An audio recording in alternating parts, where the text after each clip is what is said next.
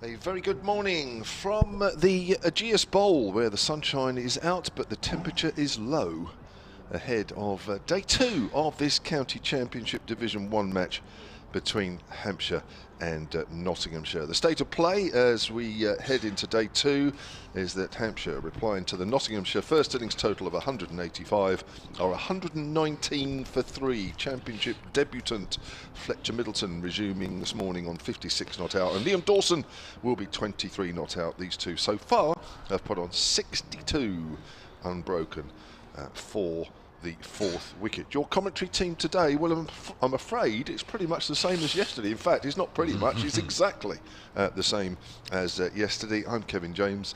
A little later, you'll hear from Vipers Academy all-rounder, probably new Gloucestershire women's player shortly, and TMS commentator Melissa Story. But right next to me, it is from BBC Radio Nottingham, Dave Bracegirdle. Dave, a very good morning. Good morning, Kevin. Good morning, everybody. Good Friday. It's Good Friday, and crikey, if anybody needs a Good Friday, I think it's Nottinghamshire. After yesterday, you could perhaps make a claim for the first session of the day yesterday, 93 for 4, perhaps make a claim for it to be honours just about even, but certainly Hampshire won sessions 2 and 3 yesterday, and although the board still says Hampshire trail by 66 with those 7 wickets in hand, there certainly the side holding the best hand at the moment, shall we say. Notts really need to make some early inroads this morning, and if they can, limit what seems like a first innings deficit to under 3 figures. But Hampshire very much in the box seat. Fletcher Middleton's impressed. Liam Dawson, who was a little bit of an injury doubt for this game apparently, has also impressed, and there's still some very fine players to come. So Notts will be looking for wickets. 1 or 2 supporters back in the East Midlands have said, is it a nice cloudy overcast day, Dave? Suitable for swing bowling, and I've had to send them a picture of the clear blue skies. It's as you say, it's a different day, a different feel to the day, apart from up here on the commentary box where it feels exactly the same, and that is cold, chilly.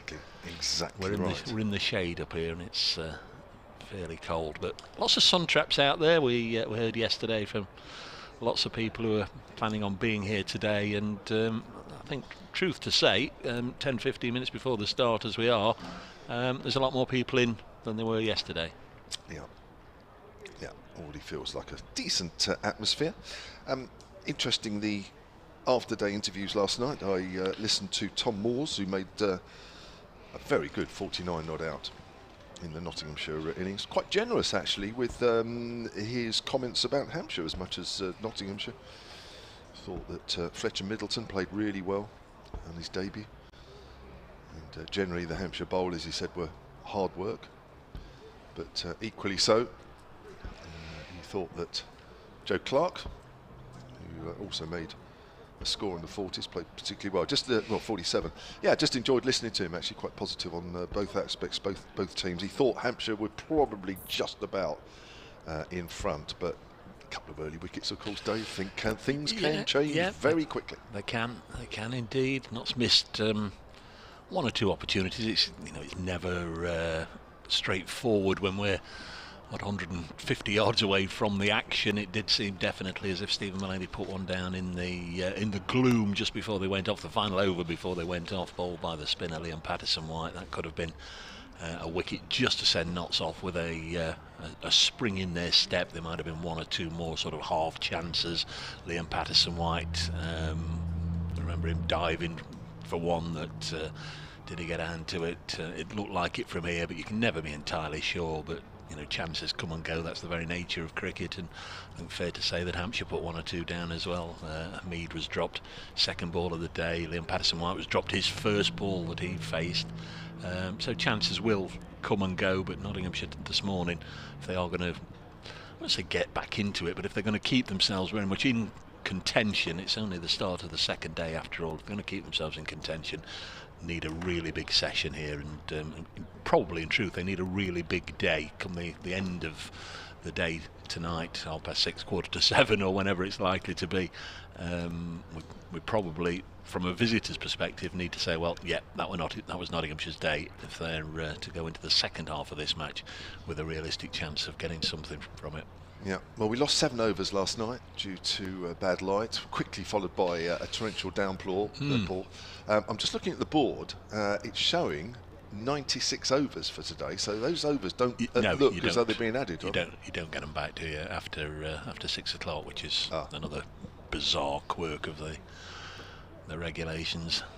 That is weird because it's part of the day, isn't it? Yeah, so, anyway, they've disappeared into the ether, but I think it's after the scheduled finish time you don't get them. Okay. And the other, I mentioned Tom Moore's comments, which you can pick up via the Nottinghamshire Twitter feed or the Nottinghamshire website. I spoke to Mohammed Abbas last night after his 6 wickets. Quite interesting. Obviously he feels he's bowling okay, and feels he has been when he's played a bit of cricket back in Pakistan during the winter as well. It's quite an interesting part of the interview actually, where he talked about feeling as though he was worthy of getting back into the Pakistan side the way he's bowling at the moment. He didn't get picked for that series against England during the winter, despite Pakistan being short of several frontline seamers. He hasn't played since August 2021 for his national side, and interesting hearing him talk about that situation. That's if you want to listen to that interview, it's on the Hampshire Cricket website. It's also on the BBC Radio Solent Sport Twitter feed at Solent Sport, and have a listen to that. It's quite interesting. Just see the umpires just starting to make their way down the steps over at the far side of the ground, the iconic pavilion with the no idea. I mean, you've been here obviously a million times longer than me, Kevin. Is there a particular name for that sort of roof over there that you've ever discovered? I mean, it's a bit like the mound stand at Lord's, isn't it? But it's I mean, unique means it's the only one, and I suppose it is. There's only one Rod Bransgrove Pavilion, but it's a very strange top to it. I like it very much. It certainly doesn't let the rain settle on it, does it? It runs away, but I'm sure most of you have seen pictures of the ground here and know what I'm talking about. The canopy top over the Rod Bransgrove Pavilion, and that's our backdrop as we look from the other end of the ground, the Hilton Hotel end, and we can see the umpires in their Panama hats striding out of the middle, followed by Stephen Mullaney at his side, and very shortly we'll have the 2 Hampshire not-out batters, Liam Dawson and Fletcher Middleton. Yeah, I think it does have a name, but I'll be honest with you, can I remember it? No. Like a canopy of sorts, isn't it? But it's a strange old design, but easy on the eye, as the entire ground is. It's always one of the favourite away trips. I always enjoy coming down here. I know there's been issues in the past, hasn't there? People who've come down for the international matches have often complained how long it takes to get out, but that's just the very nature of where the ground is situated. There's been talk, hasn't there, about 1 or 2 escape routes back, sort of getting around the other side of the golf course and away to enable you to get away, but it's by and large one way in, one way out. Very generous round of applause. That's louder than anything we heard yesterday. Fletcher Middleton and Liam Dawson. We're going to have Fletcher batting and we're going to have Fletcher bowling by the looks of it. Big Luke Fletcher has peeled off his fleecy sweater and handed it to the umpire. Our umpires are Martin Saggers and Graham Lloyd. I know Roger Marshall's doing the notching for Nottinghamshire, the scorer. I understand there's a new scorer for Hampshire, Kev. I don't know if you're aware. A lady scorer. Well, I was. I do not know her name. I think she's on debut, so we'll wish her well. Yes, that's right. Yes, yes. I not at all do I know who it is. So apologies. We'll have a little route. I'm sure it'll be up there on one of the scorecards. I'll have a look in a minute. So I have to go and do an update for BBC Radio Nottingham in a second, but I'll just see a ball or two. We're going to get underway. I'll make it 2 minutes to. So the umpires doing their bit just to try and get us back a ball or two.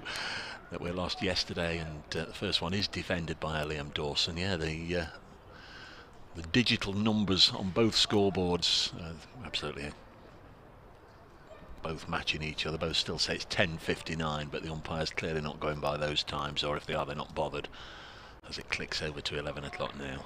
We're underway on day 2. Hampshire resuming on 119 for 3 after bowling Notts out for 185 by T yesterday, as Fletcher bowls one wide of the off stump and it goes through to Moores.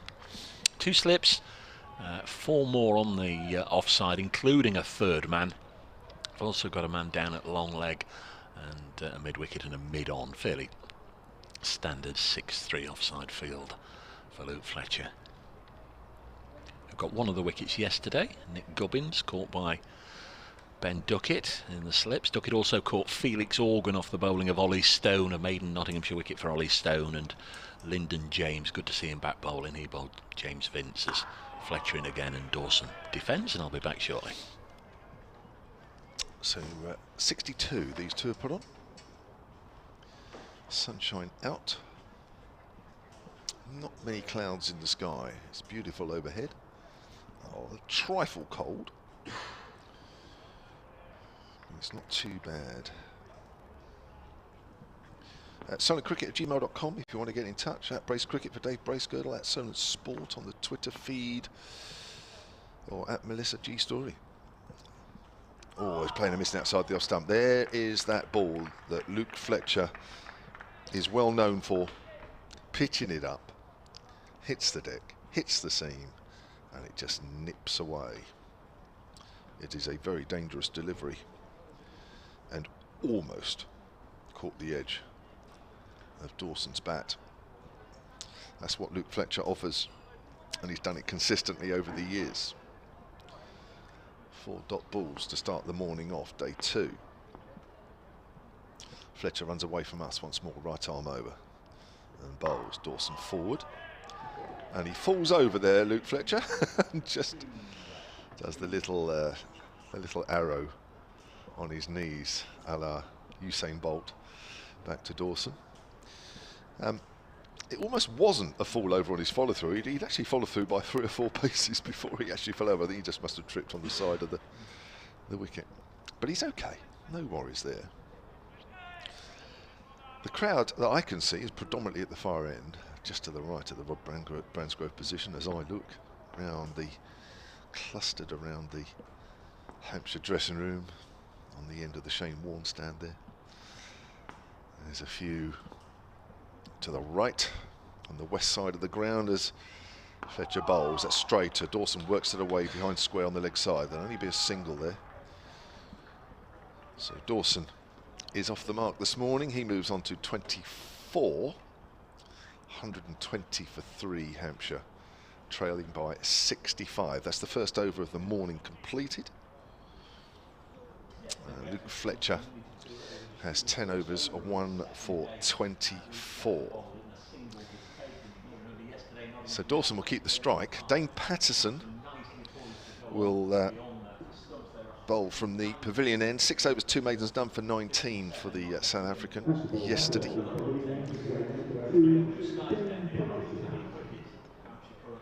And he's also going to have 2 slips. So Nottinghamshire not overly attacking this morning. Probably mindful of just keeping things tight, or nice and tidy, that maybe the early morning conditions work in their favour, and then move on from there. Going to be Dane Patterson from the pavilion end. Yes. Here he comes in, running towards us.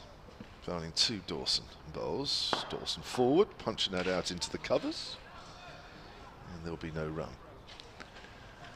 Spoke to 1 or 2 of the guys. Congratulated Lyndon James on his first wicket since, well, almost for a year. He's not been able to bowl with side and back issues. Been able to bat, but just the body just wouldn't let him go through with his bowling action. But they've sorted it out over the winter and picked up the wicket of James Vince yesterday. A biggie. An absolute biggie as Patterson bowls. Dawson again pushes it out into the covers off the front foot. And he was saying it was a strange wicket in that he knew Vince had nicked it, and I mean, we find it, or I certainly find it, Kev, I can't speak for you, I find it particularly difficult to see the bails from this distance. They're the sponsors' colours, the stumps are blue, but the bails are sort of a lime green. They're not a fluorescent green. I mean, they don't really stand out, and clearly down on the pitch, Lyndon was unaware that, he saw the nick, but was unaware that the bail had gone off, and then he saw the ball drop before the slip cordon. Patterson in again. Dawson gets a length ball, which he works up to mid-on. So initially thought he'd been edged, but hadn't carried. But then obviously the joy came with everybody celebrating once they'd seen that the bail had gone off. So I know I was on commentary at the time, and it probably sounded a little bit clumsy. It usually does, in truth, but it's certainly very, very difficult from this distance to pick out a bail dropping off. Well, I think when the ball's, it almost like flicked the stump, didn't it? As much as anything. Sometimes it is difficult to know when it's done that. If it clatters full on into the stumps, it's a little easier. Here's Patterson again. Dawson leaves that one alone, outside of off stump. There's better news down in the West Country today for followers of Somerset and Warwickshire, in that they are planning to get underway at midday. I think everybody, I think, has been left with egg on their face about what's happened down there, but clearly there's been an overnight crew working on it, and play due to start at midday after a couple of inspections this morning. And just quickly looking along the card, it seems as if they're playing everywhere in the country, so that's good to see. There's Patterson again. He's wrapped on the pad. That looks close, and he's gone. Dawson has gone there. That didn't look as though it bounced particularly high. Dawson was forward, but not a long way. And I have to say, it looked out from here. It was given out, and that's the first wicket of the morning. Dawson goes for 24. He'll be W to Patterson. You're right. We can't see the bails, but it did look as if we potentially could predict the umpire's finger going up from everything that I could see from this distance on top of the hotel. It did look as if he was going to be very, very close to being given out there, and up went the umpire's finger. Patterson can do that. He'll just nibble away, and then one that'll either come back or just go straight on. And inexplicably, I'm sure in Liam Dawson's mind, he'll be wondering why he just didn't play straight to what in the end was a fairly straight delivery. But you will know better than any of us, Kev. You know, sometimes you've got to reward the bowler for getting involved in the mind games. You know, letting the batter just feel a little bit unsure. Is it going to nibble away? Is it going to nibble back? And that one got through his defences, thudded him on the pad. And again, we've not got any Hawkeye or any technology like that, but it looks a good shout from this distance. Yeah, we're not quite wicket to wicket.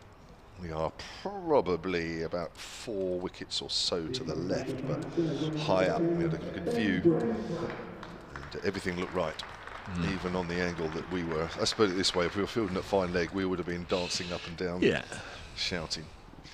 So it keeps the game moving forward. 14 wickets now when we are second over of the second morning. So we are on for a 3-day finish here, the way things are. But just to repeat, this wicket never usually gets any worse. So historically here, batting does tend to sort of get a bit easier the further you get into the game, but we'll have to wait and see. The new batter is Ben Brown, Hampshire's batter of the year last year. Career average of 40, which is pretty handy. Got a ton last week, didn't it? Who was that? Was it against the university side or another county? Right.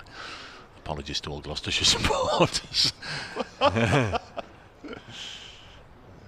It's the Hampshire's only pre-season game, really. They went out to Desert Springs to play Derbyshire, and it was all over in a few overs because the wicket was horrible, apparently.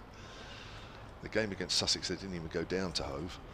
Patterson bowls. He's beaten outside the off stump. That looked a great delivery first up. Brown is playing down some sort of line, but it's gone past the outside edge there. Good start from Patterson. 1 for 19 from 7.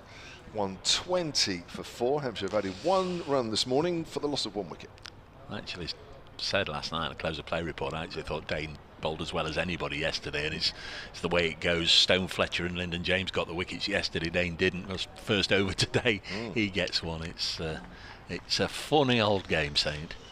Different day, different horses for courses, different just different luck, isn't it, really? Yeah. That's what it's all about at the end of the day. All these players are capable, that's why they're here, are capable of doing anything on a particular day. If it doesn't work one day, it more often works the next day for you. Got Fletcher to Fletcher again. Middleton on strike. Luke Fletcher, unusually for him, just dropped that one on a leg stump line, and it's worked away for a single.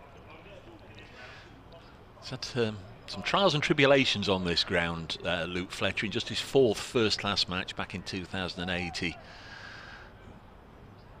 scored 92, which remains his joint highest first-class score, and he was undone by Imran Tahir. He was just getting a little greedy, but what he remembers as much from that day as the score was Dominic Cork giving him all sorts of pelters when he arrived at the cricket and throughout his innings, as Brown works this up to mid-on, and he's also had battles. He says he came out here the year that Tino Best was here, and he broke Michael Lumb's arm and Chris Reed, so Notts were in all sorts of trouble with Tino bowling 95-mile-an-hour rockets, and Fletcher went out to bat, didn't see the first ball, but managed to dig it out, and that was the end of the over. And Samit Patel was at the other end, and Tino Best was at one end. Mason Crane was bowling at the other. As Fletcher comes in to Brown, who defends, and apparently says, "Mason's turning it square, Luke. I'll face Mason." So you want me coming in at 9 or 10 or whatever to face Tino Best, and you'll face Mason. And then he said karma was a wonderful thing, because Mason bowled Samit in the next over. Tino Best used to call Luke Fletcher Shrek. You know, it wasn't after Charlie Shrek. He wasn't confusing him, but he obviously comparing him to the big jolly green giant. He used to call him Shrek to get his back up. This one's nicely played by Ben Brown. He's away again, clipped down to long leg for a single. Tino Best has given him a little bit of pain in the 2 or 3 games he's played against him, but also Fidel Edwards. He's been peppered by Fidel, and I think he always said it was known that Fidel was on a bit of a bonus per wicket, so whenever got down to the lower order, Fidel would come back, and Luke didn't see many of Fidel's overs.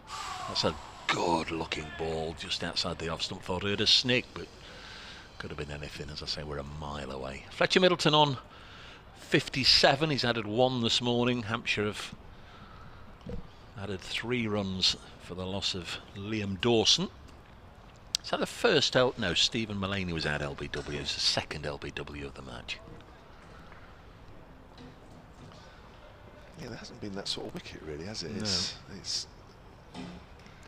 always bounced more than enough, hasn't it? Fletcher in again, just found a nice probing line here to Fletcher Middleton, who defends. End of the over, 122 for 4. Luke Fletcher 11 overs, and again we talked about Mohammed Abbas not bowling a maiden. I mean, Luke Fletcher 11 overs. Is that 1 for 36? No, 1 for 26. But normally you'd have 6 or 7 maidens out of his 11. Generally comes on and looks to dry things up, but it's not happened for him. But he does have a big wicket. It's interesting that Notts haven't gone with Ollie Stone this morning. The shock and awe tactics that he can bring to proceedings. They've gone for the 2 that might just wobble it about a little more. Patterson bowls to Brown. In behind that one, pushes it up to mid-on. Yeah, I think there's a length on this wicket, isn't there? Which maybe Stone is maybe a couple of inches shorter than that. I'm sure we'll see him as you get to the lower part of the Hampshire order. Yeah. Try and blast the last few out. But at the moment, yeah, it's that nagging length, isn't it, which will cause you 1 or 2 problems.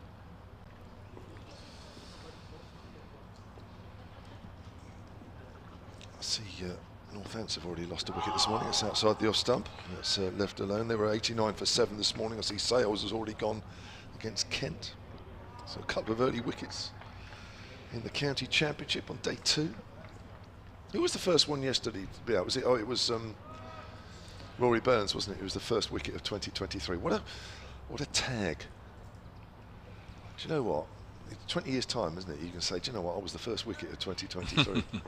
First victim. That's a claim to fame, isn't it? There comes Patterson. Oh, so it was very nearly Hamid here.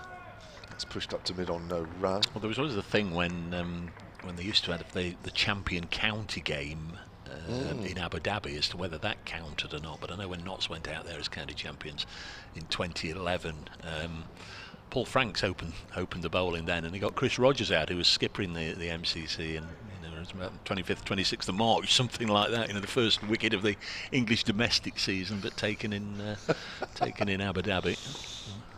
God, I can remember back when it used to be at Lord's, that, no? Yep. Here comes, well, so can you, I know. Brownlie's forward to a straight delivery that goes out into the covers. Usually rained off. Yeah. Well, a bit of a mixture, I think. I mean, obviously, when I was based at Lord's for a few years, there was, a mixture of 2 or 3 days washed out. Well, it was a 3-day game in those days, wasn't it? Were you often roped in for MCC games like that, just because you were sort of handily based? Staff? No, well, the MCC in those days was selected with potential England players, wasn't it, really? And I don't think I ever quite made that upper echelon. Hey, I've seen you play for England. Here comes Patterson. There's another length ball, which Brown watchfully plays up to mid on. Did he keep the shirt and the sweater? Have you got it framed? And you played for England at Trent Bridge? I think I still have it in my loft somewhere. I have my Hong Kong Sixes shirt still in the loft somewhere. The loft? Yeah. Do you not... There's so much in my loft, I'm surprised the roof hasn't caved in, to be honest. Have you not got... I'm not coming around to burgle you or trying to incite anybody else to, but do you not have your cricket mementos out? Any favourite photos? I have. There's Brown gets another length ball that's pushed out square on the offside. Good over from Dane Patterson. That's a maiden. 122 for 4. The ball. I have the ball, and we know what we're talking about. The ball. Is that about? I'm just trying to think what I've got out. I'll be honest with you, Dave. I don't go around my house and wake up every morning and go straight to my cricketing stuff and go, wow. No. I can't even remember even looking at half of them. One of them, I do have the ball from the 4 in 4 and 4 in 4. Should have been 5 in 5. Should have been 5 in 5. I do have. What else do I have out? Oh, I do have. Like that. It's Fletcher to Fletcher. Oh. Wide of the off stump and sliced away down to third man. I'm not entirely sure he was totally in control of that. I think he was looking to cover drive it, but in the end it went off the outside portion of the bat down to Stone at third man. Single taken. 1, 2, 3, 4, 4. Yesterday we had 1, 2, 3, 4, 5.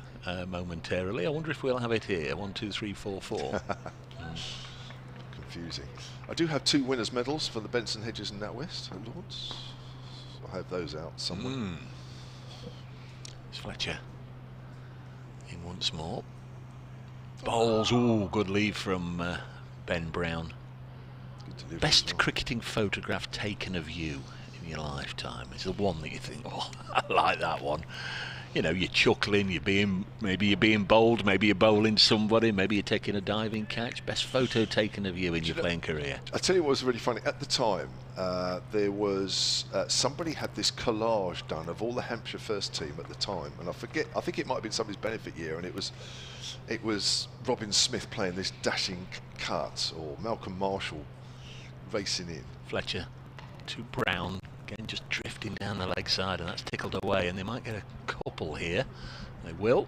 So it's not going to be 1, 2, 3, 4, 5. It's 125 for 4. Decent bit of fielding down there on the fence. Might need the binoculars just to identify who that is. Yeah, so all the team at the time were either playing these dashing drives or cover drives or bowling, on their follow through, and it all taken from photos, and there were all these pencil drawings, and it was really nice. And my one was of me ducking. Oh, right. I'm thinking, is that me? Here comes Fletcher once more, and this is going to be 4 leg byes again, drifting down the leg side. Brown went to try and work it square and brushed off the pad, deflected wide of Moores. Down at long leg, of course, we should have just suddenly thought, and it's Dane Patterson, of course, is bowling.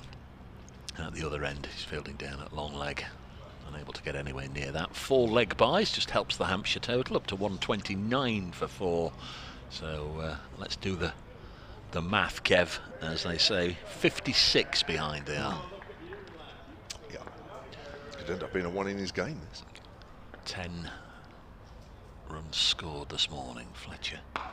in bowls, and Ben Brown, former Sussex glove man and Sussex skipper, wasn't he, just before he left Hove. It all sort of turned sour very quickly, very suddenly for Ben Brown, but has now found a new home and appears to be enjoying life at the Ageas Bowl.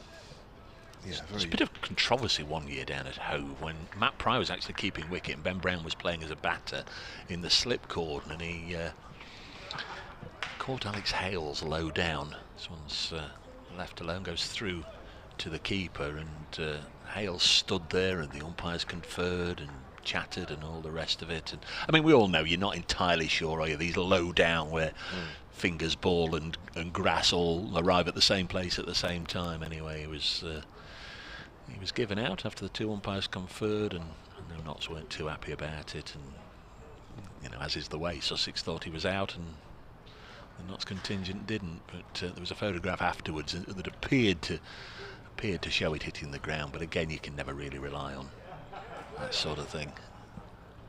It's a strange old one, isn't it? Is the ball hitting the ground or is it hitting the top of a blade of grass?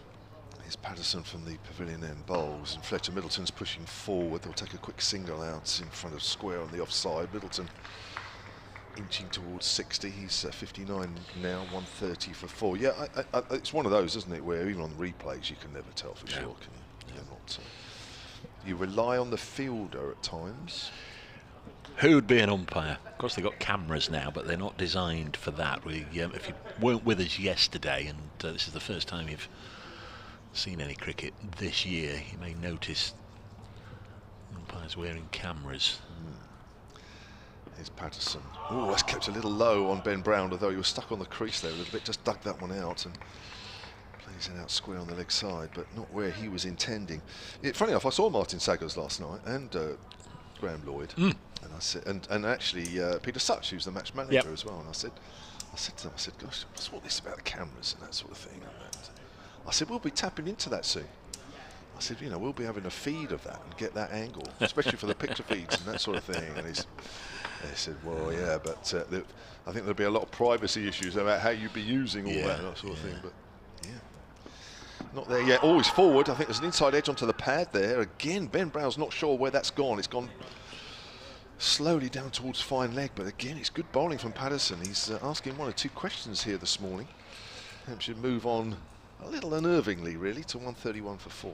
I mean, just occasionally those cameras are going to pick up something really sensational, aren't they? And they're not going to be able to keep a lid on it. This deserves wider exposure. And you know, look what we've got here from umpire Kettleborough's camera at the Gloucestershire Glamorgan game, or you know, or whatever it may be. And you know, you just might just be able to see something absolutely sensational that we've never really seen before. But they seemed okay with it. They didn't seem to have any problem with it. That's the umpires. That's pushed up to mid-on by. I think we all are while they're working. It's just if we have a 20-minute delay, well, somebody has to try and fix the camera. One or two people have been in touch already, Kev, including the Grumpy Git, who says happy Easter and happy new county championship season to one and all. Thank you, GG. Alan Coulthard, looks like a lovely day. Enjoy your day down there, folks. Thank you, Alan Coulthard, one of our regulars. And Tony says, good to hear you in fine voice this morning.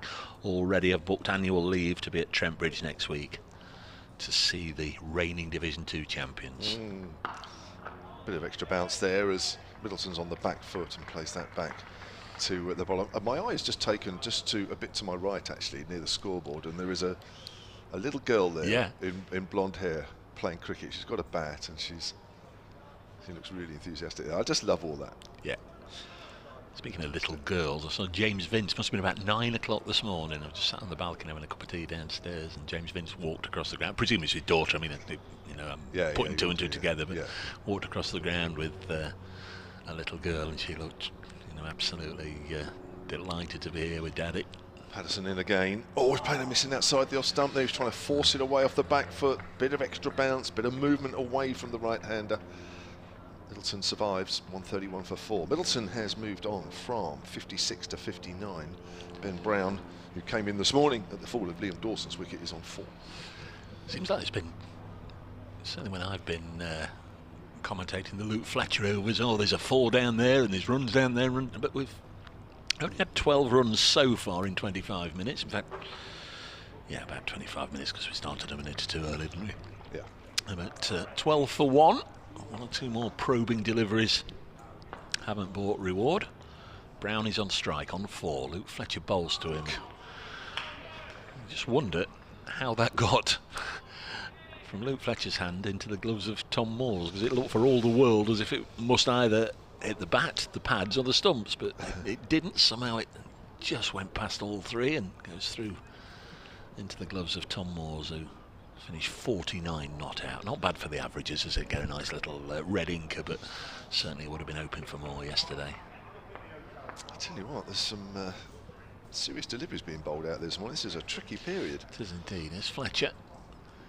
In again, bowls. This is pushed up to mid-off, and there's no run. And he does have the capacity, and Stephen Mullaney will be well aware that when he puts it in good areas, he's causing problems. He does have the capacity to go on and on, Luke Fletcher. It wouldn't be the first time we've seen him bowl, 11, 12, 13 over spells. I mean, that would certainly be in for the session, but if he is constantly putting it in good areas, he has to let one or two drift down the leg side, including that full leg by delivery in the previous over. He's in once more and bowls, and again that one's just been played down to Dane Patterson at long leg. They'll come back for 2. Have to have a look, see if there's bat involved, check on the umpire. Yeah, I think all is well and good, so a couple more to Ben Brown, who moves on to 6. Fletcher Middleton has 59 on this is his county championship debut, isn't it? And he's had, what, one first class match before? I think it was a couple of first class games. Yeah. Sri Lankan Development 11 being one of them last year. We made a half century here. I know, Nottinghamshire's Brett Hutton went to him, had a one-game loan spell for Surrey against the Sri Lankan Development 11 last year. Some goes through to the keeper, so he's played for the Brown Caps. Brett Hutton. Lovely. I think just to make up the numbers, really, a little bit of experience. Actually, apologies, it was his only first class appearance, Fletcher's, before that.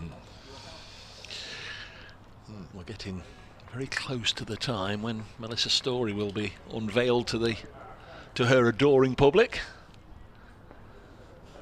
She'll be here in a moment or two. Go and speak to BBC Radio Nottingham. Big afternoon of sport for football followers, of course, on BBC Radio Nottingham. Mansfield Town away at Swindon, Notts County at home to Wealdstone. This one goes through to the keeper. Commentary on both of those games. I'm sure likewise in this part of the world, Kev, there's a bit of footy on Solent Sport this afternoon, is there? Pompey and Eastleigh, I think, off the top of my head. Both in action today. 1:33 for 4. We're not too far away from Eastleigh, are we? Just down the road. Of course, on one of our previous visits, was Nick Clegg the MP for Eastleigh? Yes.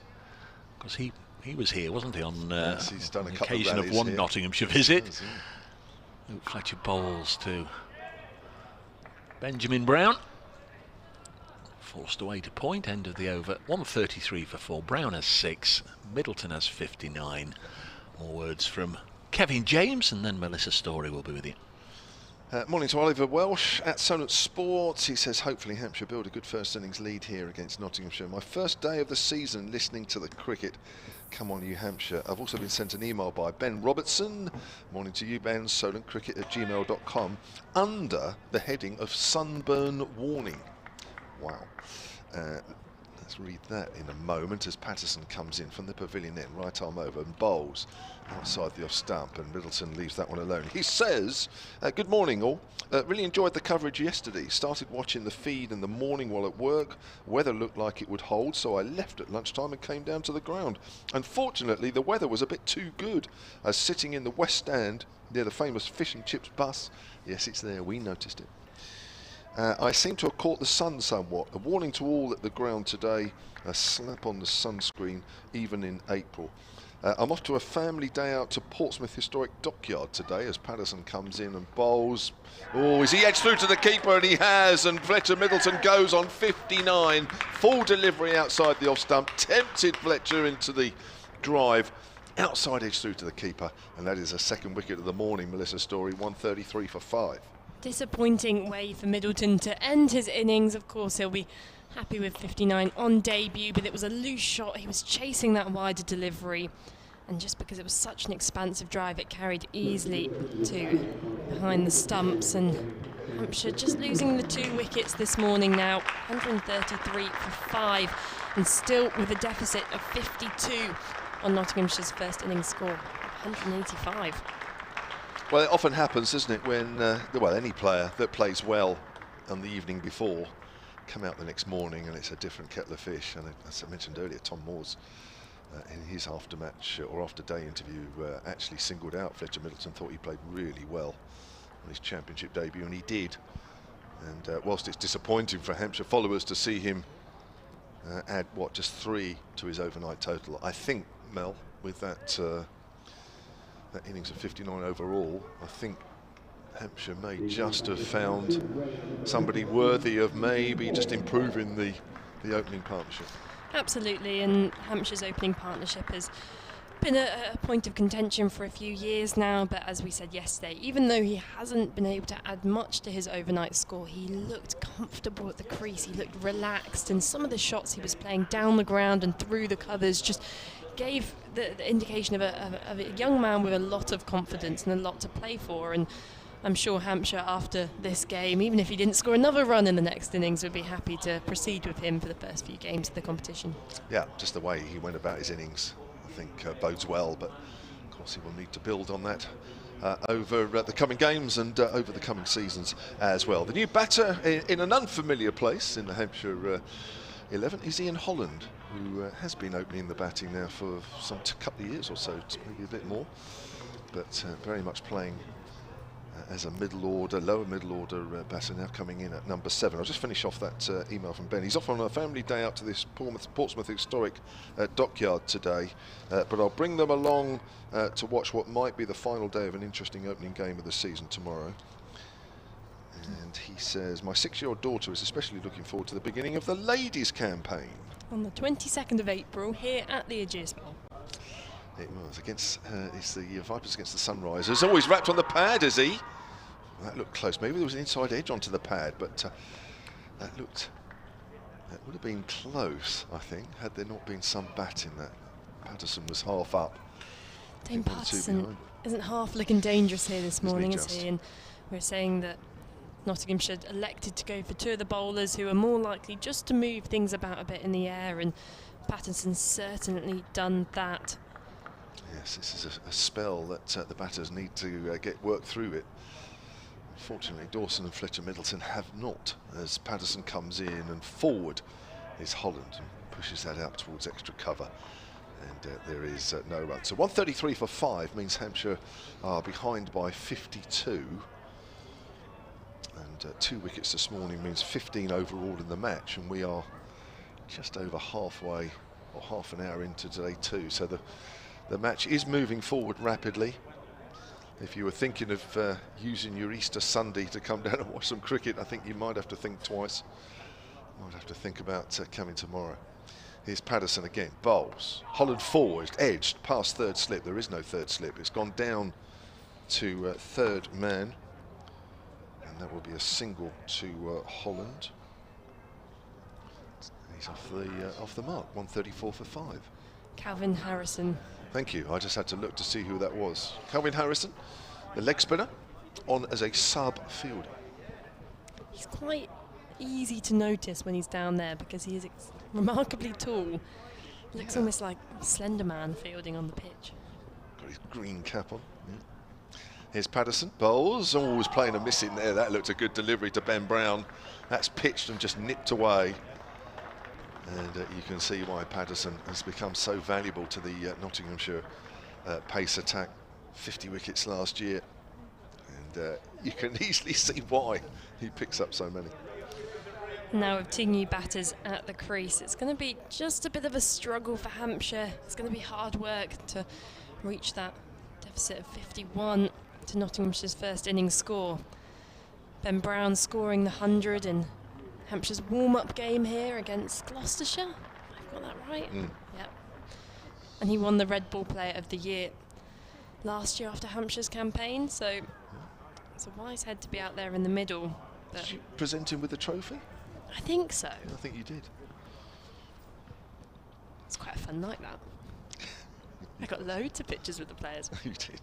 Fletcher continuing straight up, just prodded into the onside, and a loud call of no from Ian Holland, who, as we mentioned, we're used to seeing at the top of the order, but he's coming in now a little later on. And statistically, this is going to be a bit of a challenge for him, because we spoke yesterday that his career average is perhaps below where Hampshire fans and himself would want to see it, and I'm sure he'd be looking to push that up this year. But he averages 28 when opening the batting at positions 1 or 2. As Fletcher over the wicket, that one a bit of extra pop off the surface, and Holland just having to take his backhand off the bat to defend that into the ground. So he averages 28 opening the batting, 26 at 3, but below 20 at every other position. Just a quick update coming for you.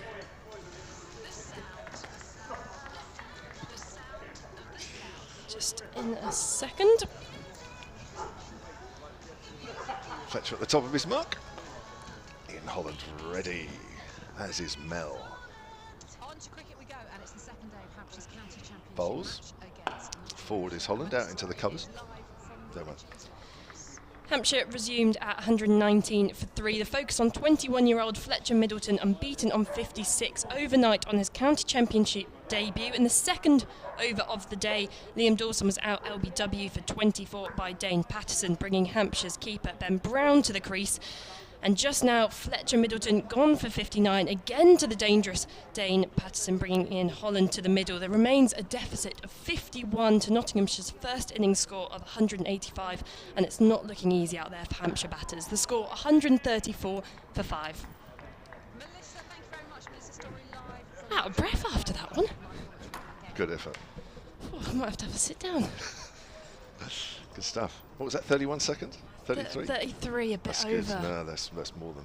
I had an entire script out, ready to go, and then Fletcher Middleton got out, so I have been frantically scribbling, and my timings were thrown off just a bit. There's a bit of an insight for you to the life of a county cricket commentator. Endless sheets of paper in front of me as Fletcher in bowls, and defence as Holland on the back foot, and that one again just keeping a little bit low. Saw that dismissal of Liam Dawson when he was trapped in front. I think only the second LBW dismissal of the Yes. the game. Yes. And it is something you tend to see a bit later on in the season on this Ageas Bowl wicket. There's been games before when almost all the dismissals in a game have been LBW or bowled, and the Hampshire bowlers will really adjust their tactics to target the stumps. Keith Barker is an exceptional example of that. As Fletcher in again, back of a length, worked off the hit by Holland. They're pushing hard for the first run, and they'll come back for 2 as the fielder in pursuit just takes a bit of a slip on the outfield, and that moves Hampshire's score onto 136 for 5. It's been a tough, 36, 37 minutes here for the Hampshire batters. Dane Patterson has been a pick of the bowler, 2 bowlers used this morning. I think Luke Fletcher, whilst he's produced some beauties, I think has just been guilty at times of just bowling the ball a little too straight, allowing the batters just to work the ball off their sort of hip and legs and that sort of thing. It's a bit of a let-off ball, they call it, sort of a let-off when you bowl it too straight. It's an easy shot for good batters to play, just to work it on the leg side for a single, get away from the strike, just to have a bit of a rethink. But Patterson has been right on the money this morning. Here he is again and bowls. It's Fuller on leg stump, it's well fielded at square leg. Ben Brown not able to pick up some runs on that occasion. Ben Slater, the fielder, forward square leg, but yeah, he's been very impressive, Dane Patterson. I, for one, if I was out there in the middle, if I was still out there, probably wouldn't be. But I'd be looking at the board, thinking, hang on a minute, how many overs has Patterson bowled this morning? He's into his 5th. I'd be thinking, would this be a last one? Would he bowl another one? Just got to see 1 or 2 overs out. And hopefully whoever comes on, and it'll be Ollie Stone, that's outside the off stump, left alone. Good carry from a length. Even though it's Ollie Stone, you think, well, yeah, but this bloke's on fire at the moment. So you just hope whoever it is that comes on next, isn't causing quite as many problems. And Patterson is a bit of a Duracell bunny, you could say. And other battery brands are available, of course. But he's one of those players who just keeps on going, and you feel that when he gets a rhythm and when he's getting into the spell, he'll just keep fighting, keep bowling the overs for Nottinghamshire. He's found his groove from that pavilion end. Here's Patterson again, certainly his length ball to Brown. Just pushes that out quietly into the covers. Paul Williams has tweeted at Solent Sport, says, so Woodshed all tidied up. So we'll now spend the rest of the day listening to Kev, Melissa and Dave. Looks like it's a bit tough this morning. It certainly is.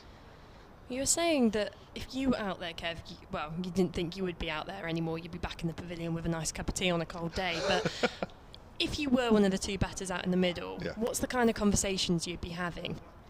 You just got to see it. You just got to see it. You just got. I mean, when somebody's like bowling like this, you've got to see it off.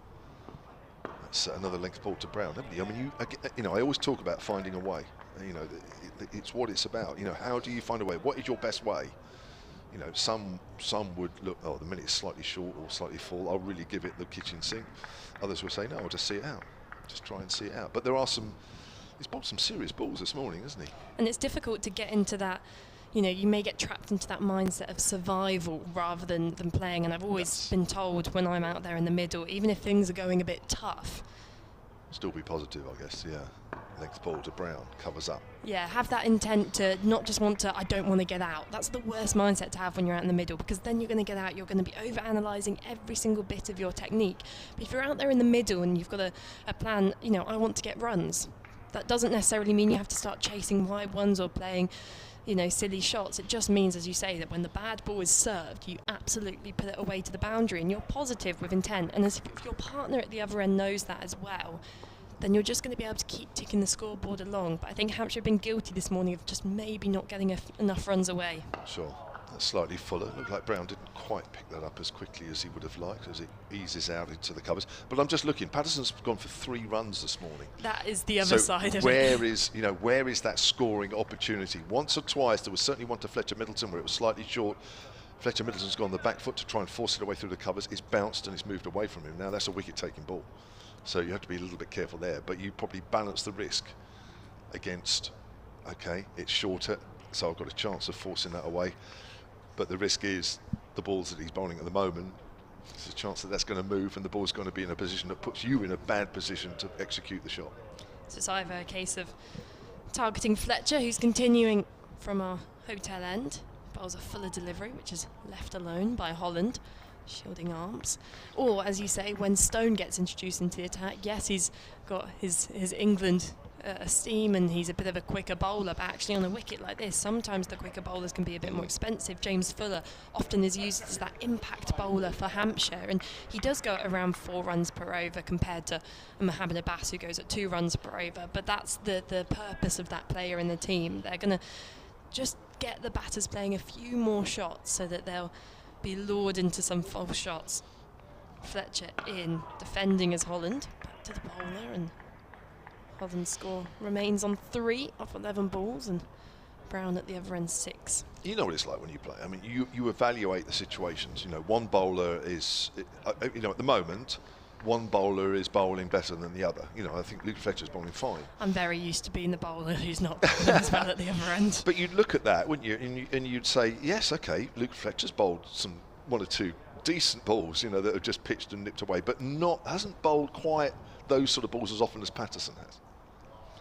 He's in again, over the wicket and outside of stump again. Leaving it alone is Holland.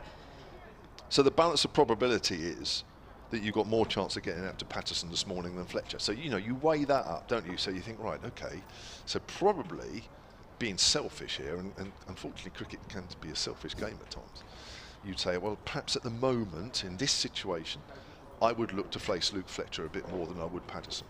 I'll see out these 6 and I'll turn down the single. Yeah, but it is like that, isn't it? It is what it is. You know, if you're trying to survive and trying to sort of wait for what might be easier pickings, Fletcher bowls and the same result. Holland defends back to him. You know, that's how you evaluate it, isn't it? So you accept that you're going to get the odd good ball from Luke Fletcher here, so you hope, well, okay, the balance of probability is that I would more than likely survive more against Luke Fletcher than I will against Dane Patterson at the moment. And you know there's been some straight balls that you've got off, so you can just work that on the leg side that I mentioned earlier. So, you know, you are trying to give yourself the best possible chance. And it's the same as not only when one bowler is perhaps having a better morning, but in terms of matchups and going, actually, this player may be better at playing off their legs. This bowler is swinging the ball in, as that beats the outside edge. A beauty of a delivery from Fletcher. Just a bit of away movement from Holland's bat. There's not much he could do there if that had caught the edge. It was a nice bit of bowling, and again, no runs conceded from this over so far. I mean, when I'm batting with someone and them necessarily a better spinner, they're better against spin, I'm very happy to sit back and let them face the spinner from one end and me face the seamer from the other, because I like a bit more pace on the ball. So whether it's a match-up and what suits your abilities best, or just one bowler you want to avoid, as in this situation, as Fletcher completes his over. Another maiden, and Hampshire's score seems to be frozen in time here at the moment. 136 for 5. 119 for 3 this morning. Yeah, it's, you know, the difficult periods aren't always going to be the difficult periods throughout the day. There are going to be easier periods than others, and what you want to be doing is just wait for the next round of bowlers. You've got to remember that not everybody bowls to their max every single spell they bowl. You know, there's always a little bit of a dip somewhere along the line. So you wait for the next wave of bowlers, and you just hope that they feel a bit easier. Here's Patterson. There's a drive from Brown, not timed as it ball makes its way up towards mid-off. But more often than not, if you work to that plan, if you survive the difficult period, it's amazing how sometimes even the better bowler that comes on next, or potentially the better bowler, or perhaps with a better reputation, sometimes will feel a bit easier. They might not the next game you play, they might not the next time they bowl you, but you know, in a one given spell, that might be the case. But you've got to be out in the middle. It's a length ball to Brown, pushed back to the bowler. Paul Andrews tweeted just a few minutes ago. I was just trying to work this out actually at Solent Sport. Watching the live feed, something about Einstein, however, doesn't seem to be as enthralled as I am.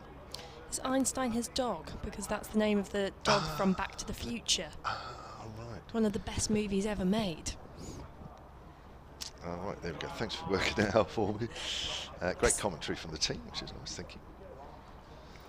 Patterson right arm over, bowls to Brown. Again, that's arrow straight, and Brown's having to really be very watchful on this one. Because the Ageas Bowl is one of the grounds where dogs aren't allowed in, which obviously understand the reasons behind that, but also I think we were sent a picture yesterday by a listener who had 2 gorgeous dogs, and one of them was sat in front of the live stream looking really sad that it wasn't able to come. And you know, maybe on the busier days as the white ball stuff, it makes a lot of sense, but I do like walking around a cricket ground and bumping into a dog. It makes me happy.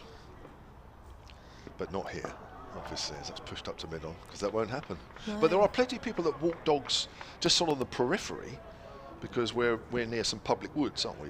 Telegraph Woods, which is behind the pavilion. Lots of people walk their dogs around there. I mean, you would on a day like this. Yeah. When I was driving through Southampton to get here this morning, there was plenty of people out and about already. Glorious blue skies, which will hopefully stay this way over the Easter weekend. Yeah. Especially for that person, the listener, who messaged in saying they were going to the historic dockyard in Portsmouth. I'm incredibly jealous. Have you never been there? Oh, I love it there. Oh, you love it? All right, yeah. Brown plays that off the back foot square on the offside.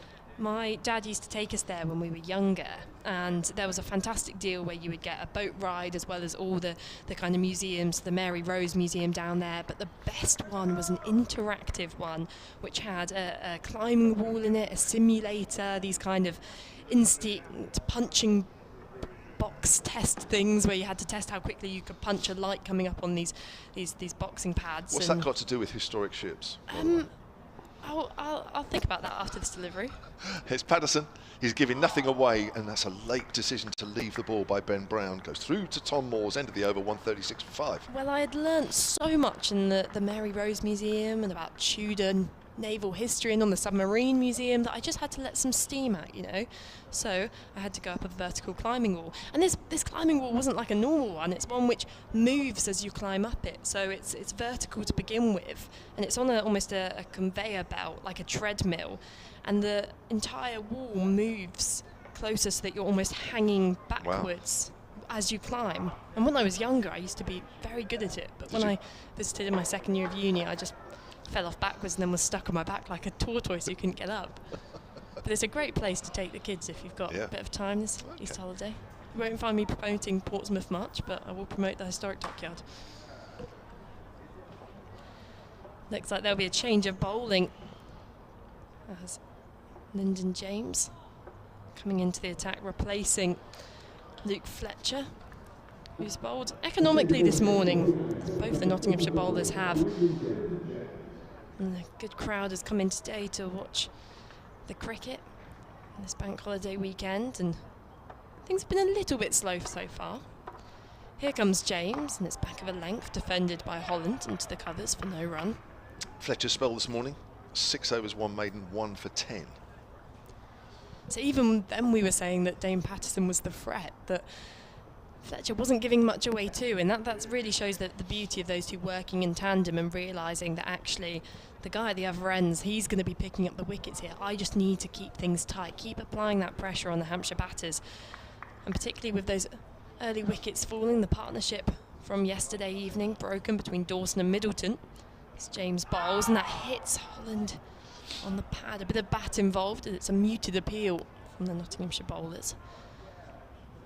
And then just two new batters navigating these conditions where, as I said, when I left the house, I was like, it's blue skies. This should be a brilliant batting day, but it is nippy, and the ball is still just doing a bit off the surface. It is, isn't it? Even though we're into the 46th over, although they did change the ball last night, didn't they? The dreaded ball change. Yes, yeah, we did have one. That. 87 for 3, and the 25th it was changed. James bowls and prodded off the back foot into the point region by Holland. Again, can't beat the fielder. The score remains on 136 for 5. I'd like to know how long we can go with the score not moving. It's very, very... So what have we had? We've had 51 minutes of play, and we've had 29, 17 runs. Oof, 2 wickets. It's been a good morning so far for the visitors. And I've spotted a few Nottinghamshire fans dotted around the crowd as James bowls, and defending as Holland had his whole body behind that shot there and just took a couple steps down the pitch just to reinforce that strength in defence, full face of the bat.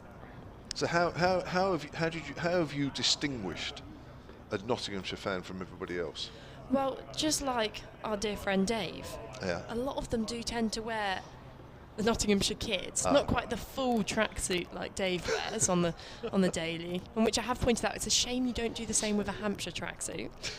James bowls a bit over pitch, and Holland misses out there, looking to play the drive.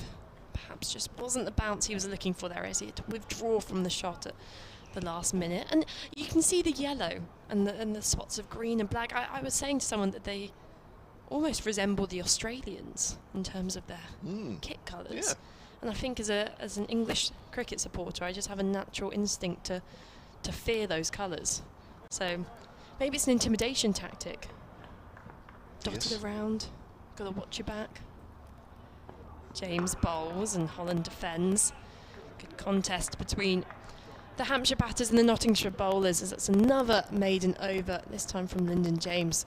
He's now bowled 8 overs, 3 maidens, another one to add to his 2 maidens from yesterday, and just the 11 runs. See, to my right, I can see somebody with a green rug on the legs. Can you see that? Halfway between us and the pilot. A blanket or a rug? A blanket, sorry, I meant a blanket. So who's brought their living room to the cricket with them? I know it's cold, but is there a log burner down there? No, I know, I was just, that is, yes, I know, rug. Not rug, sorry, blanket, that's what I meant. So that is the wrong Nottinghamshire colour, so that wouldn't be a Notts fan, would it? No, I think that's more like a Hursley Park green. I've spotted a couple. Your former club? My former club. Yes. Just But the Nottinghamshire green is actually the exact same shade as that bin over there. Not... It's the bin shade. Have they been imported from Nottingham? Here's Patterson again, who's continuing from the pavilion end. Thick outside edge from Brown as that works its way down to third man. And we've got a single. The score has moved on. 137 for 5. Precious runs this morning. The Nottinghamshire attack have really put pressure on this Hampshire first innings this morning. 48 is the deficit. If you've just joined us, after 6 minutes this morning, Liam Dawson was LBW to Patterson for 24. Kept a little low, but it was arrow straight delivery. 63-run partnership was ended for the 4th wicket. They only added 1 to their overnight partnership outside the off stump, and that's left alone by Ian Holland. And then after half an hour's play this morning, Fletcher Middleton, who only added 3 to his overnight 56, was caught behind off Patterson. Went for the drive, the ball just nipping away from him a fraction. Caught the outside edge as he was trying to execute that shot through the covers. 120 for 4, then became 133 for 5. 137 for 5 we are now.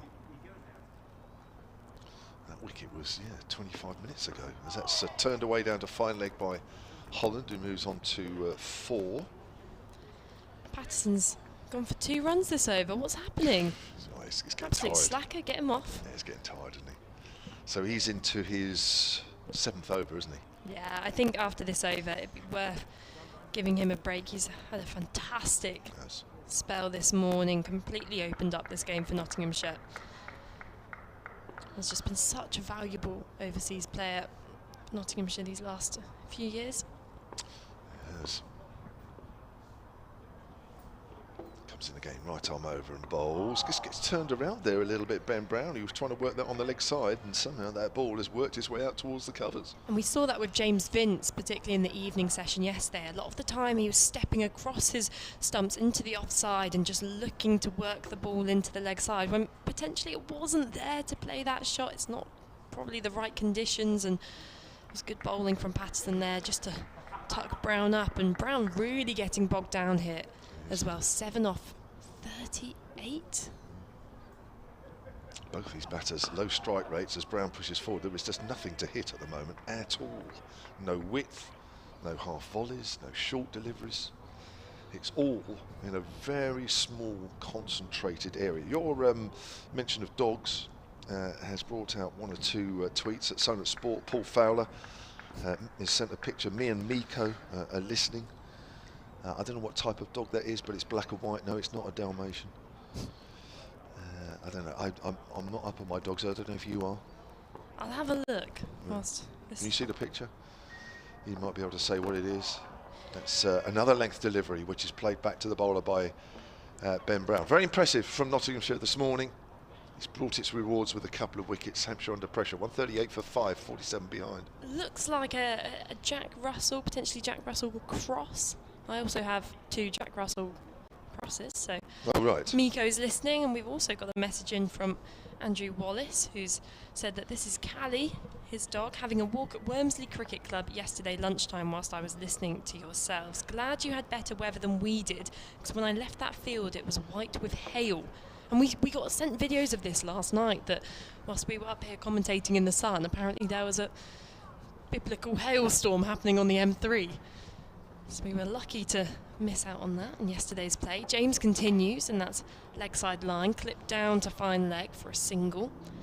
And runs just beginning to, I don't want to say come along nicely now, they're probably crawling, maybe in agony, but they are coming. And the score moves on to 139 for 5. They have to work so hard here, aren't they, for every single run. This has been very impressive. Very impressive from the visitors here. I did notice as well in my search for people in the crowd with that gold Nottinghamshire lining on their clothes, which make them look a bit like royalty as well, as James in and beats the driving Ben Brown. He looks frustrated with himself after playing that shot, just walks to the side and practices playing a leave. That was the tempter, it was a bit fuller. And there's that gap in the cover region which Brown would have been looking to aim into. But in my search for Nottinghamshire fans, I've seen the most remarkably dressed fan to our left, who is wearing a bright yellow hat and a splendid multicoloured jumper. Wow, yes. By the scoreboard to our left. Can't miss that. It's James in and full on the legs of Brown, who pushes to mid-wicket for no run. Is that a jumper? I'm not sure. It could be a jumper, it could be a dress, but it's the most spectacular attire I've seen at the County Championship. There should be more colour at the County Championship. Well, I think that's more than enough for about a dozen spectators. Well done to that person in the crowd. Wow. They're matching the weather. When it's nice weather, you wear the colours. I say as I'm wearing all black and blue. In comes James again, flicked off the pads by Brown. Down to fine leg for another single. The score moves to 140 for 5. And that deficit now between Nottinghamshire's first innings score, just 45 runs. I mean, you talk about colours of the rainbow. That is a jumper that has every single colour of the rainbow. Does it have a purple? Everyone forgets It's got everything about else. the indigo and violet. What is it? Richard of York gave battle in vain? How you're meant to remember it. James in past the umpire. Bowls and again beats the edge of Holland's bat, and actually it's fumbled by Tom Moores behind the stumps there as he had to make quite the dramatic movement to his right. Just looking at that replay on the live stream, and it dipped on him, it swung, and the ball just slipped away from his gloves. So a good thing there wasn't a bit of bat involved from a Nottinghamshire perspective there. I think the only other bright thing in the ground is the stewards. the two stewards, I think, needed to patrol a county championship crowd. James in straighter, and Holland can only defend that delivery back to the bowler to complete the over. Hampshire's score 140 for 5. So we've had an hour's play this morning, where Hampshire have added just 21 runs for the loss of 2 wickets, both wickets falling to Dane Patterson. Patterson, is he continuing? 13 overs, 2 for 24, started day 2, 6 overs, none for 19. And it looks like he has finally, or is finally, taking a rest. It's been a very impressive spell of an hour. And I think Ben Brown and Ian Holland out there in the middle will be quite relieved that he is off. But the next challenge, of course, is a certain Ollie Stone. Nicholas Rogers has emailed sonatcricket@gmail.com. Says, do you think that Middleton's innings has vindicated the decision not to strengthen the batting by getting any new players in the off-season? Says Nicholas Rogers, who's a Hampshire member. Well, you have to say, if you just go on that one innings, not just the fact that he scored 59, but the fact that how he got the 59, as Stone comes in. That's whipped away down towards a squarish fine leg by Brown, who will pick up 2, which is a bit of a luxury at the moment. Maybe a bit of a loose there from Stone. Brown moves on to 10, 142 for 5. The deficit now is 43. Yes, he was dropped at first slip late last night off for 52, but he'd already reached a half century. I think I might have already said this once or twice, but I think just on this one innings, I think there is potential there, definitely, for him to make that opening spot his own. A lot of work to do, of course, but you can do no more. There's another whip shot away on the leg side, and it's a slightly stronger shot this time, and it's gone backward of square leg for 4. Plays that short arm whip shot very well. It's high up on his toes. Not the tallest of men is Ben Brown, but that's one of his shots. And he moves on to 14. Bit of respite here. I just want to say, I'll go back to what I said 20 minutes ago, that it's amazing, isn't it? What's been a very, very difficult hour, all of a sudden a new bowler on, and things are a little different. But you've got to be around in the middle to take advantage. 142 for 5. But yes, I'm sort of fairly excited about what maybe Fletcher Middleton might achieve over the next few games. There's certainly something to build on there. And yes, the fact that Hampshire haven't strengthened the batting, that so far it's proved a good decision. Dave Bracegirdle is back, and then Melissa Story will be back as well. Thank you, Kevin. Put your feet up. That was a good old hour. Not too many runs. Couple of wickets for Notts. Says Ollie Stone in, bowls quickly down the leg side, and the ball thuds into the gloves of Tom Moores. Good crowd in, and plenty of youngsters here as well. A lot of them very much enjoying the chance just to roam on the vast concourses that they've got here at the Ageas Bowl, and Seen some youngsters playing their own games of bat and ball or their own forms of the game on the concourses. Ollie Stone from the pavilion end picked up 1 wicket yesterday. He's in now. Bowls worked away by Ben Brown for a single. Takes him on to 15. Looks in decent touch, doesn't he, Ben Brown, Melissa? He does, and it's been a slow start so far for him, but a few runs in the last few overs. He had a good year last year for Hampshire. Was brought in as a new signing, a more experienced signing, and really came through with plenty of useful half-centuries in the middle order. He's got Ian Holland for company. Holland has made just 5 from 26 balls. He's on strike now, gets behind this one from Stone. And the fair-haired England quick and does his own fielding. 147 for 5. Notts, remember, made 185. I was looking at comparisons yesterday with the score. Notts were 93 for 5, 130 for 6, 136 for 7. So already Hampshire, you can see just ahead of where Notts were. How much of a lead can they build, or can Notts really peg them back? Another one down the leg side, tickled away down to long leg, where Lyndon James does the fielding, and Ollie Stone's first over back added 6 runs to the total. Hampshire 148 for 5. Ben Brown has 15. Ian Holland has 6. Stone 9 overs, 2 maidens, 1 for 43. He will go for runs with the extra pace on the ball, but he will also pick up wickets. And that's what Notts will be hoping he can do between now and the luncheon interval at 1 o'clock.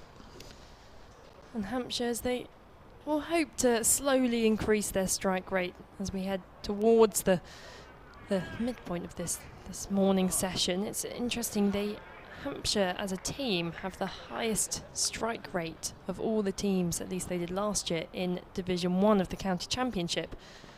As in again is James, and that's worked off the pads by Holland out towards deep square, and the fielder from deep fine leg runs round to collect. Hampshire get back for 2 runs, and that round of applause is to bring up the 150 for Hampshire, 49.1 overs. These two looking increasingly comfortable in the middle. So as I said, Hampshire have the highest strike rate of all the teams, closely followed by Surrey. That's 58%. The average across Division 1 is 50%. As James strikes Holland in front, and there was a more passionate appeal from certain members of the Nottinghamshire fielders, and Lyndon James just had the one hand outstretched, turned to the umpire, but didn't really fancy trying to convince the umpire any further than that. He's bowled well though this morning.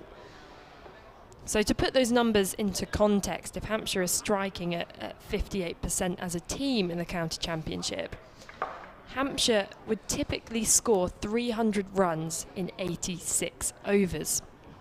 Keep that figure in mind. As in comes James again, and that's wider, left well alone by Holland, not tempted into any stroke outside the off stump.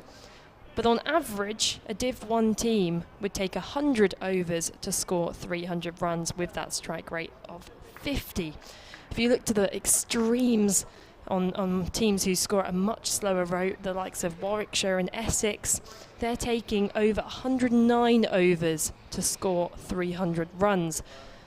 The impact of this, the significance of this as a team for the likes of Hampshire and Surrey, who strike at those higher rates, as in comes James, and that's guided to point for no run, is that it allows them to score those runs quicker, and it gives their bowlers more overs to take those 20 wickets and bowl the opposition out twice in a game. It's this style of cricket which is more likely to bring a result, and they're benefited from the Ageas Bowl pitch, which in the recent years has seen increasingly more games finish in a result. If you look back to the data from 2012 onwards, the Ageas Bowl from 2012 to now only had a result 50% of the time. James bowls and defended awkwardly by Holland into the covers. Whilst if you look at the data just from 2019 to now, the percentage of results at the Ageas Bowl has rapidly shot up. And so there is more of a chance that if Hampshire bat quicker, and the likes of Nottinghamshire as well, who strike at a healthy rate, then these teams are more likely to be able to force a result. And in fact, looking at the Division 2 strike rates, Nottinghamshire was striking at 60%, which is perhaps the highest out there from the teams, as it's defended by Holland to finish the over by James. Hampshire score 150 for 5. And there was a lot of talk at the start of the season.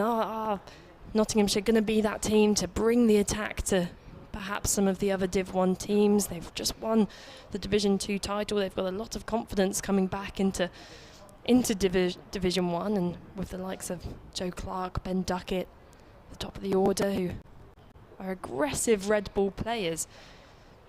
They as well are a team who are very capable of forcing a result through faster batting. Need to make further inroads with the ball right now as Ollie Stone from the pavilion end bowls to Ben Brown, eases it out on the offside. Just to say they've now started at Taunton. Of course, no play yesterday. You may have seen the pictures of the Taunton ground, all the problems they've got there. Somerset are batting down there. Who won the toss? Yes, Somerset won the toss and have opted to bat. They come to Trent Bridge next week, of course. Somerset, Nottinghamshire's first home game, is Stone.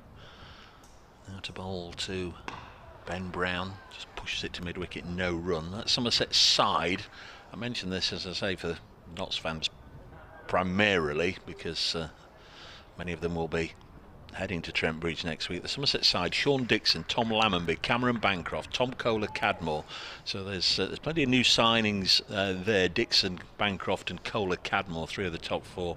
Bartlett, James Rue, the young wicketkeeper, Lewis Gregory, Craig Overton, Josh Davey, Peter Siddle, former Nottsman of course, and Jack Leach. So I'm sure many of those will be pitching up in Nottingham from Thursday, as next delivery has bewildered Ben Brown in a sense, in that he's almost been knocked off his feet. He went to force it through the offside and slightly off balance, and then ends up crouching down and pushes it into the offside, and Ian Holland comes down and they have a little bit of a word and a laugh and a giggle about things.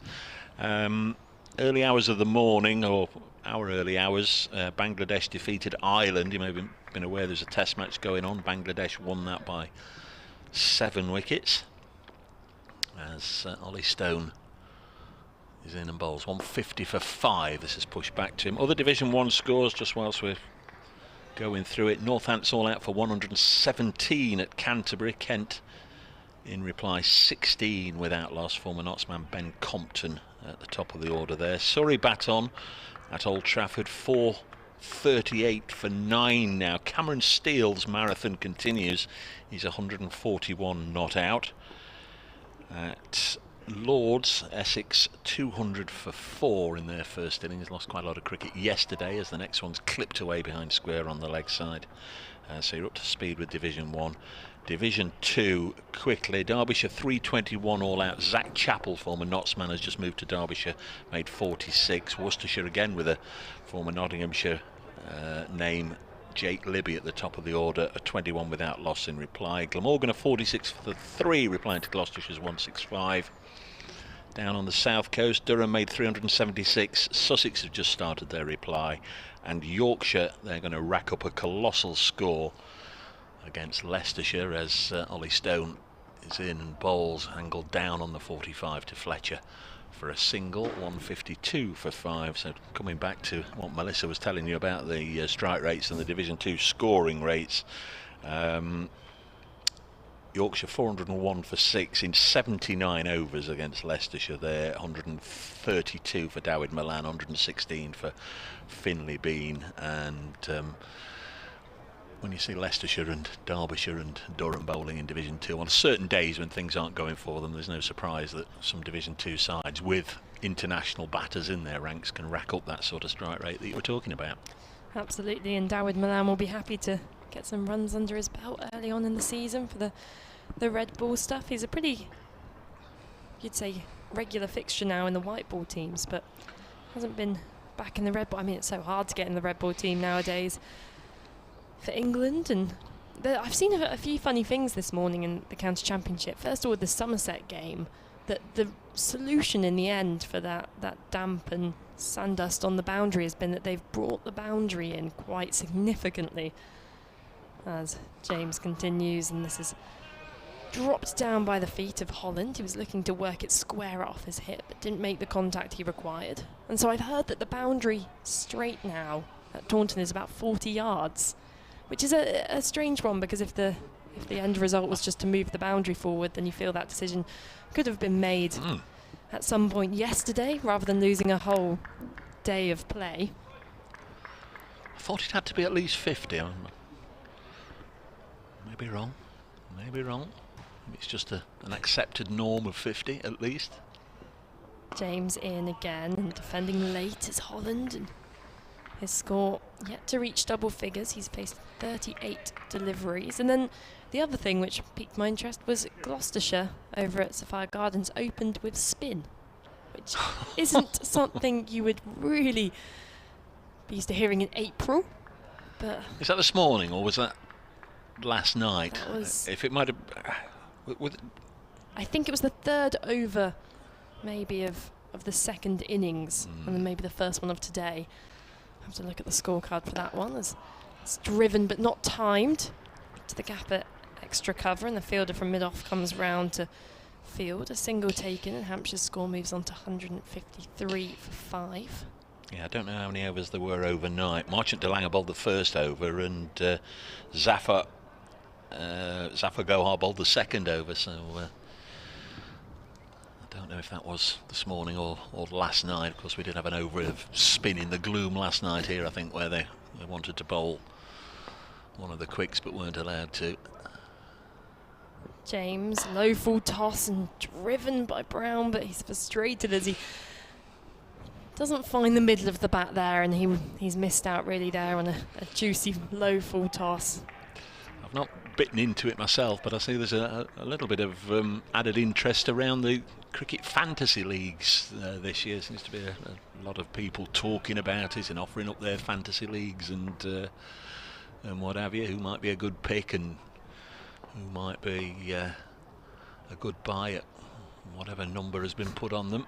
James bowls and defended by Brown to point. I partook in it last year, and I think I finished in the bottom 300 in the country, and I decided this year, if I am going to join as a late participant, I'm not going to use my name, because I think it's a bit embarrassing if I'm up here speaking, meant to be providing at least a tiny bit of knowledge, and yet I can't even select a team who would get out of the bottom 300.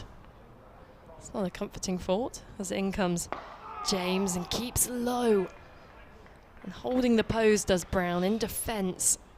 Bat rested down on the floor. But another good over from James, who's done really well this morning. I don't do any of the football, as in soccer, fantasies, or indeed the cricket, but I do the NFL ones in the obviously in our winter, in the American football ones, and it is so closely regulated in that every day the players have to put out a fitness report and possibility of playing at the weekend, so you've got some idea. I mean, cricket's not so bad. I think the day before a game with cricket we tend to get squads of 13 or 14, but these people who play fantasy football or the Premier League football, you've absolutely no idea up until an hour before kick-off who's going to play. As Stone starts a new over, this is eased out onto the offside, and I think for fantasy players, you're on a hiding to nothing really if you're picking people and you've no idea if they've twisted an ankle in training on Tuesday and they're not going to play for 2 weeks, or whether they are going to be actually in the starting lineup come kick-off. It's a bit of a fool's errand, I think, playing the old footy fantasy in this country. I guess with cricket you've got to keep an eye out for the toss and quickly make any late changes if the player you've chosen isn't starring. Comes Ollie Stone once more, elegant looking straight drive back to the bowler, but like you say, you've got to look out for things like the sides that score quicker and the and the attacks that are likely to go for runs. And just maybe in this game, David Milan would have been a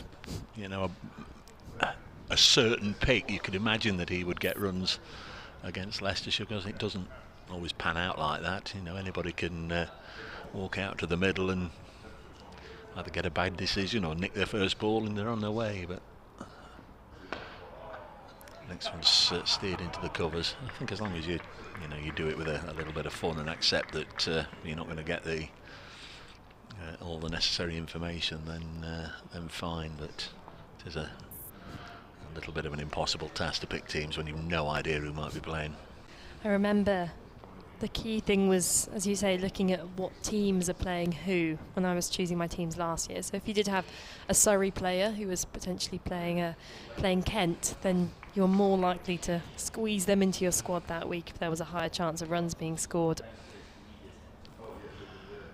Next delivery from Stone is defended by Ian Holland, who's on 10.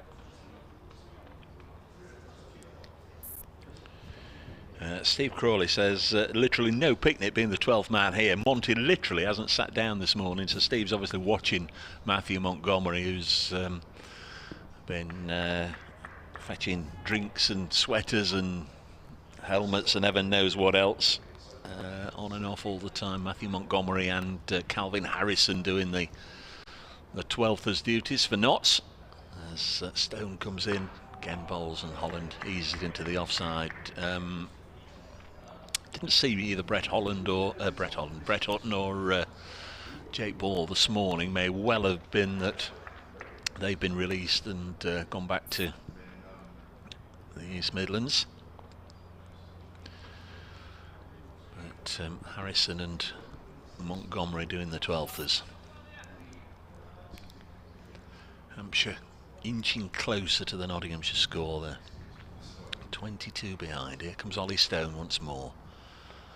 Looks in good rhythm, bowling good pace, but on this unhelpful surface really for the extreme pace of Stone. Bowls to Holland, who just works it up to Patterson at mid-on, and there's no runs. That's a maiden for the England man.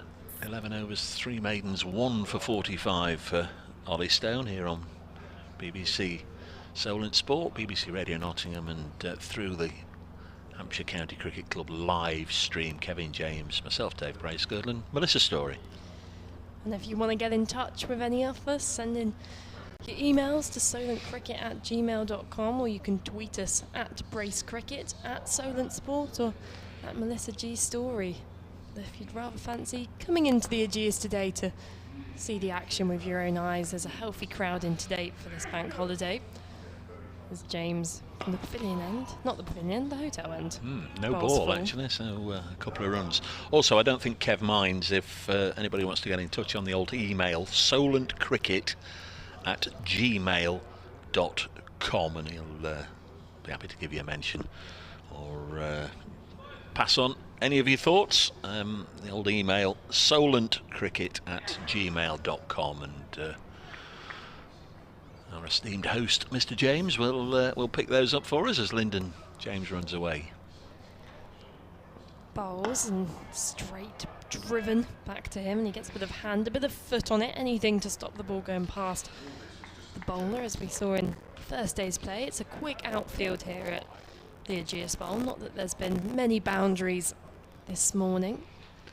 I've also just noticed earlier to our right we observed a little girl playing cricket with her parents, and now there's 2 young boys playing a very intense game of cricket, and another small young girl having a run round on the concourse here at the Ageas Bowl.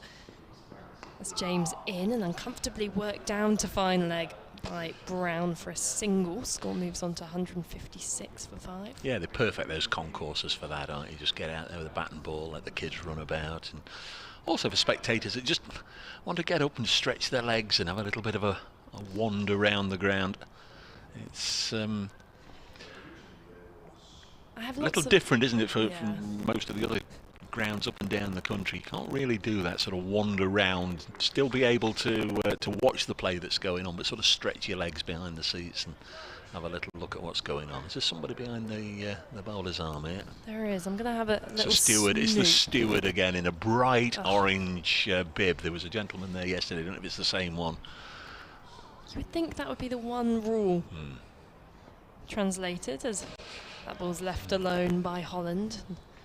No run. I think I'm obviously biased, and I've spent a lot of time when I was younger here and then older as I've trained with Hampshire at this ground, but as you say, I think I now judge a ground and how much I enjoy it by how easy it is to lap around, because during the T20 Blast you often see that most people don't even sit down in their seats. They stand along the concourse with their friends, and it's a fantastic sociable atmosphere. To our left we normally have inflatable courses and slides and cricket challenges for the children, as that one's worked to a square leg in front of square for no run by Holland. And it's just a really, open, accessible ground. Of course, there's issues with getting to the ground, which I know is one of the main criticisms of the Ageas Bowl. But once you get here, it's just a splendid environment, and you feel like you're in a little pocket hidden away from the world, where you can play games of cricket on the concourse. And I at least try and get usually about 2 or 3 laps around the ground within a day, just to walk off the Easter eggs. In come James, full wide, beats the outstretched hand of the cover fielder, and a quite quick single and a push for Ben Brown running towards the pavilion there, as I'm not sure they expected such dynamic fielding there from the Nottinghamshire fielders. There was a misfield at cover, but the fielder... Yeah, Liam Patterson-White couldn't get a hand on it, and once they'd seen it had beaten him, they went for the run, but Stephen Mullaney was... quickly to the ball, got the throw in, but the run was taken. Not been to a big game down here since finals day in 2010, which will gloss over Nottinghamshire's participation.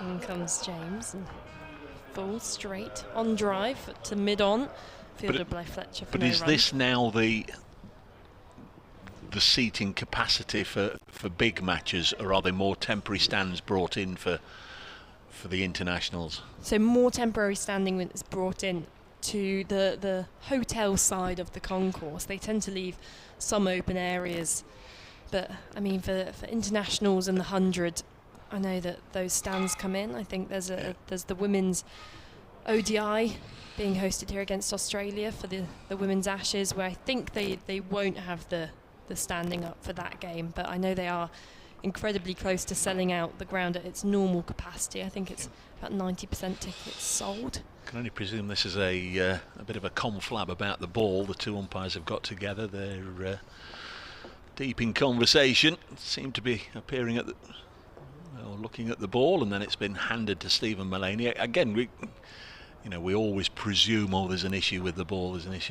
but it just might have been that maybe just a little bit just needed to be snipped off, and it was nothing about it going out of shape. It's still going to be Ollie Stone, but I see that Liam Patterson-White is now loosening up, so we might be due our first over of spin sometime soon as Stone bowls. That's cut away for 4. Nice looking shot. Boundaries have been in short supply this morning, but that's a nice looking shot from Ian Holland, cutting that one from Stone away, square of the wicket on the offside. And Ian Holland on to 15. Hampshire 161 for 5. They're only 24 behind now, and this partnership just getting Hampshire back into a really healthy position. Notts with those 2 wickets at the start of the day, or fairly early on into the piece, removing Liam Dawson and Fletcher Middleton. You'd say the game was not quite on an even keel, but getting back towards it. But this partnership giving Hampshire the necessary impetus, and that could well be the stroke of the morning. It is from Ian Holland, straight back down the ground, past Ollie Stone, and away for 4. And a couple of expensive deliveries there, and if Stephen Mullaney was just thinking about making a change and bringing Liam Patterson on at the far end, where he bowled last night, might just have been 1 over too late because Stone's gone for a couple of quick boundaries there. Just going to have to update BBC Radio Nottingham listeners in just a moment. We're into the afternoon here on Good Friday. Hope you're enjoying your Easter. Got all your Easter eggs. Kev's brought one in for the team to share here. Yeah. As Ollie Stone bowls to Ian Holland, who hits a couple of boundaries and gets off strike with a single, and he's now gone beyond Ben Brown. Ian Holland on to 20, Brown has 17, and Hampshire are only 19 behind at 166 for 5. Yep, slow going this morning, although the last half an hour has been a little easier. With Dane Patterson out of the attack. Just a chat there between Stone and Mullaney, and just trying to get the field right here, because Nottinghamshire in that first hour really did have Hampshire in a stranglehold. It's not quite been the same since, but it's still been tough going. But 9 runs off the first 3 balls of Stone's 12th over. Field changes where there's no slip now. There is a gully. In fact, there's a lot of movement in the field at the moment for Ben Brown. There is a gully, there is a point, who's now moving to backward a point. There is a third man, very backward a point, and there is a man just in front of square who's now moving square on the offside. There's no extra cover and no mid-off for Ben Brown. There is a man on the hook and a square leg. Here's Stone, bowls short, and that's whipped away by Ben Brown, the way he plays his shots, but it was just a little higher this time, taking it from about stomach height. Throw is over Tom Moore's head. And Brown picks up a single, so it looks very much as though they're going to go short to Ben Brown. But he's off strike now. He moves on to 18, and Holland's on 20. 167 for 5. This partnership is worth 34. The deficit is 18.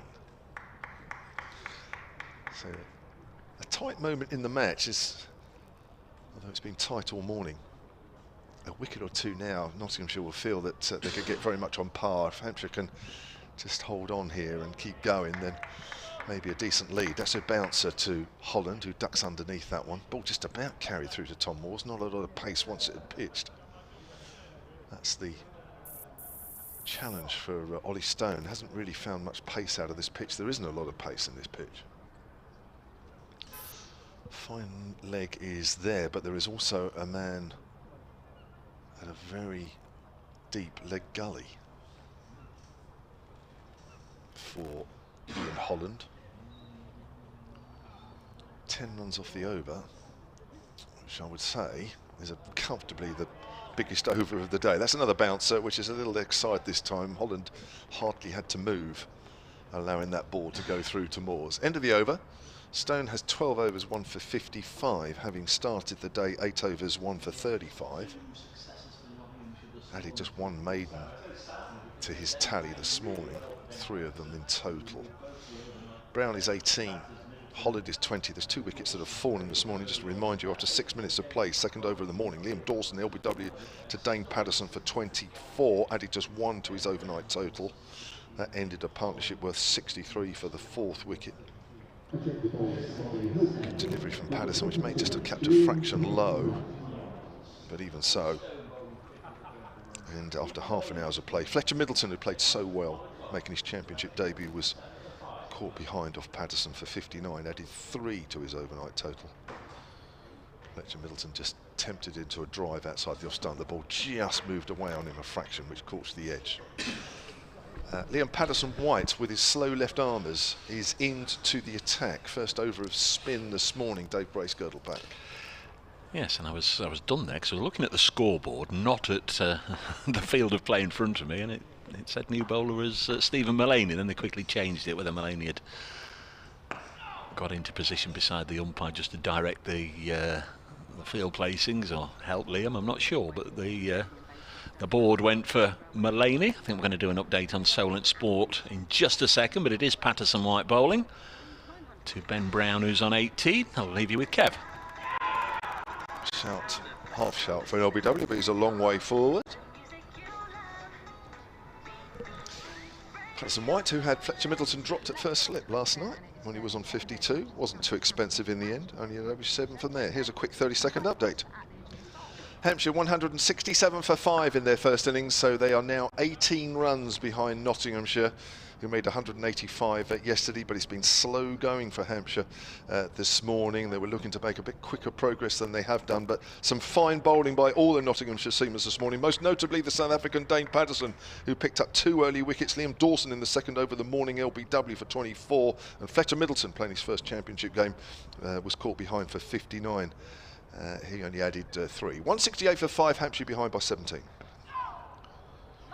Cheers, Kev, and we've got live commentary of that game via the BT Sport website and right. 68 for 5, sunshine out,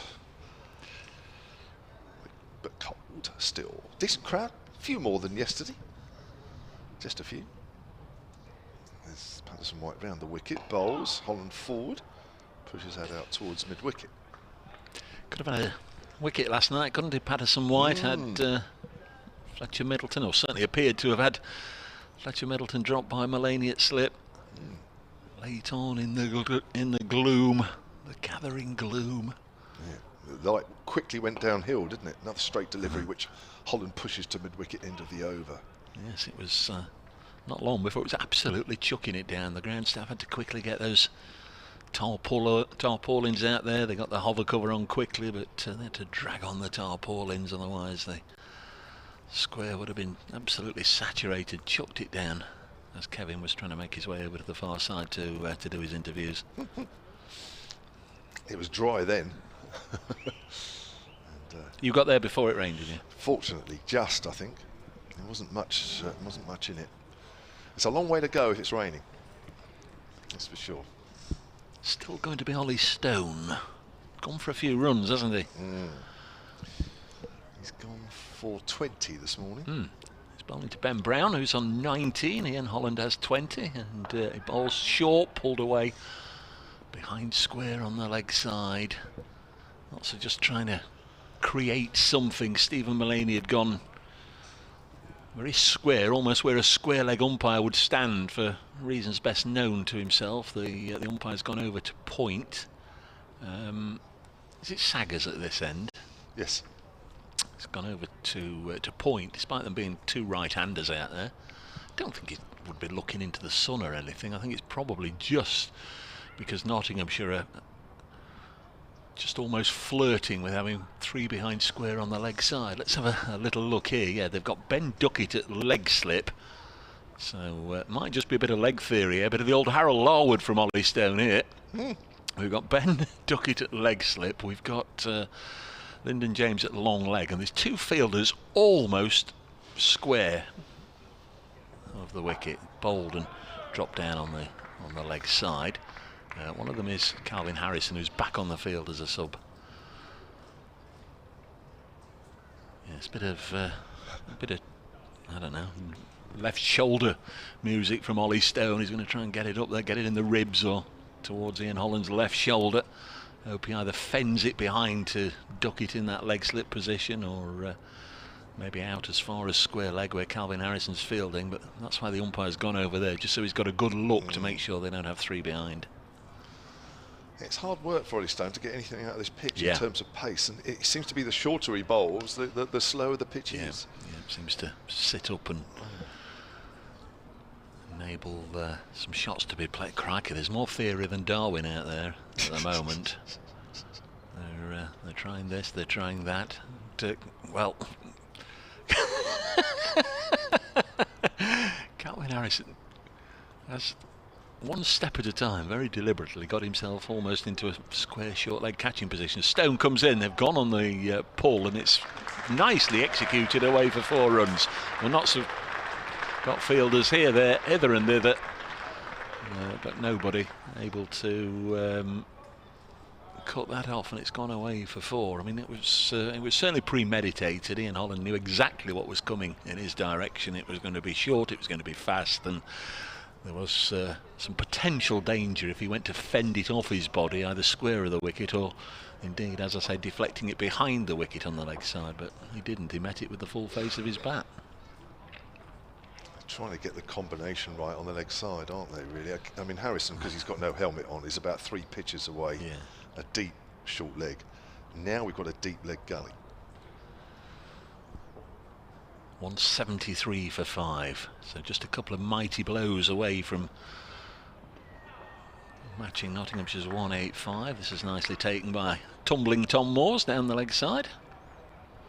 The nursery pitch here away to our left, it was pretty much out of bounds yesterday. There were tarpaulins on it. I understand it was very, very wet, but the ground staff have been working on it this morning. They've been rolling the strip. I can see there's a little bit of coaching and training going on over there, and it's a completely different feel to the day.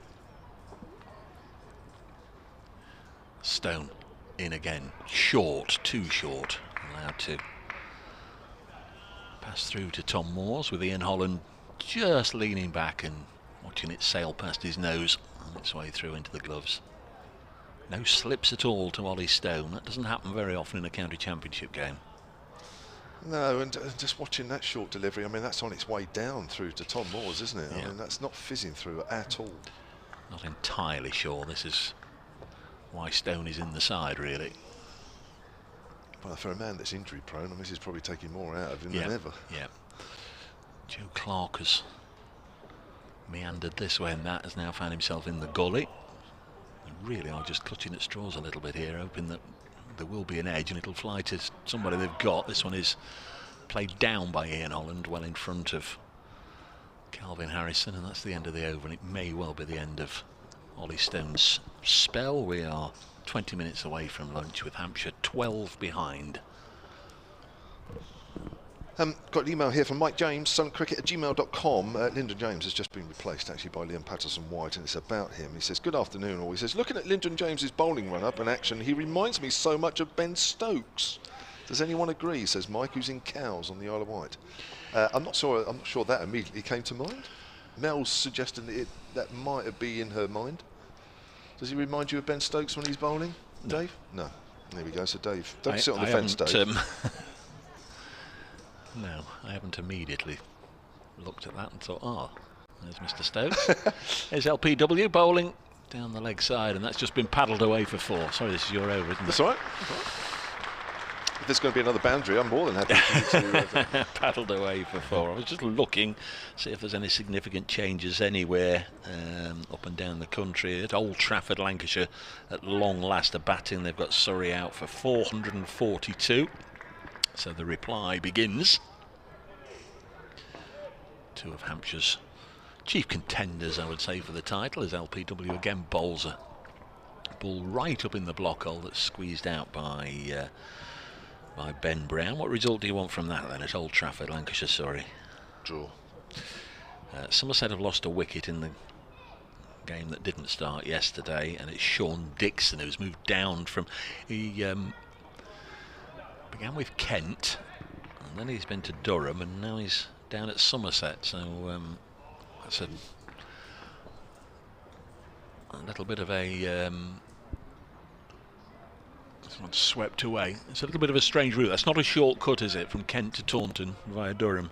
But Sean Dixon out for 5 on his debut. I think I'm right in saying that Sean Dixon is the last player in county cricket to be given a handled ball whilst it was still allowed. While he was down at Kent, he instinctively reached back and handled the ball away from his stumps 3 or 4 years ago.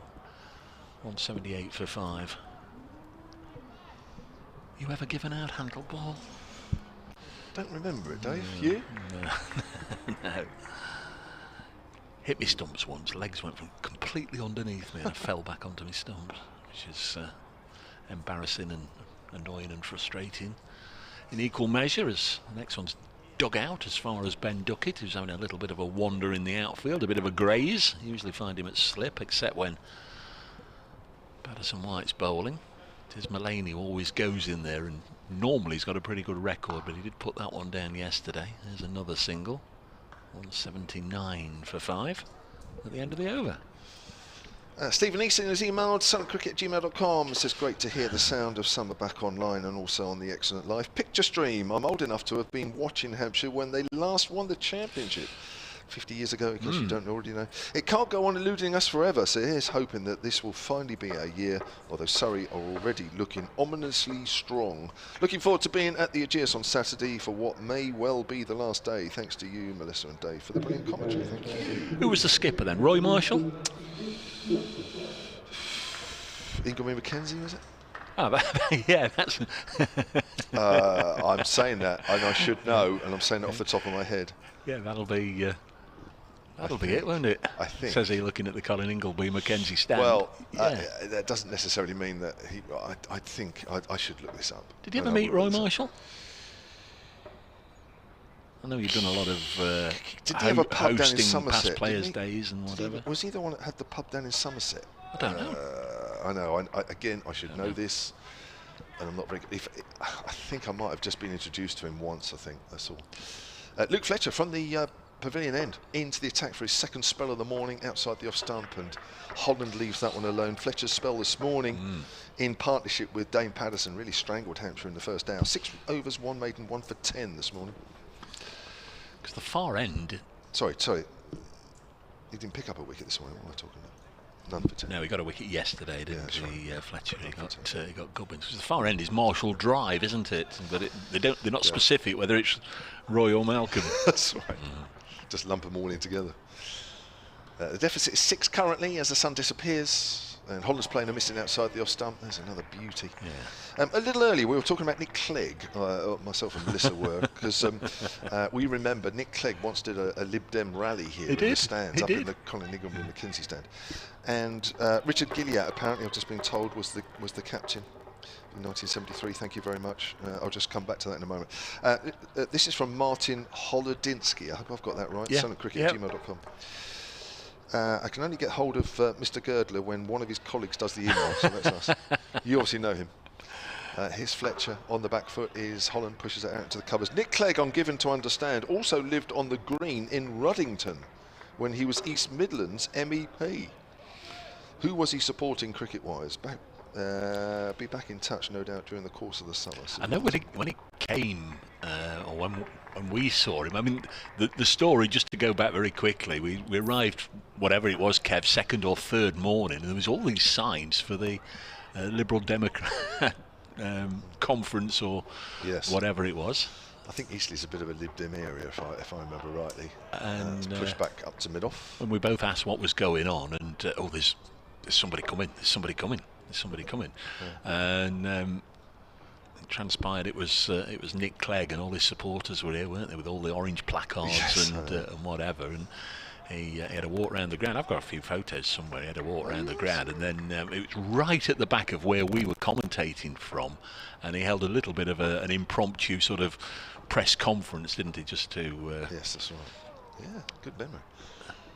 Holland's beaten outside the off stump. 2 beauty of a deliveries in this over from Luke Fletcher. But I think Alex Hales was 90 not out overnight, something like that. And when he asked for questions from the floor, somebody shouted out, "Will you be staying to watch Alex Hales get his 100?" And it wasn't me. No, it wasn't me. Right, I'm just looking at Hampshire's last game of that 1973 championship winning season. It was against Kent, and Richard Gilliatt was the captain, so thank you very much. Chris Hart, thank you, Chris. Perhaps Ingleby Mackenzie was Hampshire's previous championship win. They've only won it twice. That's pushed up to mid-off. That's a good over from Luke Fletcher. That is a maiden. He has 16 overs, 2 maidens, 1 for 33 now, and we are just over 10 minutes from lunch. So there'd be Barry Richards, there'd be Gordon Greenwich. Andy Roberts played in the 73 side, or was it the year after he came? Let's have a look. So that last game against Kent. David Turner. Notable players for Hampshire. Richards Greenwich, yes. Danny Livingston. Didn't play in that game. Cotton, Bob Cotton. Didn't play in that game. Sainsbury. I'm not doing very well here. Yes, Peter Sainsbury, left arm spinner, yeah. Went on to be second team coach. David Turner, you're right. Trevor Jesty. Oh yeah, there's LPW. And again, bowls. And worked away on the leg side. It's been a sunny morning all morning actually, but almost as if it's been intensified just for a second. Maybe the clouds have parted and strong shadows around all the players. 179 for 5. Next ball pushed up to mid-on. First time I saw Hampshire would have been either 73 or 74 at Trent Bridge, and Barry Richards carried his bat for 225 not out. Let's have a look, see if I can It was either 73 or 74. 225 not out, Barry Richards. I think he took Barry Stead for either 4 or 5 boundaries in the first over of the innings. Incredible batting. Favourite darts score, favourite cricket score, 180 for 5. So if not so to have a first innings lead, they've got to get about their work quickly. Hampshire are only 5 behind. Looks very much as if the home side are going to really turn the screw this afternoon. They're in a good position here as Liam Patterson-Whitefield's off his own bowling. We are 10 minutes or so away from lunch, and Ian Holland and Ben Brown have shared a partnership now which is worth 47. Next one clipped on the leg side, and there's no run. No, look, there is a quicker way of doing this, but I don't think it's I don't think it's 73. It might be 74. Might be 72. Oh my God! I tell you what, I'll do this. I'll do this the proper way. Hang on. Definitely 225 not out, carried his bat, Barry Stead, 180 for 5 at the end of the over. So Dane Patterson with the only wickets this morning. If you're just joining us, start of the day, Notts needed wickets, and the South African bowling from the pavilion end had Liam Dawson LBW for 24, and soon afterwards Fletcher Middleton played so nicely for his half century yesterday. He only added 3 runs to his overnight 56, and then just found himself flailing a little bit at one that just jagged away from Patterson, and he edged it through to Moores. Good low catch by Moores. Luke Fletcher right arm over, 2 slips, bowls to Ben Brown, who's on the back foot and pushes out to mid-on. Right, I found it. Oh, you found it. 225 not out? Yes, 1974 in May. Hampshire won by an innings and 101. Yeah. Nottinghamshire bowled out for 98. Sounds about right. In their first innings with, I'll tell you, this will be an interesting stat. Yeah, Mike Taylor, formerly of Nottinghamshire. MNS, yeah. Got 5 for 29. Saw Tay during the winter, actually. Barry Richards not out 225 and a Hampshire first innings total, as that's pushed back to the bowler, of 344 all out. Mike Taylor 68 down the order, the second highest score to that 225 of Barry Richards. It's because he was a twin, wasn't he? And his, his twin brother was the Somerset wicketkeeper, correct. DJS, and do we know what the S stands for? Go on. Somerset. Oh, does it? Yeah. Yeah, I think he lives in Australia now. So. MNS Taylor, DJS Taylor, and the S stands for Somerset. Here comes Fletcher again, very watchful there, Ben Brown, as he pushes that out on the offside. Nottinghamshire in their second innings, 145 all out. Do you say Smedley? Mike Smedley, Smedley, yeah. He made top score of 46. And, well, obviously Hampshire didn't have to bat again, so that was that. So in isolation, if the session stopped now, 60 for 2, it's one of those where I think Hampshire will be the happier of the two, but if you take it in isolation, 60 for 2, you'd say that's a fairly even session, wouldn't you, on its own? Yeah, almost close to the off stump, but a good leave. But the fact that Hampshire lost those 2 wickets early on, and what they've done over the last hour and a half has again just strengthened their position, hasn't it? With still some fine players to come apart from this pair.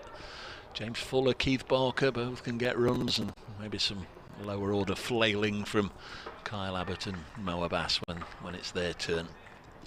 Might be more Abbott than Abbas. But, yes, well, don't like to be unkind, and we've all had these things come back to bite us, haven't we? He's trying to pull that one away. He gets wrapped on the pad and he's gone. LBW. That's kept a little, though. Ben Brown trying to play one of those trademark flicks away on the leg side that he does with a horizontal bat, and he's been adjudged LBW. was a horrible looking shot in truth. That was my first thought. We saw, who did we see?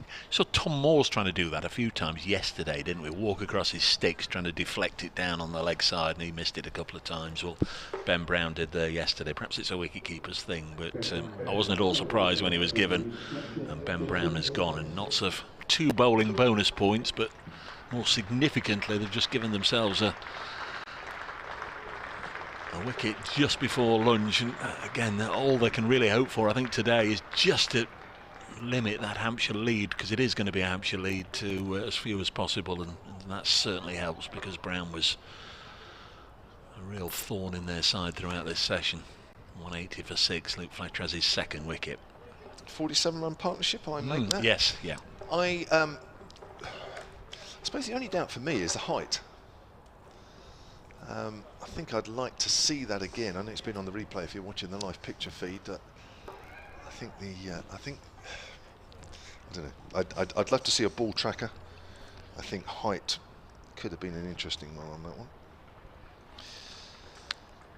I think it was probably a lack of bounce that did for him, actually. Graham Snow, sullencricket@gmail.com, under the heading of 1973. Was the wicket-keeper in the championship winning side Bob Stevenson? Yes, he was.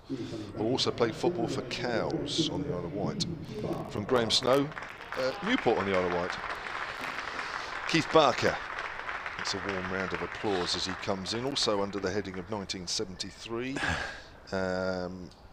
John Evans, who's just found something on Google, sullencricket@gmail.com, which I'm just opening up now. It's an article about the 1973 side. I'll have a read of that later. So Barker's just having a chat with Ian Holland. Just go to another one here. David Coote, sullencricket@gmail.com. He says, well, this says, hi Dave. Dave Coote Senior, does that ring a bell? Yes. Andy Roberts played against us in the 1973 under-23 semi-final at Edgbaston. He was lightning off 10 paces. Bowled out for 100, chasing 200, and he'll be at the Lane this afternoon with David Jr. That means more to you than... Does the name mean anything to you, Dave Coote? It obviously should. Well, Dave Coote Jr. is the Premier League referee. Oh, okay. And Dave Coote Senior did play first-class cricket for Nottinghamshire briefly, and in my brief and unglamorous time as a Notts over 50s player, I played in the same team as Dave Coote Senior, who's just sent that, but he was a very, very fine player. Collingham, Collingham base, just outside Newark, fine player in his day, as I say, played for Notts. Here's Fletcher.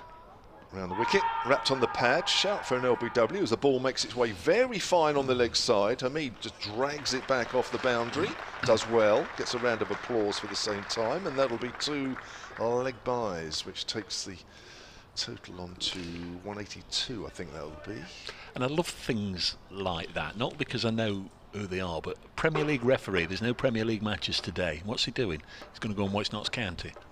I love that. Yeah.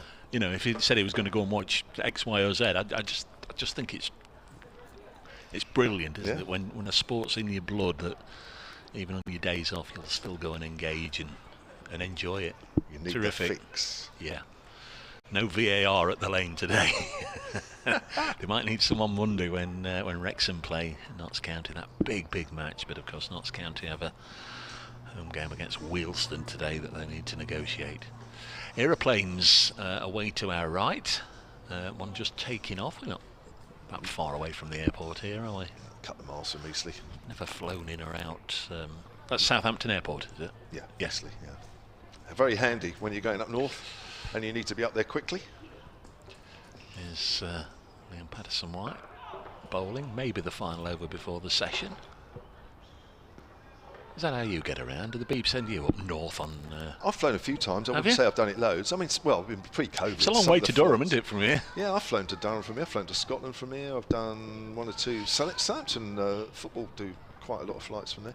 But pre-COVID, some of the flights were very cheap. Yeah. Patterson-White bowling to the right-handed Holland, who's on 25. Put 47 on with Ben Brown.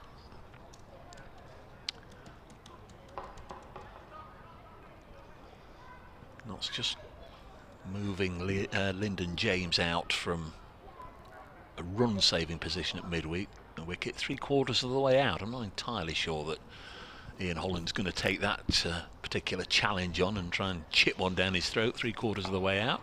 We'll see. Seba Mead's in at short leg and does the fielding. I think we started a minute or two earlier, so if the umpires are going by their own watches or clocks, we are 2 hours into the session. The scoreboard is showing 12:59. There's still 3 balls left in the over as Patterson White bowls. So that's just about the end of the session, whichever way you cut it. Liam Dawson was LBW to Dane Patterson for 24. That was 120 for 4. It became 133 for 5 when Fletcher Middleton was Court Moore's bowled Patterson for 59. And recently Ben Brown, LBW, Luke Fletcher for 26. That was 180 for 6. 2 more runs have been added, and there's at least 1 more here. Yeah, that's going to be a leg by. So Hampshire within 2, Kevin. Time for me to go and do an update, and we'll speak to the listeners after lunch. Look forward to it, Dave. There are 2, 3. This probably is the last ball before lunch. Yes, it is. 2-run deficit after 4 sessions. Just about going to be level with Hampshire at the moment. 4 wickets in hand. But they have lost 3 this morning. Nottinghamshire bowled very well this morning. Wally Stone, the most expensive, bowled a lot short, but it was a plan which didn't quite come off, but everybody else, Dane Patterson especially, kicked away here by Barker, and that will be lunch here at the Ageas Bowl, with Liam Patterson White finishing off with a maiden over. So Hampshire starting the morning on 119 for 3, trailing by 62. Finishing on 182 for 6, trailing by 3. We'll take a break for the next 40 minutes, and myself, Dave and Melissa will be back with you at a 20 to 2.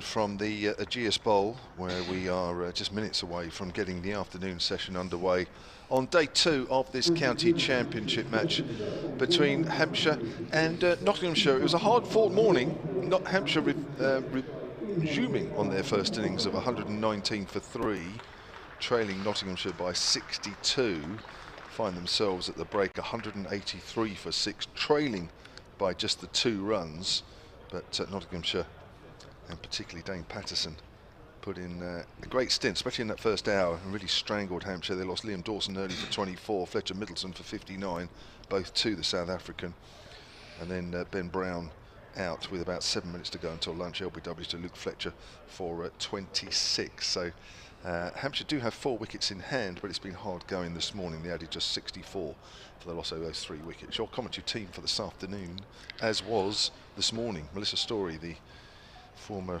Southern Vipers Academy all-rounder and TMS commentator, will be with you a bit later on, but I'm Kevin James, and next to me from BBC Radio Nottingham is Dave Bracegirdle. Dave, good afternoon. Good afternoon, Kevin. Good afternoon, everybody. The players are back out on the field. Looks as if it's going to be Luke Fletcher to bowl the first over of this afternoon session, with Hampshire, as Kevin was saying, just 2 runs behind. Philip the Bookman says, I've been watching on the live stream. Is there actually anybody there? The ground looks completely empty. Yeah, there's nobody. No, the live stream pictures, they obviously tend to focus very much on the playing strip, but it's quite a big bowl this now, and I'm not sure what the full capacity is, but yeah, there's a decent crowd. There's probably double the crowd that were here yesterday, Philip, and for a county championship game, I'd tell you it's not a bad crowd, and we can evidence that by the number of people that came up and said hello as we made our way across the other side for lunch, as Fletcher starts this session with a delivery that's pitched right up to Ian Holland, who played very nicely this morning, drives it to mid-on, mistimed it slightly. He's on 25. He played a couple of sparkling shots off Ollie Stone in Stone's final over, getting him away to the fence. There's Fletcher in once more, bowls, and Holland will drop it on the leg side. We saw Notts tinkering with all sorts of fields this morning, particularly when Ollie Stone was bowling. He was looking for the shock and awe tactics, almost Larwood bodyline at times, with leg slips and heaven knows what else. The umpire had to go across to point just to make sure that Notts hadn't got 3 fielders behind square on the leg side. It was worth it, I guess, just to try something a little different for a couple of overs, but didn't pay dividends. The nagging line and length of Fletcher and Patterson has produced the wickets this morning, as the next one is guided out as far as a Seabermead in the covers, and there's no run. Yeah, they were good, weren't they? Good combination, Fletcher and Patterson, that first hour. Really was hard going. Mark's with us. Afternoon all. He gave me a Mike Smedley era flashback just before lunch, says Mark. Good man, Mike Smedley. 183 for 6. Next one is pushed straight as a die by Ian Holland. It's so straight it clatters into the stumps at the non-striker's end. Was Mike Smedley, sorry, as well as a player in yesteryear, did he go on to do something else at Notts or something? I don't know. Well, he was a committee man. He was president at. I was going to say in the not too distant past, but maybe 6, 7, 8 years ago now. He's president for a while. Good club man, fine player. This one's eased out into the offside, and Seabermead does the fielding. There's no run. 183 for 6. Bashir Hassan has just stepped down from his presidency, ended up doing 3 years rather than the usual 2, because his first year was the COVID year when even the committee couldn't get into the ground. So I felt that was a little harsh, so they gave Bash, good old Bash, the extra year. Next ball on its way from Fletcher. Ian Holland works it off his hip, the old bread and butter shot, takes the easy run, gets down the other end and will keep strike. And Hampshire are 1 behind, 184 for 6, 5 dots, and that single. And the new president is Chris Broad, Stuart's dad, of course, former Nottinghamshire and England opener, and up until, well, almost a couple of weeks ago, an ICC international match referee. But I understand his tenure has come to an end, and that's why he's been able to take on the role of Nottinghamshire club president for the next couple of years, and hopefully we'll be able to get him on to have a bit of a blather about his elevation to presidency, if we can get him next week in the commentary box at Trent Bridge for the match against Somerset. We'll try and do that. It's going to be Ollie Stone from this end. Trying his luck from our commentary in the hotel. I've just looked up at Mike Smedley's career. He was captain at Nottinghamshire 75 to 79. Here comes Stone in, right arm over, bowling, and outside the off stump, length ball. Before you go any further, I feel Mike Smedley and those of his era, I suspect his overall career average isn't as high as you think, and it was probably the same for a lot of people of that era. You know, you sort of think, well, Mike Smedley was a staple diet of the Nottinghamshire middle order for about 20 years, but his average was actually, have you got it there? Yeah, what was it? 31. Yeah. 360 first-class matches, high score of 149. And how many tons? 28. Oh, right. Oh, that's worked away on the leg side by Holland. It's in front of square on the leg side. It won't quite make it because Hamid has run round from a very square fine leg position. In fact, it's backward square leg because there is a fine leg as well. 2 runs. And that'll be the lead that they're applauding. Yeah, I think, you know, it's sort of in the group of people that you think, well, he was up there, Mike Smedley, and he was. I mean, I really enjoyed watching him go out to bat, and you thought, well, he's going to deliver. Length ball to Holland, who pushes back up towards mid-on. But career average of 31 these days, it probably wouldn't cut it, Kevin. Right in saying that? Well, he would have been playing in uncovered wickets era, which I would have thought as a batter, 31 would have been pretty decent, wouldn't it? Yeah, that's what I say. Statistics can. Yeah. You know, 2800s is a story as well. Yes, yeah. And he'll have, of course, been playing in an era when every time he went out to bat, he'll have been facing Sylvester Clarke and Andy Roberts and anybody else you care to name. It's not a bad record. No. That's turned away on the leg side by Ian Holland. Ollie Stone does give you some balls that you can score off, as opposed to really the rest. But Stone, of course, is a little bit quicker than the others. But 187 for 6 it is. Hampshire lead by 2. Yes, almost every run now is going to be a big tick for the home side and another blow into Nottinghamshire's hopes. They've got to somehow find a way of winkling out wickets, and it looks as if Ollie Stone is going to go round the wicket to Barker. Just wondering if their careers overlapped at Edgbaston, or maybe even Stone was brought from Northants to replace Barker, because he's been here a while now, hasn't he? 2018, 19, one of the two, I can't remember.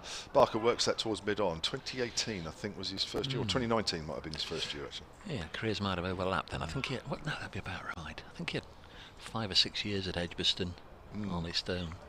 So it might briefly have been teammates. I'll have a look, actually. They'll know each other, of course, then. Yeah. Everybody knows everybody on the county circuit. Oh, Ollie Stone wants the ball changed. Here we go. I don't think we've had a ball change today. We had one yesterday late on. I think they looked at it once, the umpires, Dave. I don't know if they did change it, but this could be the first ball change of the day. Could be.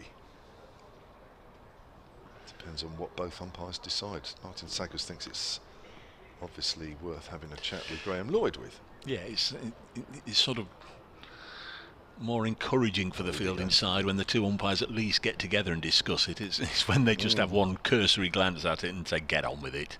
So we are going to get a ball change, 187 for 6, which may or may not be to anybody's advantage. Sometimes you see things happen after a ball change. It's either a flurry of runs or a clatter of wickets, but more often than not, nothing significant.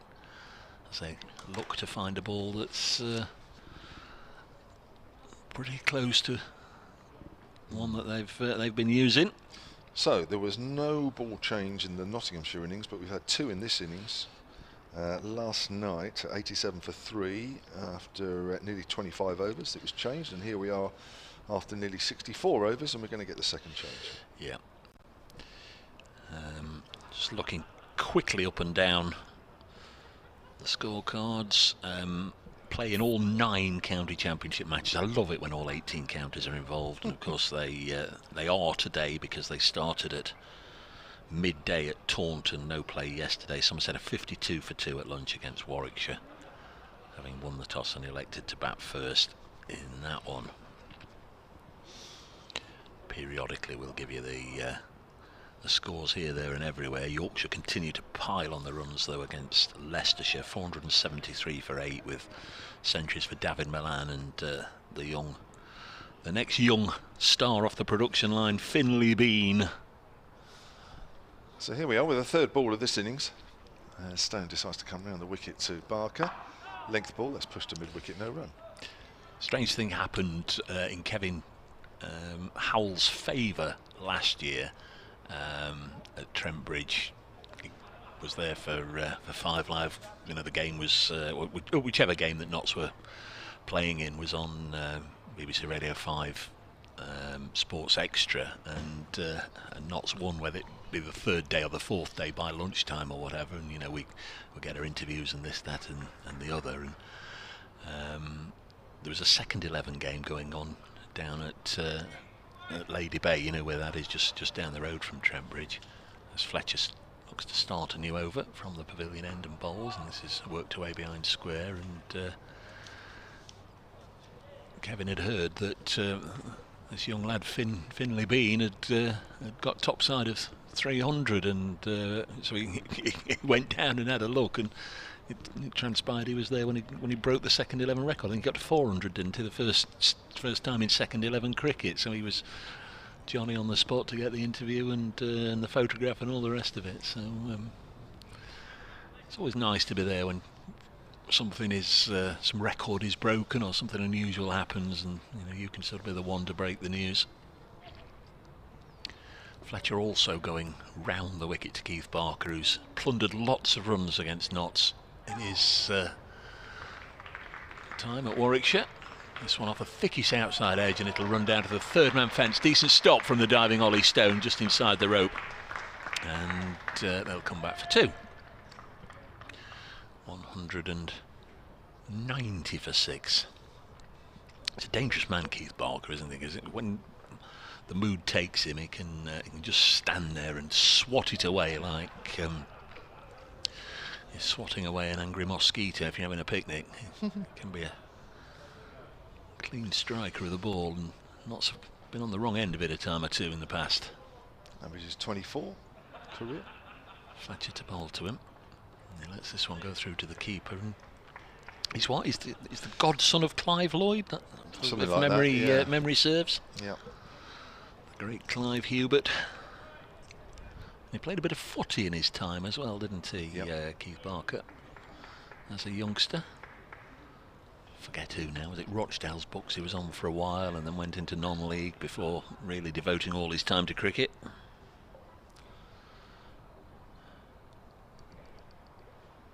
Blackburn might have been in there somewhere. May have been, yeah.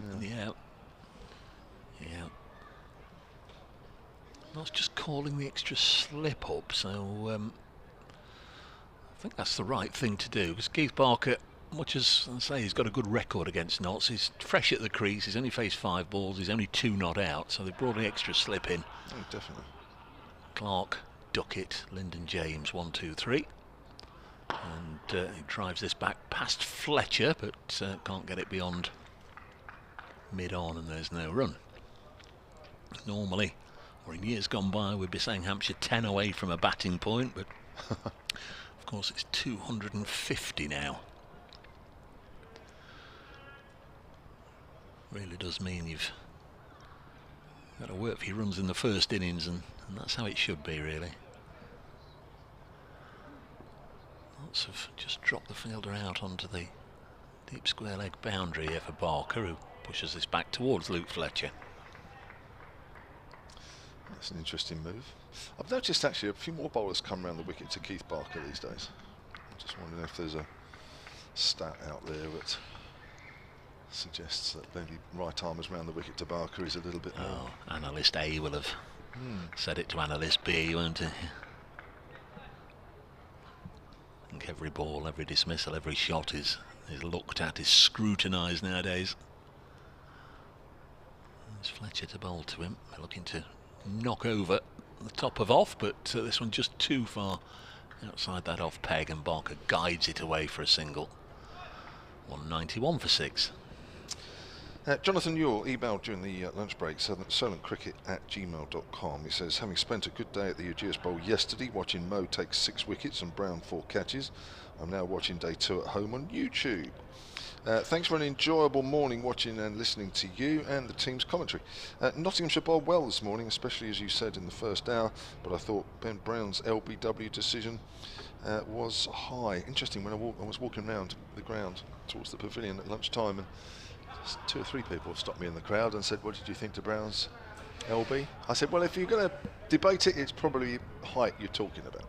Here's Stone, bowls, length ball to Barker, plays that late, works the ball down to third man. He moves on to 4, 192 for 6, Hampshire lead by 7. That was the only, perhaps, debate there is. Yeah, you get some, you don't get some. I could see why it was given, but certainly wouldn't have fallen out with anybody about it had it not been given. It was one of those, and the umpire is the man with the call. Stone runs away from us then, bowling to Ian Holland, who's on 30. Length ball sees Holland on the front foot, pushing that out into the covers. I think it was the manner of it. I think he was looking to move across his crease and perhaps just deflect it down the leg side, so he'd found himself in front of his stumps. Almost looked at a premeditated move to wander across his sticks to try and deflect it away. Joe on the tweets at Silent Sports says, is there any significance in the fact that Nottinghamshire haven't tweeted the actual footage of Ben Brown's wicket, but they have all the other 5? I suppose their equipment might have been broken, I suppose. Here comes Stone. It's wrapped on the pad. That looks as though it's going down to me, although there's still a strong appeal. Just played slightly across that one. Well, I don't know. If you were asking me a question or you were just throwing it out there, I don't know. Presume the away team has access to the footage.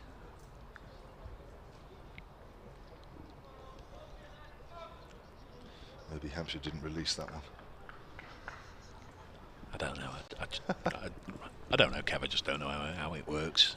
You know, if it's out there, put it up.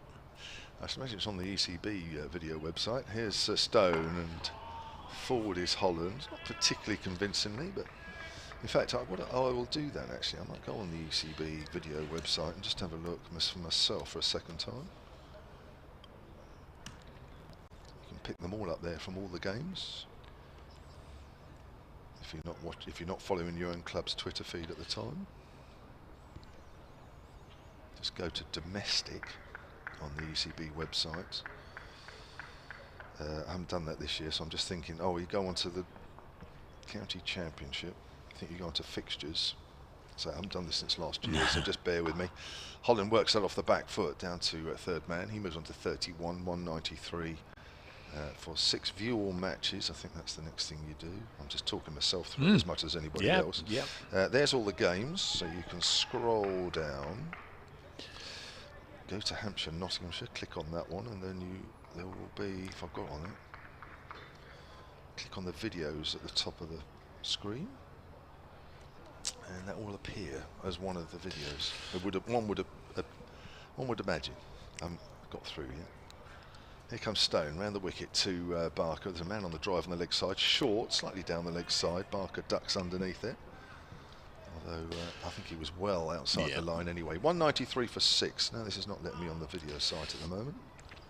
The lead is 8, and then for Hampshire, it's been a rather pedestrian pace to the second day here, which began with home county 119 for 3, so we've had 74 runs and 3 wickets. I think it's fair to say the contest has been well and truly drawn, hasn't it? They both know how really important it is today to take the ascendancy, to win a session. I'd imagine the first one would again go down probably as a drawn session, a fairly even session in isolation. I can't get on the video section for this game on the ECB website. Perhaps they're taking that one down. 193 for 6. Here's Fletcher. In bowls, nicked, caught by Duckett, his 3rd catch of the innings and Fletcher's 3rd wicket of the innings, and Ian Holland has gone. He just flinched at that one a little bit, flew off the shoulder of the bat and comfortably taken by Ben Duckett. It was a fairly inelegant looking shot, no footwork from Ian Holland, and he'll be disappointed with that. He's played nicely for his 31, faced 93 deliveries and was at the crease for getting on for 2 hours, hit 3 boundaries. Ian Holland out for 31, caught Duckett, bowled Fletcher, and well, Hampshire, they're not over the hill and disappeared yet out of reach. They're 8 in front with 3 wickets left, but that's a useful contribution from Ian Holland, who probably was one of those that yesterday morning we were sort of wondering, will he be in, will he be in, will he be in? Ian Holland maybe not a nailed on absolute starter, but he's got the nod of faith and he's delivered nicely. That was a very decent innings from Ian Holland, and it's James Fuller who's going to replace him in the middle. 2 o'clock. I shall be back with you a little later. Kevin James will, I'm sure, give you some more of his thoughts, and then he'll be joined by Melissa Story. Yeah, it just pitched and just went away from him a fraction, didn't he? And Ian Holland just followed it a fraction. Back just a little bit too far away from the body, but a decent delivery as well. It's one that Luke Fletcher has picked up many a wicket over the years, but I think when Ian Holland looks at that again, he'll just say, look, no, I just followed that a bit in the bat. There was a clear gap between bat and body. Melissa Story is back. I'm back. I've just run halfway across the ground to be here in time. Really? Well, you could have. I was living the high life down in the members section over there. Was you? Yeah. Living the high life? It was great. The sun was out. I think they pay for the sun to be out in that stand, actually. It was delightful. Nice and busy, nice and packed. There was a warm buzz around the ground. Again, going past lots of kids around today playing cricket. Even fielded one of the balls. Really? Yeah. Oh, lovely. There's a little boy playing over there. I mentioned that little girl. I mean, she can't have been any more than about 2.5 earlier this morning. I've just seen a little boy disappear behind the scoreboard to our right that's doing the same with a bat. Here's Fletcher then. Bowls. Oh, there's a horrible waft there from Fuller outside the off stump. That's a shot of somebody who hasn't quite tuned into the game. No, but the question from my friend who I went down to meet was, are we going to see a bit of Fosball? Because James Fuller, you know, he plays an aggressive brand of cricket. He's been fantastic lower down the order in T20s and one-day games. So Hampshire going to go, look, it's a tricky pitch to bat on. Just absolutely go for it. If you get 25 in 25 balls, then that's a good enough innings for us. Let's get back out there and bowl. Well, that was a dilemma, wasn't it, over the selection? As Fletcher comes into Fuller, he's off the mark there, just steering that into the gap in front of square on the offside. 194 for 7, the lead is 9. Was that on a few occasions last year, this is Donald and Fuller coming in low down in the order and playing positively, really did change the complexion of a game, so that when Hampshire came to bowl in the second innings, it felt a completely different game from what you've been seeing for however long you want to put a timeline on it beforehand. And it worked, didn't it, on a number of occasions. I haven't quite got that option with no Donald in this, but he was an option to play. As Fletcher round the wicket, that's cut away by Barker, that's through the gap in the covers for 4. That was short and wide. One of a few balls from Luke Fletcher, which has certainly been very wide of off stump and short. In fact, that's probably the first one he's bowled today. Yeah, I'm not sure about this angle coming around the wicket from Fletcher to Barker. I think if they're looking to play these bigger shots, then just pushing the ball across him may be a better option. You've got those 3 slips in play and just exploit the angle rather than trying to change things up too early. Yeah, I was saying earlier that maybe, I don't know, I just feel that more bowlers are coming round the wicket to Barker of late. I don't know if there's something in the stats that get passed around, I don't know, but I think you're right. At the moment, I think he did edge one, didn't he, about first or second ball he faced, but since then he hasn't looked too much of a problem with this line of attack as Barker works that delivery from fairly chest on, actually, down to third man, and he's... So he was going to keep the strike, but of course we've got the left and right hander. That's why the field's changing now. 199 for 7, Hampshire lead by 14. And we spoke about strike rates, at least me and Dave did earlier, in terms of team strike rates. And Hampshire had the highest of all the teams in Division 1 last year, closely followed by Surrey. Their team strike rate was 58. The Div 1 average was 50. Okay. And you kind of look at the stats from last year. Hampshire only had one batter in the top 20 most runs, and that was James Vince. So you're going, hang on a second, how do they, where's this strike rate coming from? And it's because there was only 15 batters in the whole of Div 1 who had a strike rate higher than 70 and more than 100 runs. Here's Fletcher bowling to Fuller, who drives up to mid-off. So out of those 15 batters, how many do you think were Hampshire players? So Vince was the only one in the top 20 most runs, yeah. But these are the only 15 batters who had a strike rate above 70 and scored over 100 runs. I would say that's a couple in the lower order, Donald and Fuller. Well, Alex is just signalling 4. Hampshire had 4 batters out of those 15, which was Donald, Fuller, Abbott and Barker. So there is a lot of strength down there lower in the order. I mean, Nyron Donald, to start with, has a strike rate of 82. Moving down to James Fuller, strikes at 80. And then Kyle Abbott and Keith Barker both striking at 70. And it's just so important to have those hard-hitting, lower middle order batters because they transform your chances of winning. As Stone in again and comfortably defends that one, does Barker, into the offside. Well, that sort of backs up, doesn't it, about the lower order, really, lower middle order. And I mean, Abbott, you're getting down to number 10 at times, and that goes. And the one, I think, one of the standout games for me last year was Somerset away at Taunton, which was a bit nervy affair in the first innings, and it was because it was through Donald and co batting low down that they actually got a really decent lead, and Somerset just crumbled because the momentum was completely Hampshire's. Stone in and driven in the air, but past the fielder for 4. Glorious shot from Keith Barker. He's a big man, he's got a lot of power, and Stone there as well, coming around the wicket. Bowls something in the slot, and with no one patrolling that boundary straight, brings up Hampshire's 200 runs off 67.2 overs. And in the past that would have been a point, but not now. Got to work a little bit harder. Yeah, you have, yeah. It's interesting because batting at 7, which Donald did quite a bit last year. Stone bowls straighter, clipped off the legs to mid-on by Barker for no run. Ian Holland put up resistance with his 31 today, but they came off 93 deliveries with a strike rate of 33. So it is, what, less than half Donald in that same position. And, many Hampshire followers will recognise this trend across last year, the years before, that the top order has been wobbly, and they do play a traditional form of cricket. They've got those strike rates around 50. But Hampshire's strength has been when, yes, there has been a bit of a collapse. They're on the back foot, but those batters in almost positions 5 to 8, 5 to 9 have really pulled them out of the dirt a few times. Stone bowls leading edge from Barker, but he pierces it through the gap. Fielder at extra cover and point, chasing the ball down to the boundary, and allows Hampshire to get back for 2 runs. The score 205 for 7. Well, I mean, look at Barker's strike rate already. I know it's only 15 runs, but it's up in late 80s. And it is that intent, and as you say, when there was that game away at Taunton, it takes the momentum away from a team, because even though they started well, and we were saying how, Nottinghamshire bowled this morning, particularly Dane Patterson, and they were good to pick up 3 wickets yesterday. Was it 3 wickets? It was 3 wickets, yes.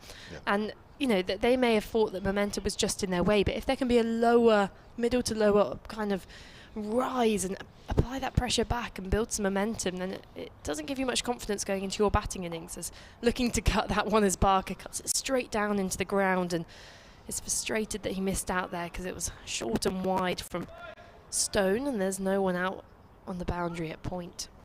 Yeah, he looked really mad with himself. And obviously, in an ideal world, Hampshire would be having strength at the top of the order as well, and as well as this kind of hard-hitting lower middle order. But in cases where they have been struggling, they're always there to dig them up. And it's a story which was almost similar to the England men's test team, you could say maybe 4 or 5 years ago, which is slowly starting to change now in this new era, but it's transforming their batting as that's defended by Barker. Off the back foot for no run. Completes the over from Stone. That was his 16th over. He's bowled 16, 3 maidens, 71 runs and just the 1 wicket. So he's been a bit expensive, going at 4.4, but he's a faster bowler. He's pursued a few different tactics, having that shorter ball tactic at the end of the lunch session, and now, I mean, I'm not sure what, I guess that's probably not the most positive thing, that I'm not really sure what Nottinghamshire's plans are here. Well, I think when Patterson and Luke Fletcher are on, I think that's when they look at their most potent, don't they, really? I think maybe they've just said, look, Ollie, you're a much quicker bowler, so we'll use you to do this. He didn't seem to get as much out of the pitch as the others, actually, if I'm honest. The ones that kiss the deck seem to get a bit more, don't they? Here is the said Patterson. 13 overs, 2 for 24. Overnight he was 6 overs, none for 19. So that first hour was superb. Outside the off stump, I think Fuller had a little nibble at that one as well. Just going back to James Fuller just for a minute there, because we were talking about him. To show how much, I mean, he was batting at 9 most of the time last year, I think, off the top of my head. And his career average, which is normally 21, it was 31 last year, batting at 9. Which is, you know, to make that much of a difference on your career, batting so low down, just shows you what an impact he had at times. And with him, combined with Donald, combined with Barker, you're right, I mean, it made such a difference at times. There is a deep point now for Fuller. I think everybody knows he plays positively. He's on 1 at the moment as Patterson comes in. Fuller works that just wide of mid-on. That ball came back at him a fraction. That's why everybody got excited. I think with these two together as well, because looking at the stats, Keith Barker, he averages 33 batting at 8, and you know, he's had these incredible knocks before, but they're positive in almost a way that they're playing like it's a one-day game. We just saw then that they pushed the ball to mid-on and took the quick single, and it's stuff you would be expecting to see maybe at an international level, yes, but you know, here they knew that the Nottinghamshire fielders were just going to let them take the single. Almost they were too relaxed, and if these two can start to push the singles, it will apply even more pressure. Yeah, here's Patterson then. There's a dry past Patterson, who almost had to get his feet out of the way of that one. I think he was trying to get down quickly with his hands, but realised that his hands were never going to get down in time, so he better get his feet out of the way. 210 for 7. Nice shot from Barker. Moves on to 19. His strike rate 95 in this innings. And no need to tap singles if you can play shots like that. You know, there's a delicate mix between, if it's a good ball, just rotate the strike, get away. But I think yesterday in the interview with Mohammed Abbas after the game, he was saying that as a bowling trio, they kind of looked at the pitch and went, we need to be bowling slightly back of a length from where we normally would. Interestingly enough, Nottinghamshire seem to be bowling a lot fuller than that. They do, don't they? That's a length ball to Barker, who steers that to short mid-wicket. And that length, the length which Dane Patterson was bowling this morning in his opening spell, and what Luke Fletcher has been able to do across this entire day's play so far, has been that more awkward length. But you just feel like with the likes of Stone, may just be pitching it up too much, trying a bit too hard for those wickets. And actually, we've seen the wickets are coming naturally. You know, they're breaking up the play, and a lot of them are just from good length deliveries which nibble about a bit. They are. That's the way to bowl on this pitch, isn't it, really? As Patterson comes in, Barker works that up to mid-on, where Fletcher fields. Yeah, it's very much a Fletcher-Patterson length, this pitch, isn't it? And obviously the Hampshire bowlers too. I think Ollie Stone, yeah, just he's a banging-in bowler. It's not quite his type of pitch, certainly no pace in it, which he was trying to get this morning. By bowling short, it was just about reaching Tom Moores, wasn't it, when he was bowling his bouncers. The lead is 25. Now, again, you know, both sides working hard here. Hampshire on a few occasions last year were able to get that lower order working hard as Barker pushes forward up towards mid-off, and they were turning these sort of leads with the last 3 wickets into sort of leads of 80-90 and sort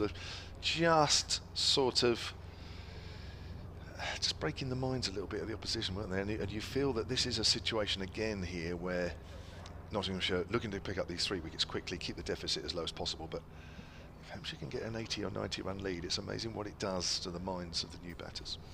And it's also that another trend we've seen in this England men's test team, that they seem to have had an issue recently bowling to tail enders and bowling to this lower middle order, because the England team tend to suddenly go to this bouncer tactic straight away, or do these funky fielding positions and everything. But you go, the ball's on a good length, which get edge to slip are getting out the top order batters, that they're going to get out the lower to middle order batters as well. As Stone continues and clipped firmly by Fuller there to mid-wicket. And it's, you know, it's strange to suddenly change your tactic and see this middle to lower order and tail end as a different species. You know, just continue with the same tactics as there is. Keep the slips in play, because if they're getting out good batters, they're going to get out these guys. Yes, they may be coming at you a bit harder and it may be throwing you off, but a good ball's a good ball. It's going to nick off a number 9 if it's going to nick off a number 1. Stone in, 2 slips in play, outside the off stump, a back foot punch from Fuller through the gap on the offside. Fielder in pursuit may have time to bring it in. No, they give up the chase and the ball trickles into the boundary rope. That was a textbook shot from James Fuller, almost Joe Root-esque there, that back foot punch.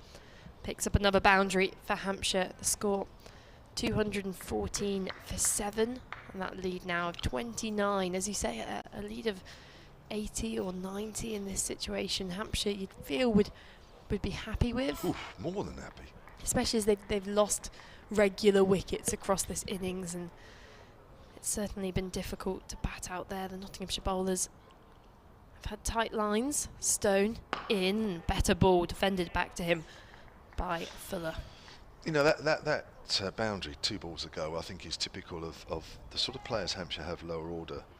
And batting, even though we've had 2 ball changes, the ball should be roughly similar to a ball that's into its 70th over. So we've got another 10 overs potentially of a pretty old ball. And I think you can play shots like that on the app. I don't think you get away with shots like that with a ball that's up to 20, 25, 30 overs old.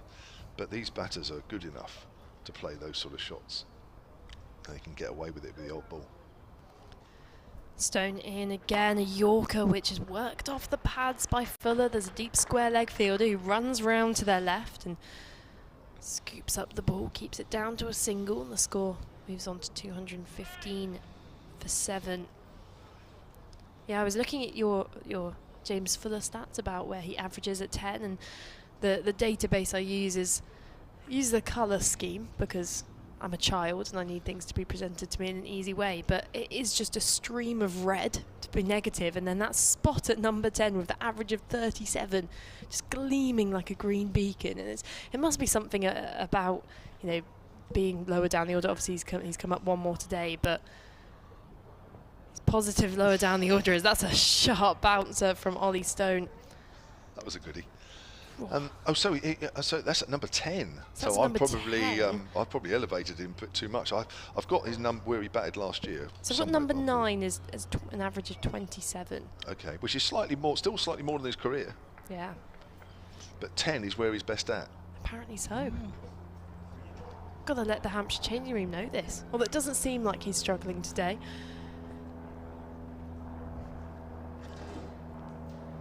Here the aeroplane go past, and be a pretty glorious day for flying today. Blue skies, Stone in, strikes Barker on the pads, and the finger goes up. It's the 8th wicket to fall for Hampshire. Stone gets the breakthrough, his 2nd wicket of the game. It was full, it was straight, and Barker played all around it. There was little hesitation from the umpire there, and Barker goes for 19 LBW to Ollie Stone.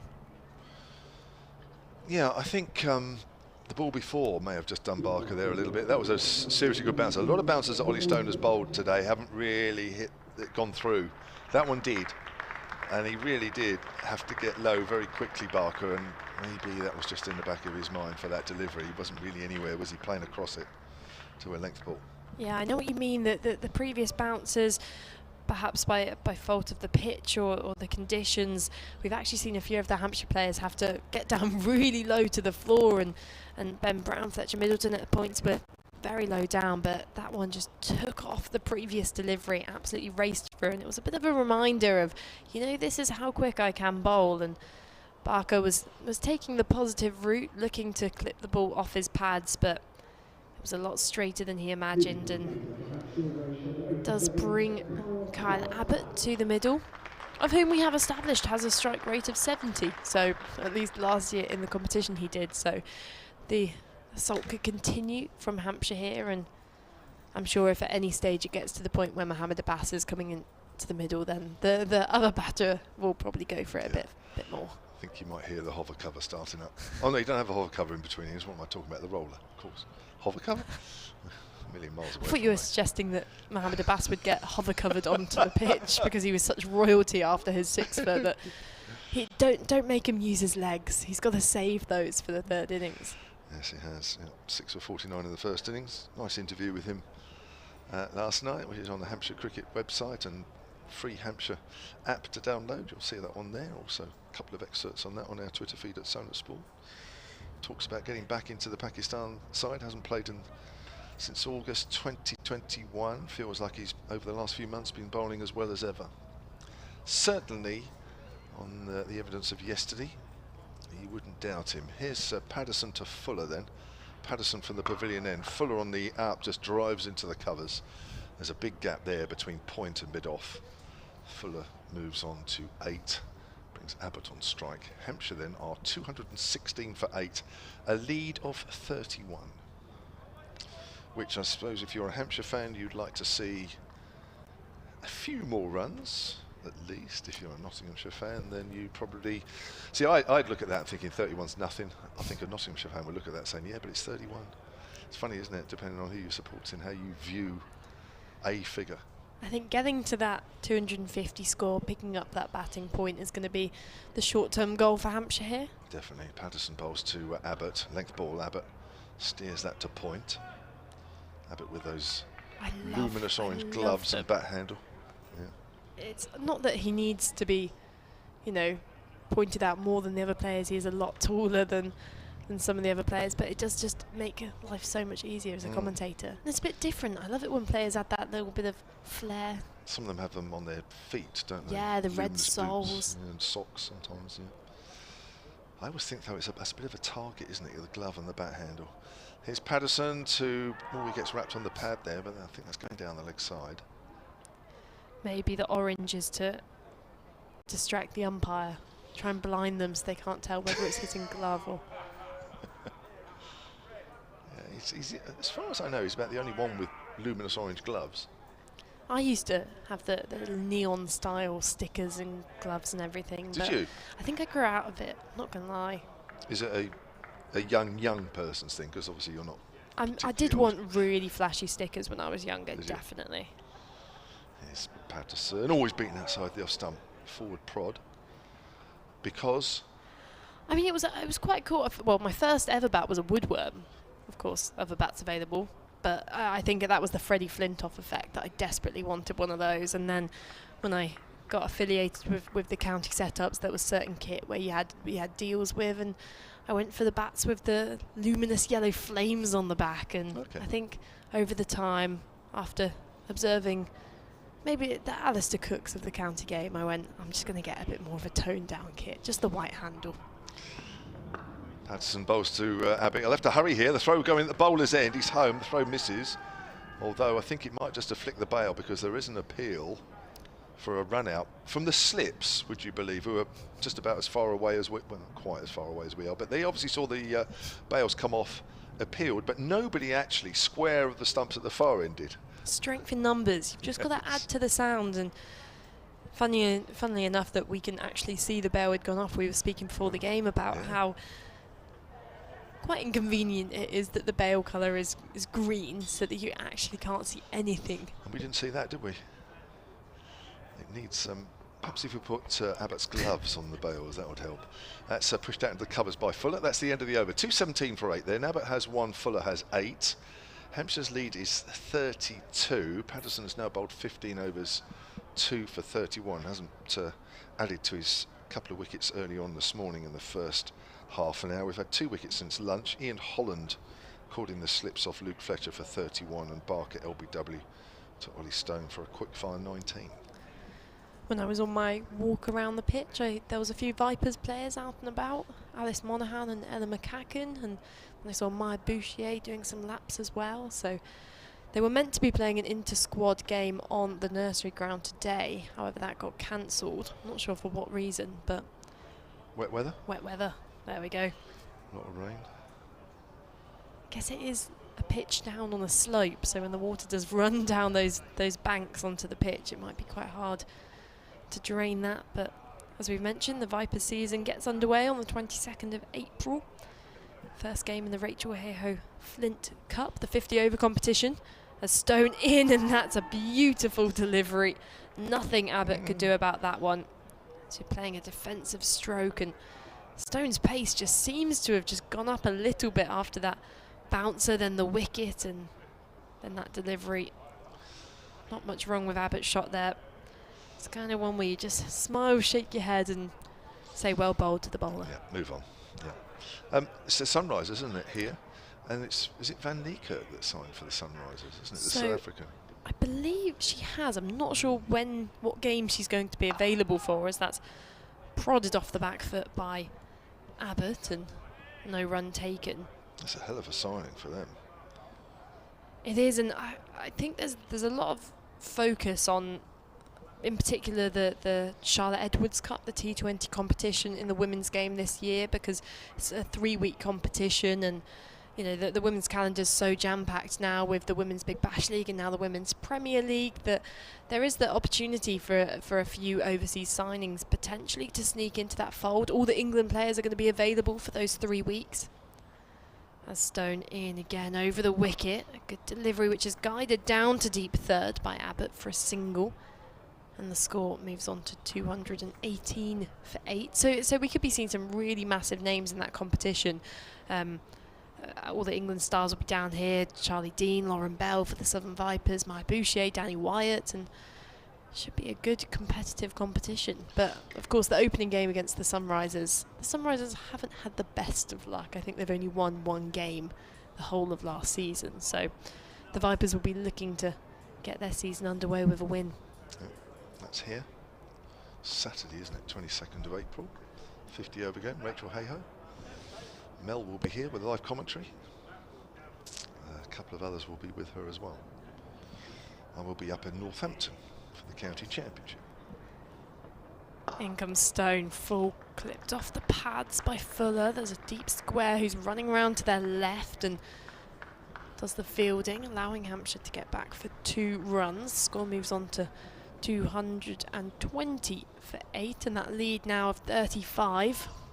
Each run here is just being applauded as Hampshire gets towards the precious total of 250. I've just checked, and Dane Van Niekerk is joining the Sunrisers for the Charlotte Edwards Cup, I think, so not necessarily there for that opening game, which is probably causing a sigh of relief for Vipers players.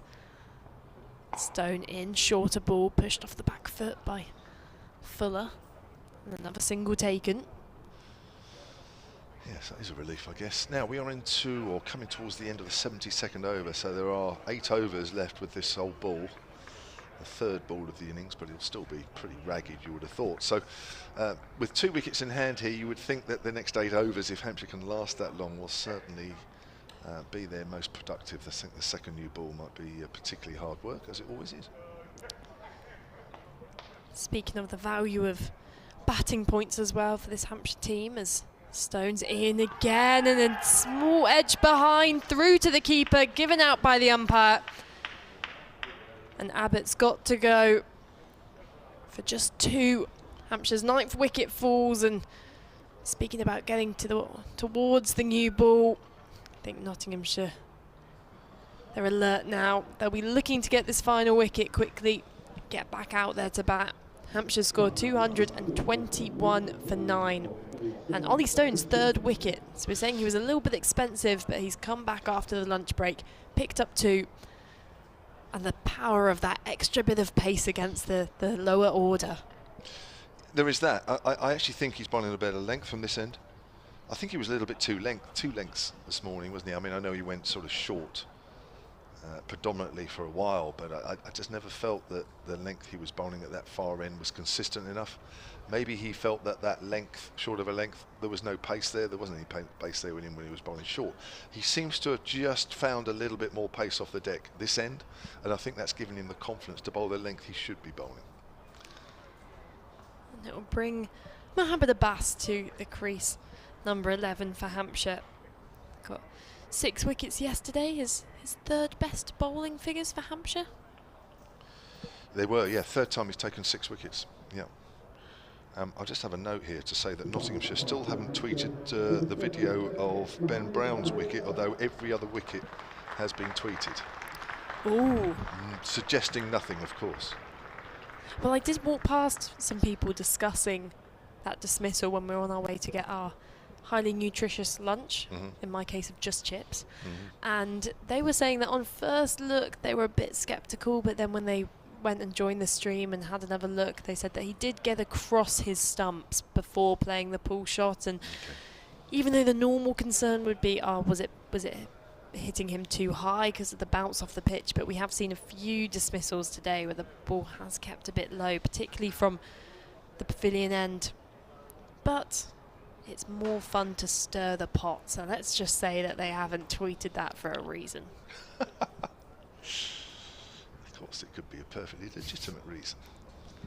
The tweets weren't working when that wicket fell. Yes, that's right, the video broke down.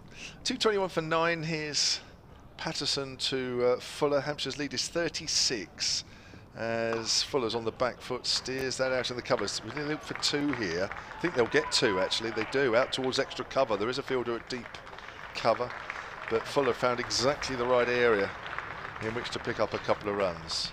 So the lead now is 38, 223 for 9. How many can Hampshire eke out in this situation? How quickly can Nottinghamshire pick up this wicket and feel that even 38, 40 runs is pretty much par?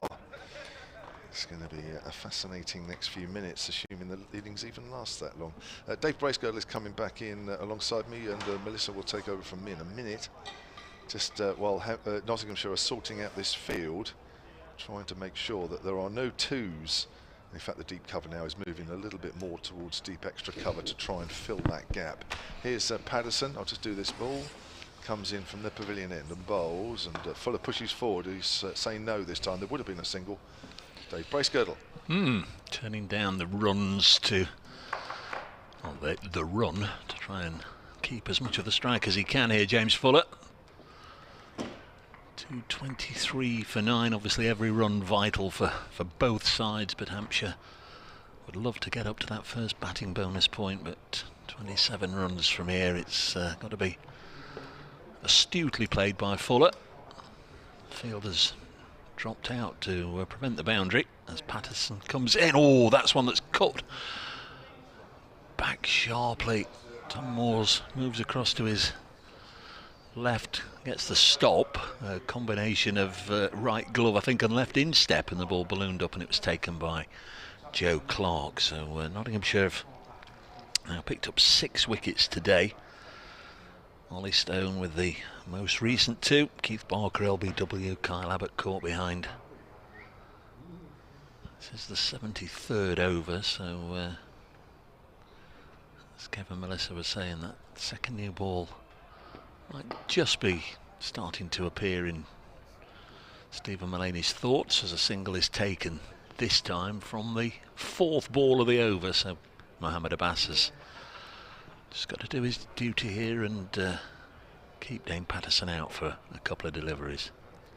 James Fuller just going down the pitch there to remind him of his job in this situation.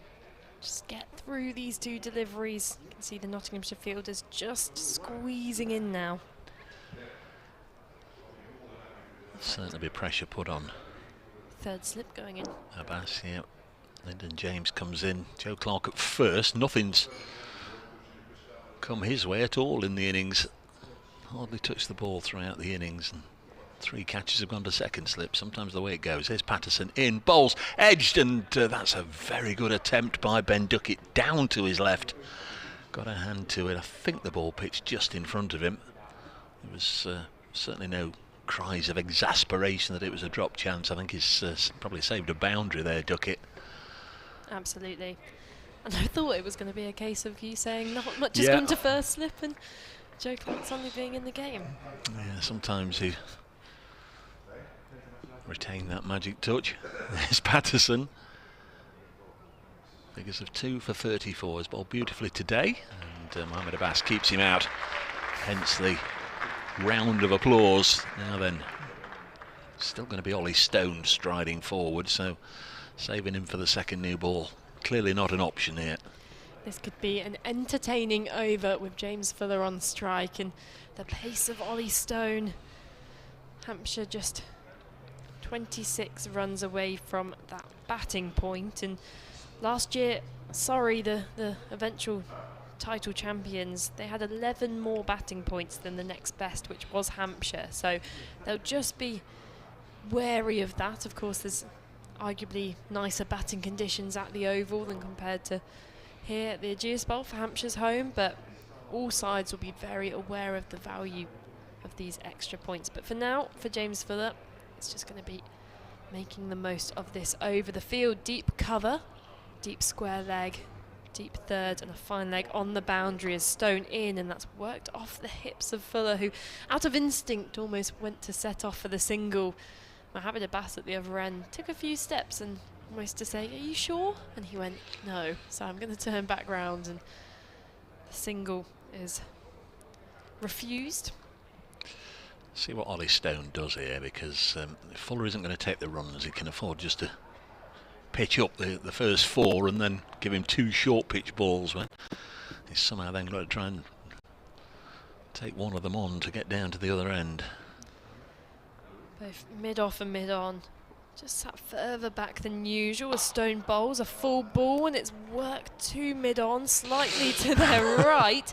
Both the Hampshire bowlers ran into the middle of the pitch to almost have a quick chat and a cup of tea, and then decided to turn back round again. There's a slight lack of communication here, and I think Fuller was just waiting to see if the ball would have beaten Steve Hamid to his right, but he put in a good effort in the field.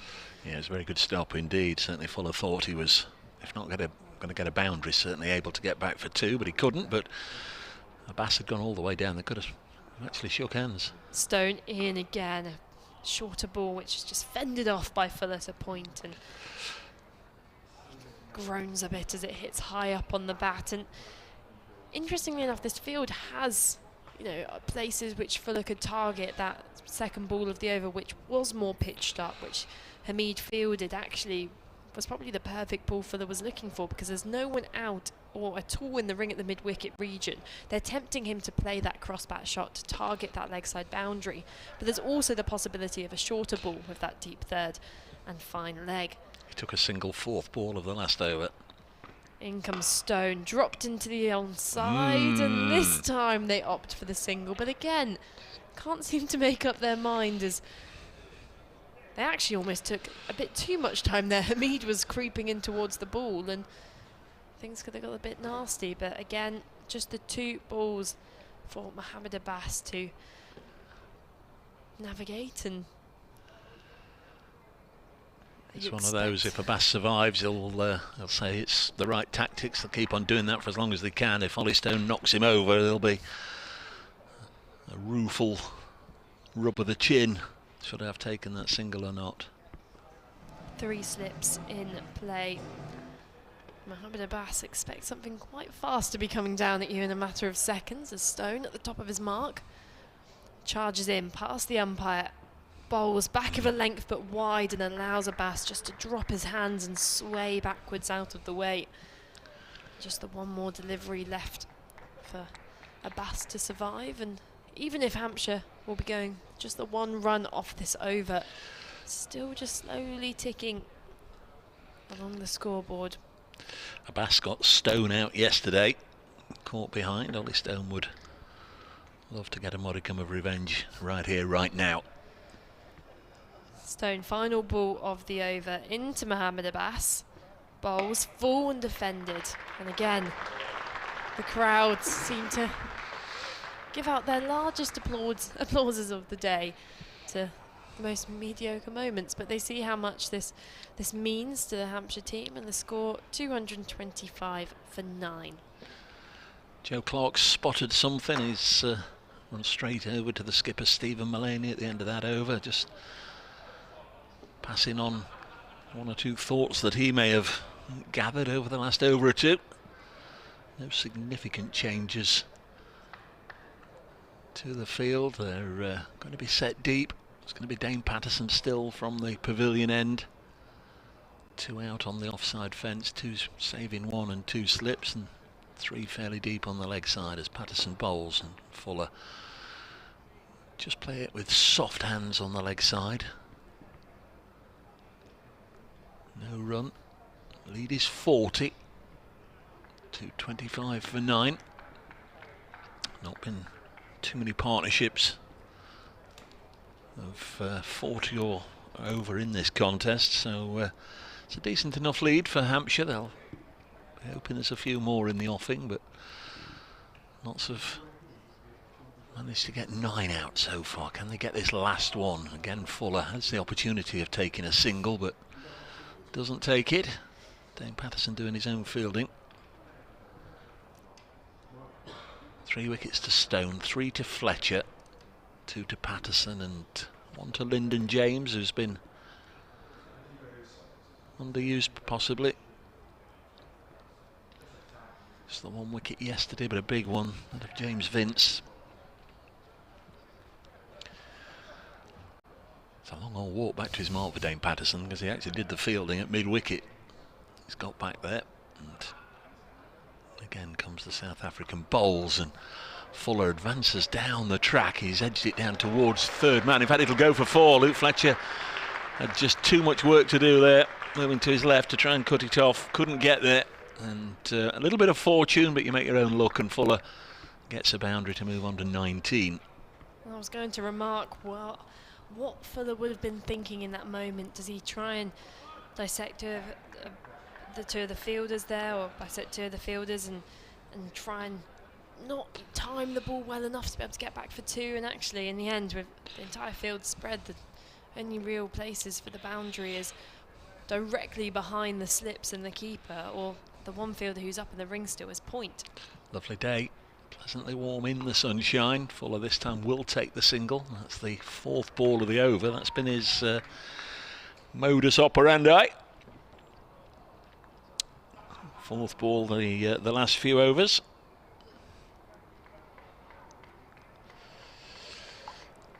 I'll have to do an update for BBC Radio Nottingham at 10 to the hour, so that's about 10 minutes from now. Will Hampshire still be batting? Will we be between innings? We'll have to see.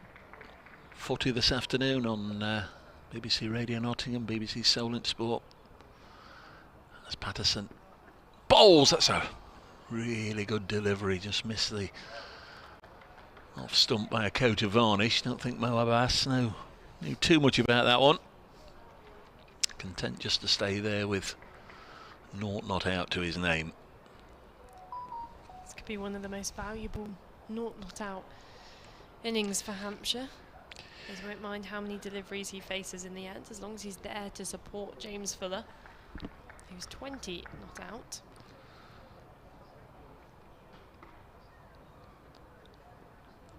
Here comes Patterson. He's played a little bit of Test cricket for South Africa. Bowls to Mohammad Abbas, who's played a little bit of Test cricket for Pakistan, and it is resolutely defended.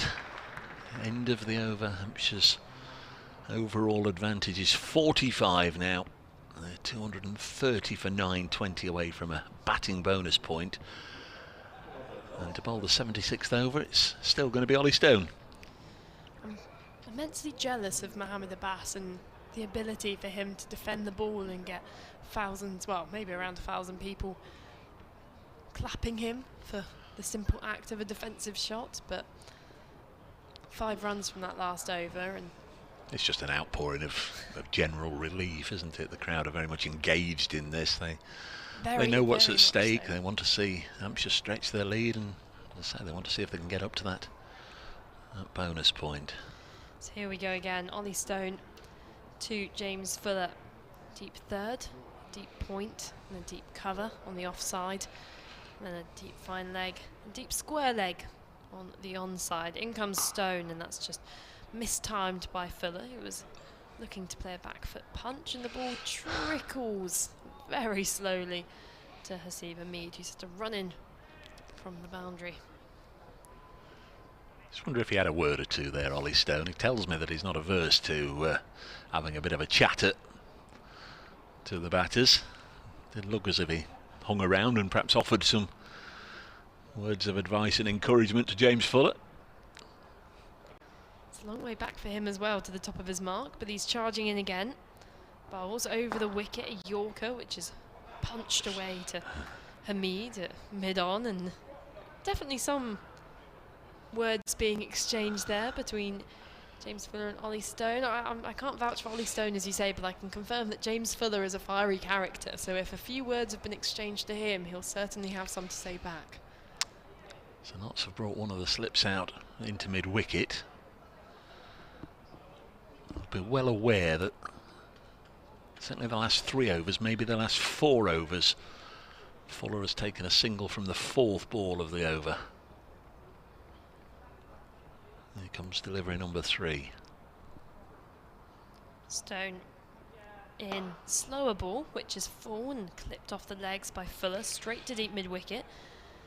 And again, a little bit of a conversation going on between Fuller and Stone, and whether just going for the approach of mentally getting into James Fuller's head. And so now they're going to tighten the field, I'm sure they are. As I say, he's taken that single from the 4th ball of the last few overs. So mid-wicket has come into the ring, and the fielder, who was at deep square, has just come around a bit more, so they're in front of square. Fuller taps his bat cautiously on the ground twice, just the one slip in place now as Stone bowls a Yorker, and it's clipped off the legs by Fuller into the hands of short mid-wicket, who misfields and allows James Fuller to get through for the single, and a polite exchange of words at the non-striker's end there, as Mohamed Abbas, as always, has 2 balls to get through to Notts survive. will be very frustrated about that, because it was clear what they were trying to do, and they brought Joe Clark out of the slip cord and they put him there. Stone pitched the ball up. He could only drive it on the leg side. He drove it straight to Joe Clark, and a misfield allowed the single to be taken. They'll be, as I say, pretty disappointed about that. Mullaney now in deep conversation with Haseeb Hameed, and is now back to 3 slips in play. Hameed moves into square leg, and Stone at the top of his mark comes in yet again, bowls a bouncer and a rapid one in that, which Mohamed Abbas ducks underneath, and it goes through to Tom Moores behind the stumps. Good delivery that, and you'd say good to use it on the 5th delivery of the over rather than saving it till the end. Just shake Abbas up and for that final ball. Yeah, played it well, watched it, bobbed underneath it, no harm done. Stone, of course, would have been hoping that he would have just found himself in 2 minds and just fended at it and ballooned it up in the air. That didn't happen. Stone teeters at the top of his mark and in for the final ball, defended sterlingly by Mohamed Abbas.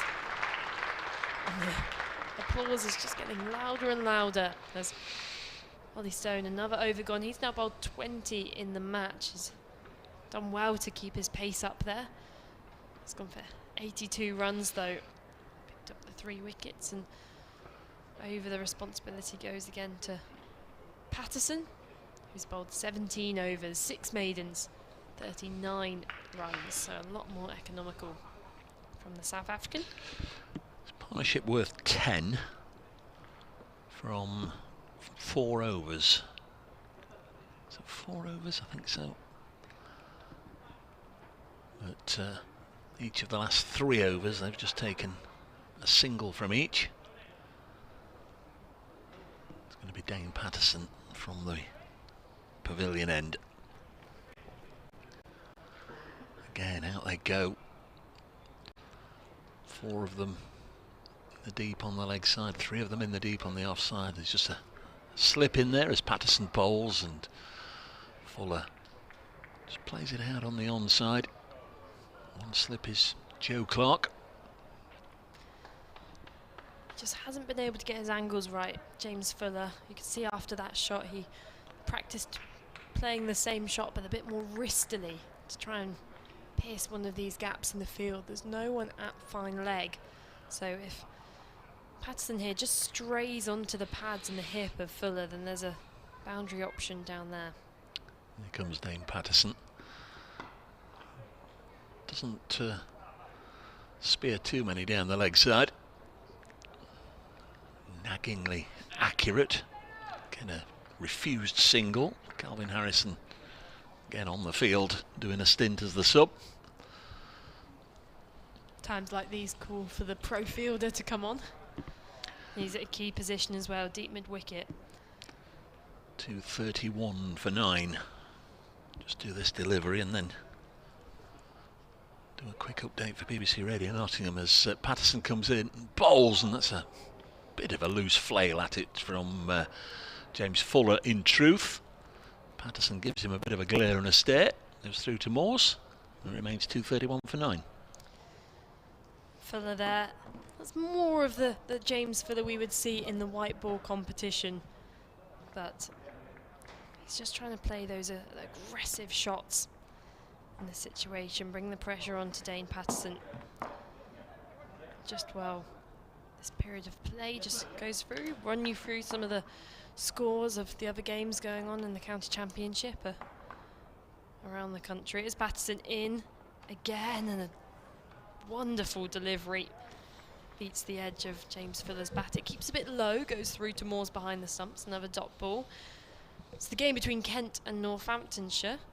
Northamptonshire were 117 all out, and Kent in reply 90 for 3, so plenty of wickets falling in that game as well. And then in the game between Surrey and Lancashire, Surrey 442 all out, and Lancashire 91 for 1.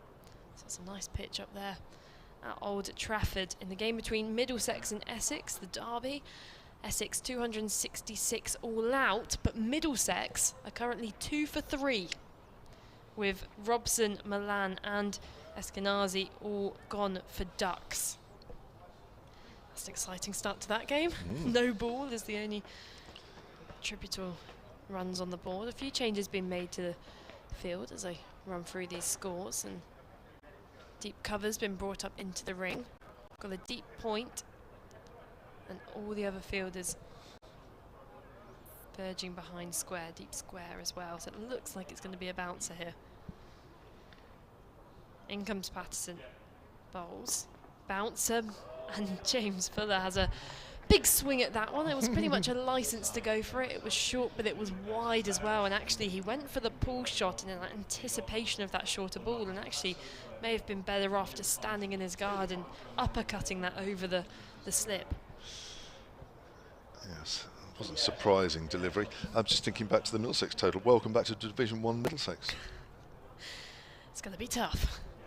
And in that final Division 1 fixture between Somerset and Warwickshire, which only just got underway today, it's Patterson into Fuller, who goes across his stumps, gloves it through to the keeper, and that's Hampshire's innings all over.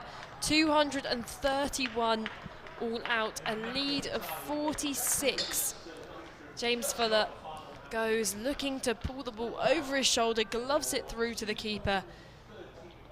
Off the bowling of Patterson, caught by Tom Moores. And a lead of 40. Do you think Hampshire will be happy with that? Well, a lead's a lead, isn't it, really? I mean, you look at it and you say, well, 70 or 80 would have been nice, but, you know, 46 is 46. And,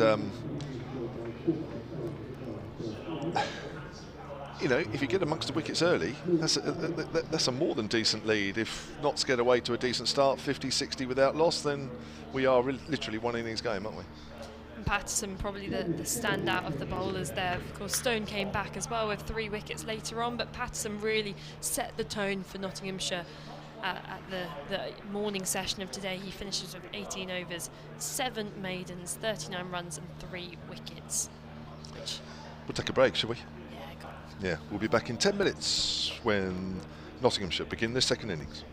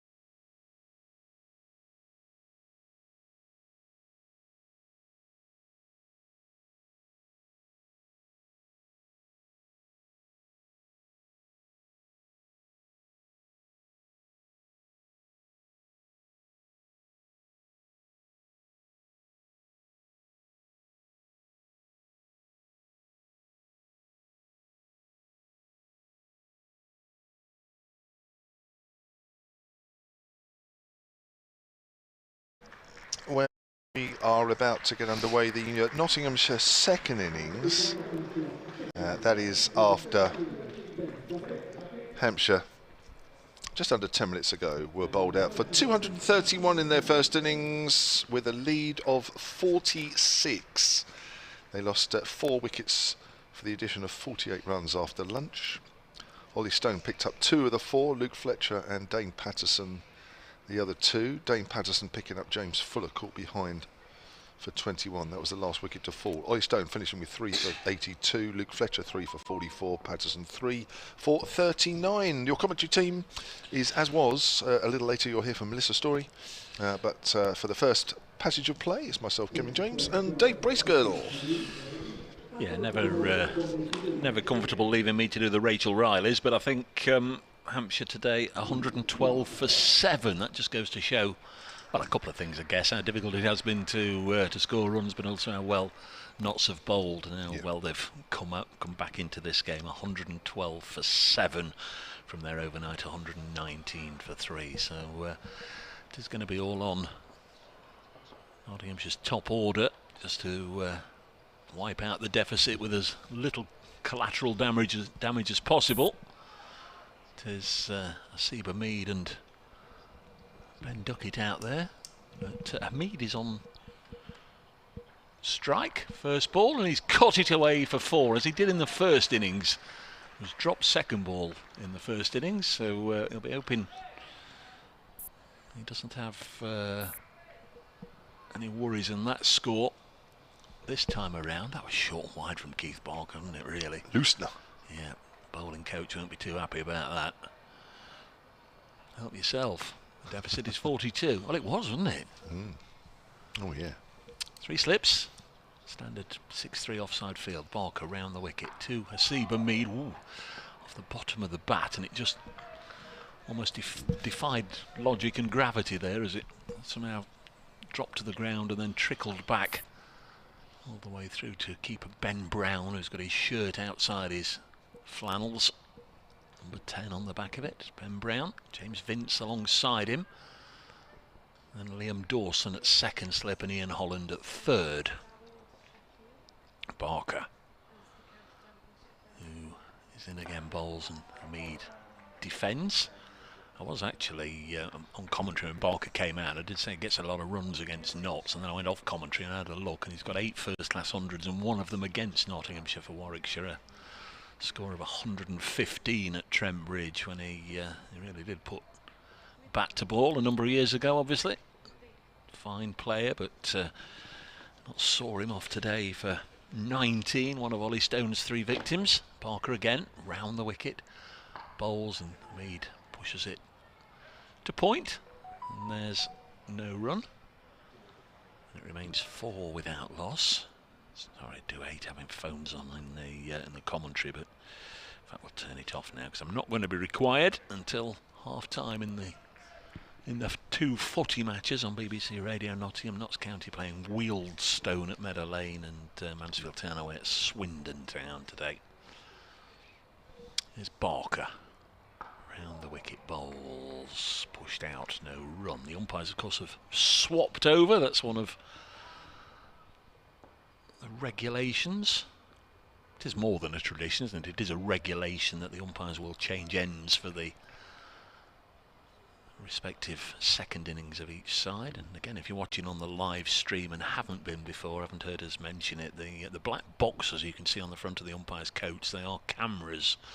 A new addition to the furniture out there as Mead blocks. End of the first over. First ball was short and wide. The remaining 5 were right on the money from Keith Barker. Not so far without loss. Yeah, I think the number of bad balls we've seen today, you could count on less than one hand. That was one of them. There has not been too much for the batters to get stuck into, and that's why Hampshire have just that slender lead. Bowled really well today, Notts. Sunshine is still out. It's having started off cold, it is now definitely a warmer day than yesterday. And it's going to be Mohammed Abbas From our commentary and the hotel end. Ralph Brooker has emailed sunandcricket@gmail.com. Hi all. Worries persist about Hampshire's top order. They started well last season. For example, Vincent Gubbins, but all-rounders Barker, Fuller and Holland doing what they ended up doing in the second half of last season, sparing top order blushes. A worry, question mark? No, Donald. I guess that's a form issue. Well, he was very much in the frame. I think a couple of days before the game, I thought he might have got the nod, but I think the extra bowler in the form of Holland ended up playing. Here's Abbas as Duckett dabs that away behind square on the offside, and there's no run. The dabbing Duckett. Mm. Number of people suggesting a nickname for Ollie Stone. The Norfolk Nibbler, the Rolling Stone, the Rocking Stone. Well, he was much better after lunch. I think this was his end, wasn't it? Yes, yes. The hotel end was Yep. definitely his end. He didn't seem to really... He seemed to have the pace and the wicket bowling from the pavilion end. There seemed to be a little bit more for him at this end as Duckett gets the thick outside edge. It's in the gap between third slip and gully. It's running away towards the rope. It's picked up just inside the rope at the far end. Duckett picks up 2. Knots move on to 6. I'm not the biggest fan in the world of those passages of plays that we saw there, and you know, not just Knots, virtually every team does it, but where batters are refusing runs and you have 8 or 9 on the boundary, and it's almost like 20 minutes, because those periods do tend to last about 4 or 5 overs, don't they? 20 minutes before somebody gets out. But I'm not a fan of that passage play. Duckett in behind that one, plays it back to the bowler. Well, yeah, scoring up 1 and over, which Hampshire were doing, is not really getting the game going anywhere, is it? No. Really? I think if one's finding the gap and blazing the ball all around, then it does work. But that, all the steam goes out of the game for a while. Yeah. Sucks the life out of a game. Just a week out, I don't know, a few more runs. I think Hampshire eked out another 10 after Abbott's demise at number 10. He's going round the wicket this time, Abbas, and it's flicked away by Duckett. It's gone down towards fine leg. A little bit too straight there from Abbas. Duckett moves on to 3, 7 without loss. The deficit now is 39. Lost the fly to that. I'm not entirely sure from the way he played it. He meant it to go down to fine legger. Thought he was going to belt that towards the nursery ground, the first big 6 of the game, but clearly didn't. 7 without loss. 35. No. Do it again, Dave. 39 is the difference between the two sides. Not a lot. It will be if not those 2 or 3 wickets. We'll be saying that, that first innings advantage is huge. Outside the off stump, a little too wide from Abbas. Hamid having little doubt in which to leave that one alone. So top scorer in the Hampshire innings was the championship debutant Fletcher Middleton, 2nd wicket before this morning. He made 59. Contributions down the order from Ian Holland, who made 31. Ben Brown a little earlier, who was out before lunch, for 26. James Fuller, last man out, for 21. Yeah, only the 150 in the game so far. Yeah. Very similar to the game here back in 21 September. 450s in the game, no more than that. As Hamid cuts away at that one off the front foot and guides that away between backward a point and gully, and that's gone for 4 runs to end that over. Nottinghamshire 11 without loss. If Notts are to complete the turnaround, shall we say, in this one, you'd imagine one of this pair has got to go on and put a huge score on the board. Might not be, might be somebody else, but they are 2 test players. They are 2 recent England test openers. One of them's in possession of the England shirt right now. You imagine one of this pair has got to go on and score big. These 2 could be very easy be an England opening partnership in the future if circumstances and the winds are all in the right direction. Hamid has 8, Ben Duckett has 3. And the left-hander on strike. Left armour to left-hander. It's Keith Barker from the pavilion end. Bowls and Duckett clips him confidently and convincingly up to Kyle Abbott at mid-on, and there's no run. Look down the the far end, the top of the pavilion. Are they a special membership group up there? I think I did see something on the Hampshire Twitter feed a few days ago that the executive membership is now sold out. Would that be sort of where they sit, right up the top there? Or is that just for any club member? As Duckett again drives, this time by way of a change to mid-off, and there's no run. If I'm honest, Dave, I'm not 100% sure. I know the middle layer of the pavilion where all the glass is, the executive club, the inside part of the executive club is in the middle. Whether that is just executive club members that can sit outside above them, if I'm honest, I'm not 100% sure. We have got huge signs, which I've not noticed here before on this ground before this visit, saying members on each side. Now Duckett plays it to mid-wicket. It is almost like fielding practice here. A coach giving his young chargers some fielding practice, because in this over Duckett has driven one crisply to mid-on for him to field, then to mid-off for him to field, and now one to mid-wicket. He's picking out his guys, but just giving them a bit of fielding practice. 11 without loss. It's fine in the middle of the bat, isn't it? Even with the defensive shots. Not Soppy hoping he doesn't give the slip some fielding practice. He's defended this one straight down the track, and it will be Abbott who does the fielding. 11 without loss it remains. Well, the heavy roller was on in between innings. Now, here, it does tend to mean that the wicket does start to flatten out a little bit. You would expect scores to get a little larger from here on in. There'll be some dents on there, which of course that sort of doesn't quite even out, but interesting to see how this plays from now on. Barkett in again to Duckett. Again he works it to mid-wicket. You wonder what Keith Barker's making it of it at the moment. 5 dots, but every one, as you say, has come out in the middle of the bat. Yeah, there's not too much there for him at the moment. Not a lot of swing. Hasn't looked particularly threatening in the 11 balls that he's bowled so far. Likewise, Duckett will be thinking, well, I'm clipping these nicely and I've not got a run from any of them. Barker in again to Ben Duckett, and that's a maiden. It will go down in the book as a maiden, and Keith Barker will take the plaudits. Duckett goes down to have a chat with Asiba Mir, because it's a win of sorts for Ben Duckett, because the longer this opening pairing can stay out there, they're softening the ball. In theory, they're tiring out the bowlers, although I've got to stay there a long time, I think, to tire out Keith Barker. But the longer they can stay there, the easier they make it for the middle order. So it's going to be Mo Abbas to start his second over. First over went for 7.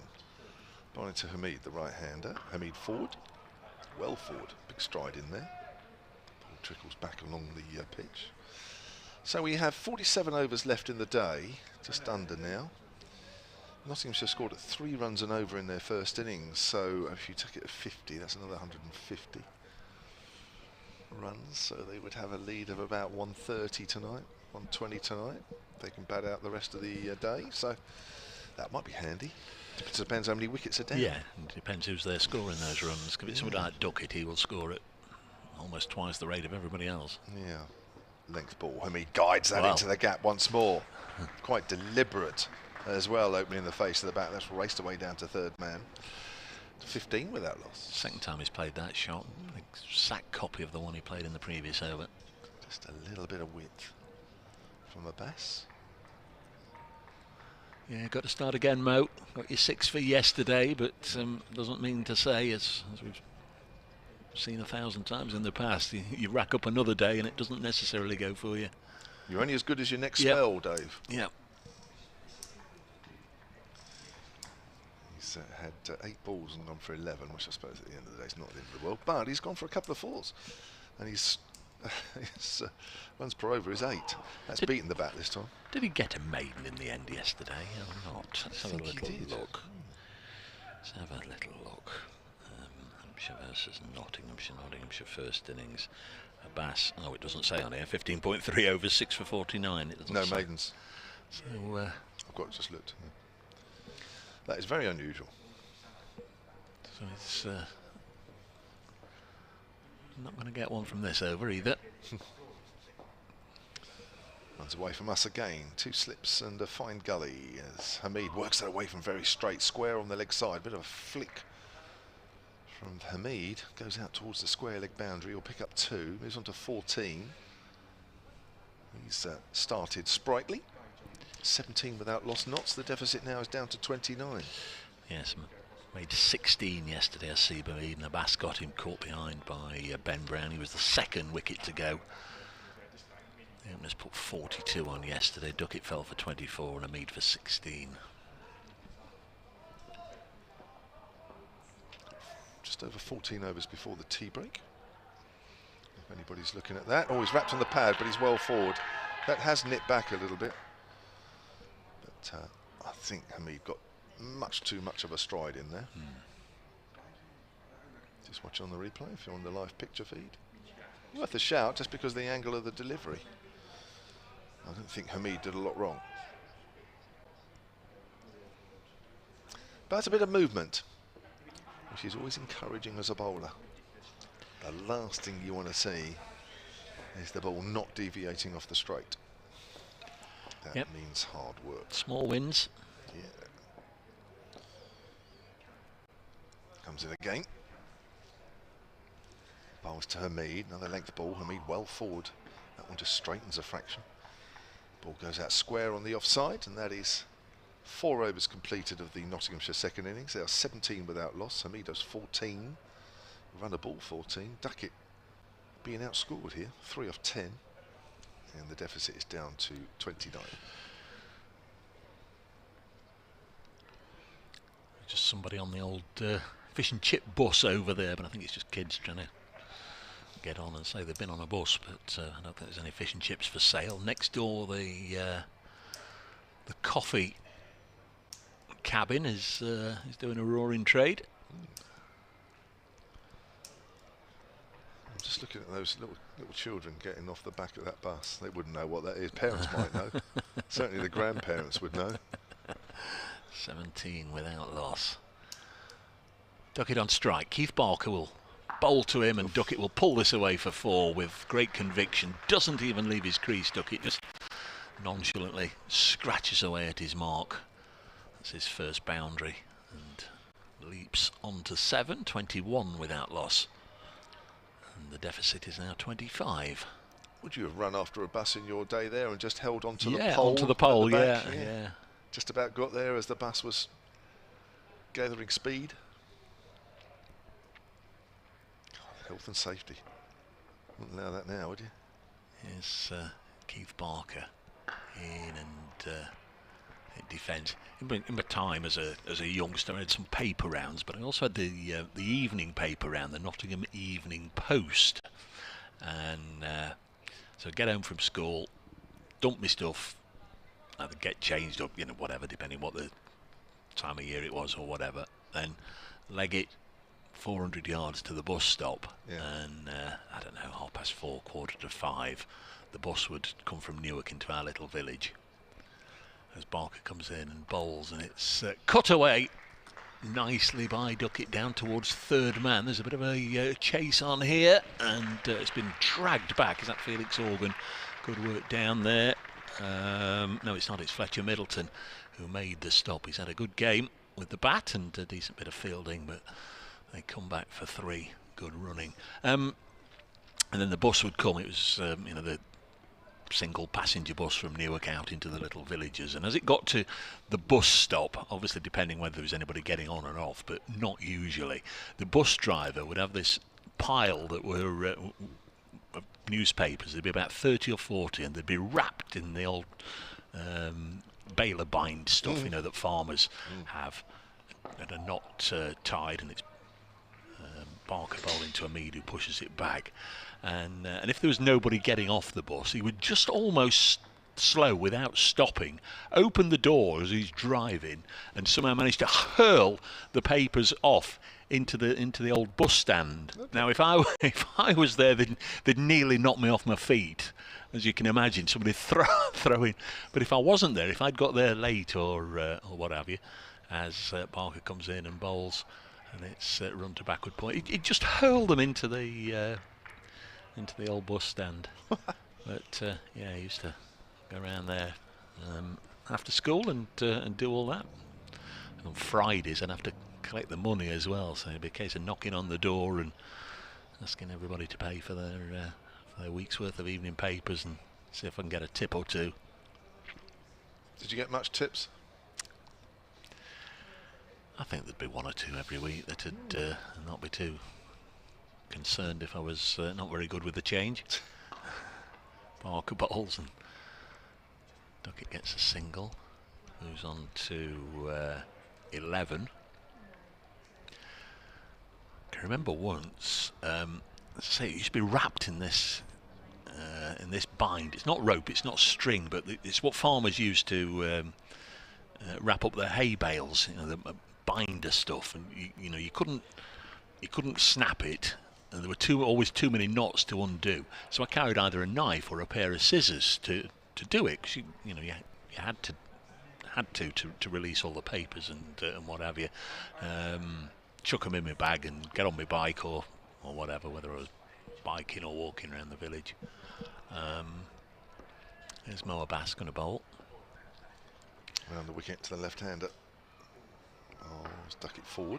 Square on the offside, the ball goes. And there was one night I rushed round to get him done because I was going to Nottingham Forest. Somebody was taking me, so I'd only be 13 or 14. They'll get it done, and your uncle's taking you to the football, or so-and-so's taking you to the football, or whatever. And I got to Forest, and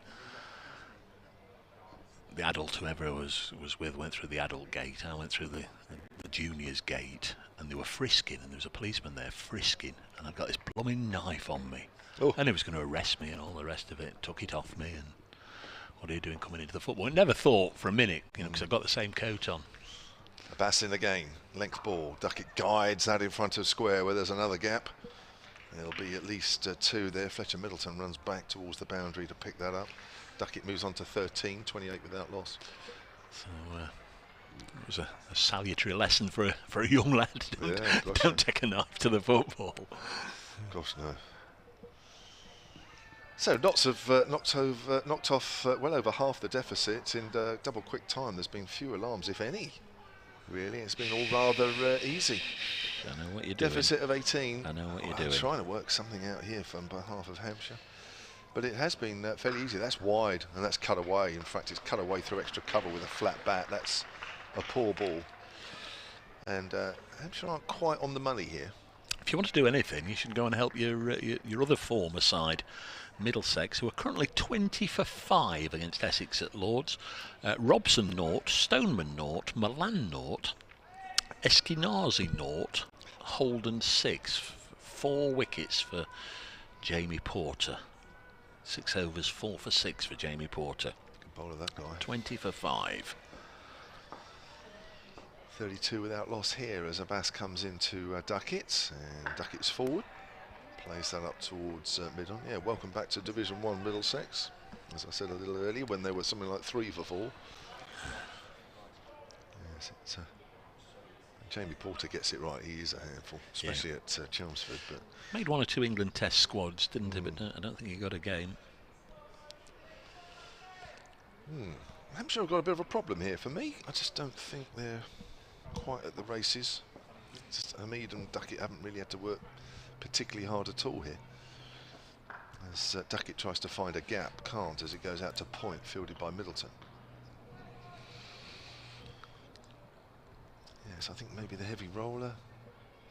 I don't know, at the moment the pitch looks more than okay. It's been okay, hasn't it? It's been a good contest actually between bat and ball. At the moment it looks very much in favour of the bat.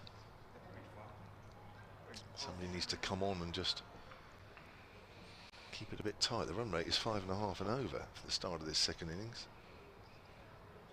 Abbas again round the wicket. Duckett on the back foot. Pushes it back past Abbas, and that's the end of the over. Abbas 3 overs, none for 19. Barker is 3 overs, none for 13. He hasn't looked threatening at all, Keith Barker. 32 without loss. Is it time to bring Kyle Abbott into the attack quickly? Yes, it is. Just as I looked up, he's taking his cap off, and Barker is going to be replaced. Just about finding the right combination, isn't it? And not leaving it too long. If it's not working, then just try and change something over. Yesterday it was Mo Abbas's day. Doesn't mean to say it will be today. It will be somebody else. Get him on, give him a chance, find out. Give the batters something to think about. Hamid has 15, Duckett has 17. It is going to be Kyle Abbott. Got 12 overs to go before the scheduled tea break. Overtime again, Dave. Yeah. Hardly any spin at all, haven't we? We just had just a handful of overs from Liam Patterson-White. That's all we've had. 5 overs, actually. So here's Abbott bowling to the recent England Lions captain, Asiba Mead, and the first ball wide of the pegs. Goes through to Ben Brown. With the gloves on. There's 2 slips, Vince and Dawson, who will have clocked up a few air miles, I would imagine, between them over the winter. Always in demand for the competitions all around the globe. And Vince especially. Kyle Abbott in again to Hamid. Defensive push with a bit of a flourish at the end. It's almost like the triple Solco and Pike with Asiba Mead. It's never just a conventional block. There's always a little bit of a Zorro with the bat afterwards. A bit of a flourish, a bit of a swish.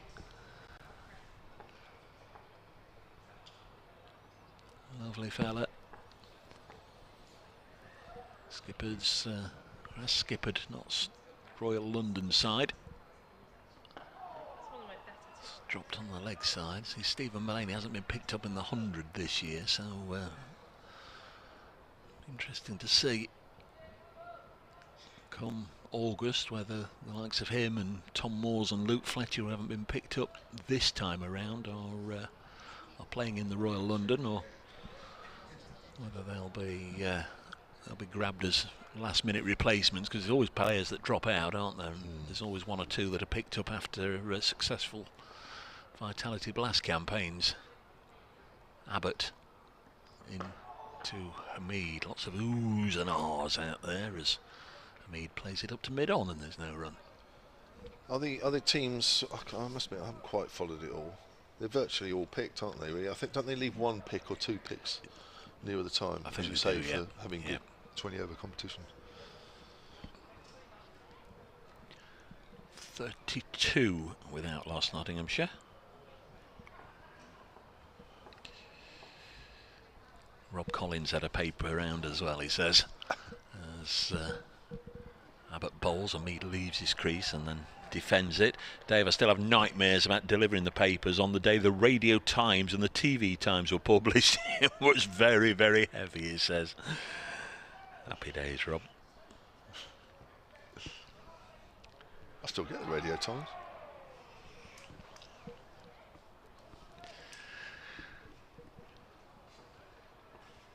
Is that all the different channels then, or just the? Yeah, there's loads of them. Or just the terrestrial ones? It's all part of the BBC sort of thing. Just appears in my pigeonhole. Oh, hello. What's that? I've no idea. Don't know.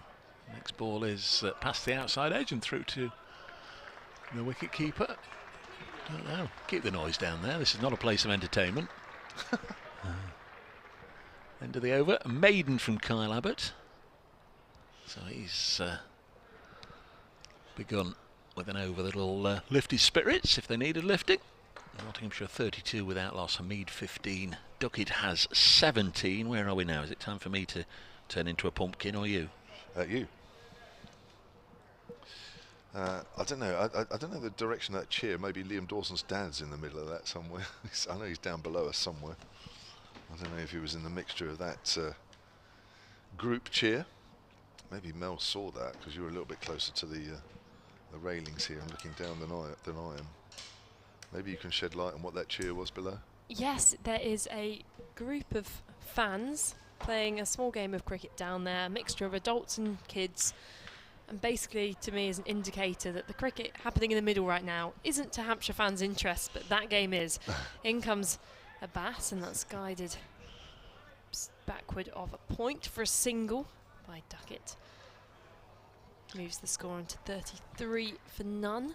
I must admit, the intensity of the game feels as though it's just dropped a bit with the way Hampshire have started bowling in this innings. The deficit, which was 46, just for me, is being knocked off far too easily. And it's the thing you almost predicted. You said either Hampshire gets a few early wickets or just these two have another good start together, and what they have so far is that one's flicked off the pads by Hamid.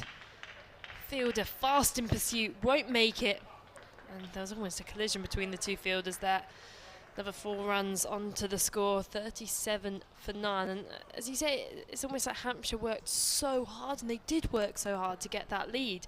You know, it was a painfully slow morning session, and you had that period between even Fuller and Ageas at the end where they were picking up 1 run per over just to try and, you know, increase that lead, and every run counted. And now the way the Hampshire bowlers have gone out there, it's like they want things to be level after the first innings, and not making the most of that head start they got. In comes Ageas, and that's drilled down the ground by Hamid.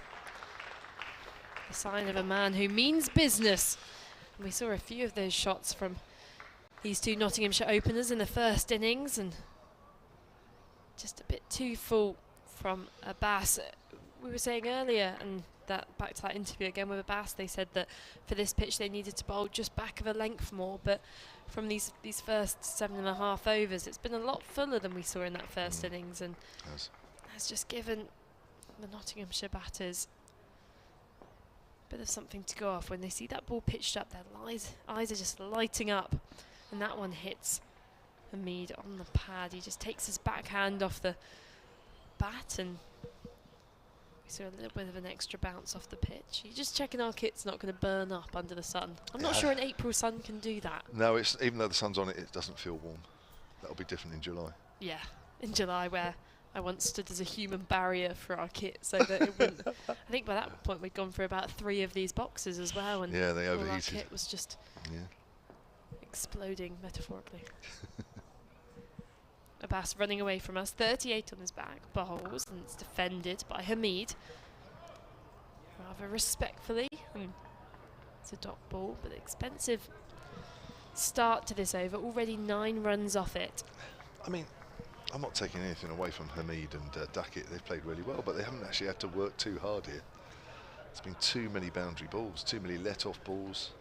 You know, in a tight game, where if you get the ball in the right areas, it has been hard work. This has looked different. And also for Haseeb Hamid to be striking at 88 rather than his usual strike rate of around 50 goes to show there's been some looser bowling, as that's full outside the off stump, and Hamid pushes on the front foot into the covers, and that completes the 8th over. The score 41 for none. So I can understand why there's a little game going on below us on the Bowen, because yeah, from a home supporter's point of view, it's not particularly watchable, is it? Great from a Nottinghamshire point of view, but not so good from a Hampshire point of view. They need to tighten up, need to make the batters work a little harder here. And it is a shame, because there's a nice crowd in today, as we've spoken about, lots of kids about, and even you could just hear from the applause when Mohammed Ageas would defend the final ball of the over. This crowd want to get behind Hampshire, and a lot of the time they give them so many reasons to do that, but then when there's these periods of play such as this, which we've seen before as followers of this Hampshire cricket team, it just makes you go, come on, like, the fans are here, they want to give you that support, but where's the energy in the field? There's nothing. So they want to feel the tension. Exactly. Abbott's round the wicket to Duckett from the pavilion end, bowls. Duckett plays and misses, just bounces in front of Ben Brown, who can't pick it up cleanly. I don't know if he got an edge through to Duckett. I think the umpire's just about to signal buys, or buys, yeah. Wicked bounce in front of Ben Brown there. Oof. And he was good to just get his head back out of the way. You almost saw him tumbling backwards, because those ones are nasty as a keeper. So 41 without loss, Notts in their second innings. The deficit is now just down to 5. The sun is shining, and you're right, it's not particularly hot yet, but those mini eggs. Oh, we've got to protect your mini eggs. Yeah, we need to probably just get those out of the sun. Yeah, I don't really want to be looking at that and it be sort of melting all over the box. That's pushed out on the offside by Hamid. Is that a personal favourite Eh? type of chocolate for you? Is that Well, I got a selection, hoping that somewhere along the line there was enough for all of us. But I know you're obviously a bit of a fussy eater, fussy eater? and I've got allergies, Kev. well, I was. Yeah. So I like the little note on top of the box, though. yeah, do you like that? Yeah, to the best commentary team. Yeah, it actually is it was from last year where I was at the Oval. That's pushed up to the slip and it's gone up to the top. I'd be worried if you brought chocolate from last year, because Dave's already brought sweets from Halloween. So if you're bringing year-old chocolate, I think there's a mission to poison me up here. No, I got those this morning. I must admit, I walked into the shop thinking, I bet there's no Easter eggs left, but there was one. Well, there was a few. There we go. I brought my Easter egg about 3 weeks ago. Did you? Yeah, I've It's actually had wise. 2 already. No, I've eaten them already as well. Have you? I don't think I should conform to societal expectations of when I should eat my chocolate egg. Right. Outside the off stump, left alone by a bit. In other words, you just wanted to eat them when you had them. Oh, absolutely. Yeah, that would have been easier. As soon as they come in the shops, it's just a temptation. You're going, oh. It is. Same with hot cross buns. They're stocked all year round now, and I just can't say no. I wake up in November and go, really fancy a hot cross bun today. Just go get one. Yeah. I must admit, the minute you see them Yeah. and you haven't seen them for a few months, you just have to go for it. Especially as they're often one of those things you see on the side of food delivery trucks. So I'll be driving down the M4 going home today, and I'm probably going to get a hot cross bun overtake me and then go, oh, I really want a hot cross bun. Abbott over the wicket to Hamid. Hamid's forward. Pushes that up to mid-off. He does get a big stride in, Hamid. You always think, when you see him play, you think, hey, you're going to get past that. But that's the beauty about being an opening batter. Get well forward, just try and put the bowler off, make him bowl a little differently. And the key for anyone watching Hamid and going, yeah, I want to start getting that bigger stride into my play is not only is it watching his feet and the stride he takes, but you've got to watch his hands. Because as a player, if you do start to just take that big stride, then it won't necessarily transform you into Haseeb Hamid immediately. If we watch this delivery, which he plays. It's back of a length. Hamid just from the crease pushes that towards mid-wicket. End of the over, 42 without loss. So he gets that big stride, but if you play the ball with that big stride and the same hand speed all the time, that's when we've seen in the past when he's played in the England team in Australia, when there's been a bit more bounce on the ball, you'll be susceptible to edging it behind. So although you're going to take that big stride in, you've got to make sure that you're reading the ball, you're reading the speed of the ball. Sure. Same speed as a Bass in around the wicket, defended by Duckett into the onside and fielded at mid-on. And it's also, part of that is don't go looking for the ball. Because that was something I used to do, I still do, as a current player. I used to have this coach called Dave Dolman at Corsham, really good coach, and they always say when you're getting better at batting to cradle the baby with your arms, but I didn't like that because I was like, no, I don't want to cradle a baby. So we used to say cradle the chihuahua because that's what my dog is. So they always say cradle the chihuahua, but don't always do it at the same speed, because then the chihuahua will get sick because you're shaking it. There's a Bass, and it's guided to point for no run. So therefore, you've got to, read the rhythm of the delivery. And I'm speaking nonsense now, but no, you're rocking as if you're rocking a baby. Yeah, you're doing it right now. I am, and we're both people who like to dance about when we're commentating, so maybe I'll just keep doing this now. But yeah, it's all about judging the delivery, as you say, and judging what hand speed you're meant to have. And you see some players who, when they play that cover drive, it's like a whip because they have such quick hands, whilst others caress the ball to the boundary. It's all about their respective hand speeds. As Duckett, solid in defence, pushes back to Mohammed Abbas. Yeah, there's lots of different. That's why there's so many coaches put things over in different ways, aren't there? And I think that's why you said yesterday, I think, about when you were bowling that, or I think it was bowling you were talking about, and you get so many different coaches, and of course, when you get told things in so many different ways, it can get a bit confusing. And you've got to, either filter out some of it, really decide what's a priority for you, and find a method which speaks to you in terms of coaching style. There's that short wide slashed away to the boundary for 4. Duckett is not going to miss out on that one. It's one of his signature shots. Late slice away, and despite taking 6 wickets in the first innings, Mohammed Abbas, he's been expensive here so far. He's going at a a run rate or runs per over of 6.9. And I think after this over, it's got to be a relatively simple decision for James Vince to change up the bowling. And, you know, this is a perfect opportunity for Hampshire because they've opted to include both Fuller and Holland in their squads. Are we going to see those two introduced early? Will we see some Liam Dawson? We'll have to see as Ageas in and leg side line work to square or in front of square for no run. It was 34 overs before anybody else got a look in other than the big three.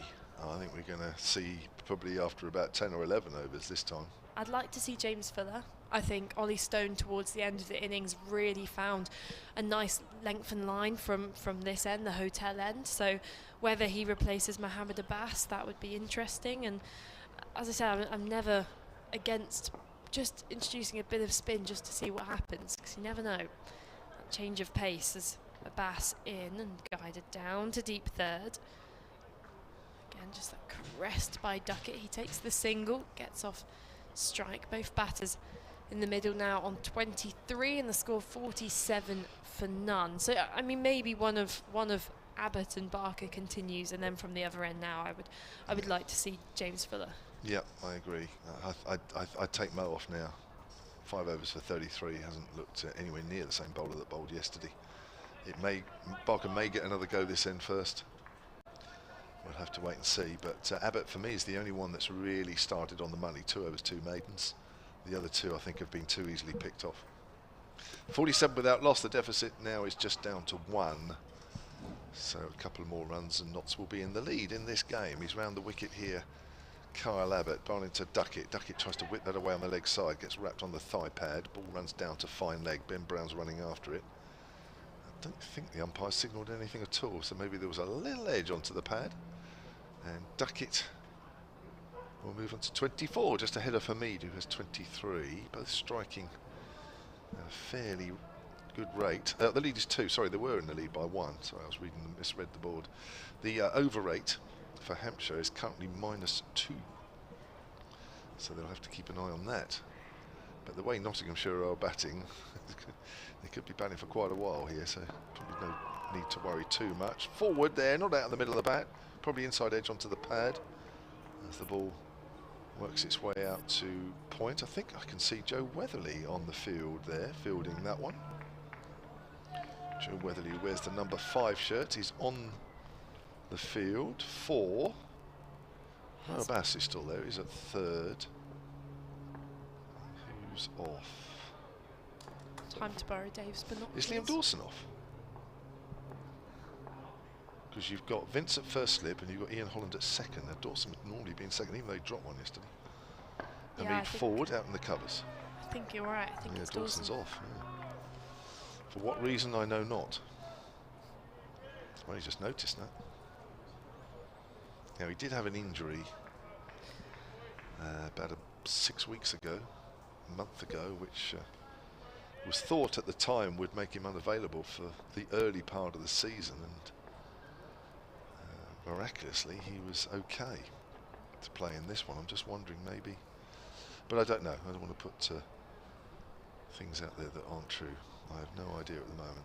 Here comes Barker, bowls. Hamid works that up towards mid-off. And there is no run. Fielded by Barker. The sun is probably at his strongest that it's been over these 2 days. Yeah, Dawson injuring his ankle ligament when he was touring Bangladesh with England's white ball squads. Oh, sorry, apologies. He chose the Pakistan Super League rather than touring Bangladesh, and it was at the Pakistan Super League he tore that ligament. Yeah, I think it was pretty bad at the time. He had a lot of strapping on it yesterday at the toss. Abbott again bowls to Hamid. Hamid whips that away through mid-wicket. Lovely shot, lovely piece of timing. Don't bother running after that one. He's particularly strong off the front foot today is Mr. Hamid. And that is the 50 up for Nottinghamshire. That's come in the 11th over, towards the end of the 11th over, and really not what Hampshire wanted. The momentum is definitely with Nottinghamshire here.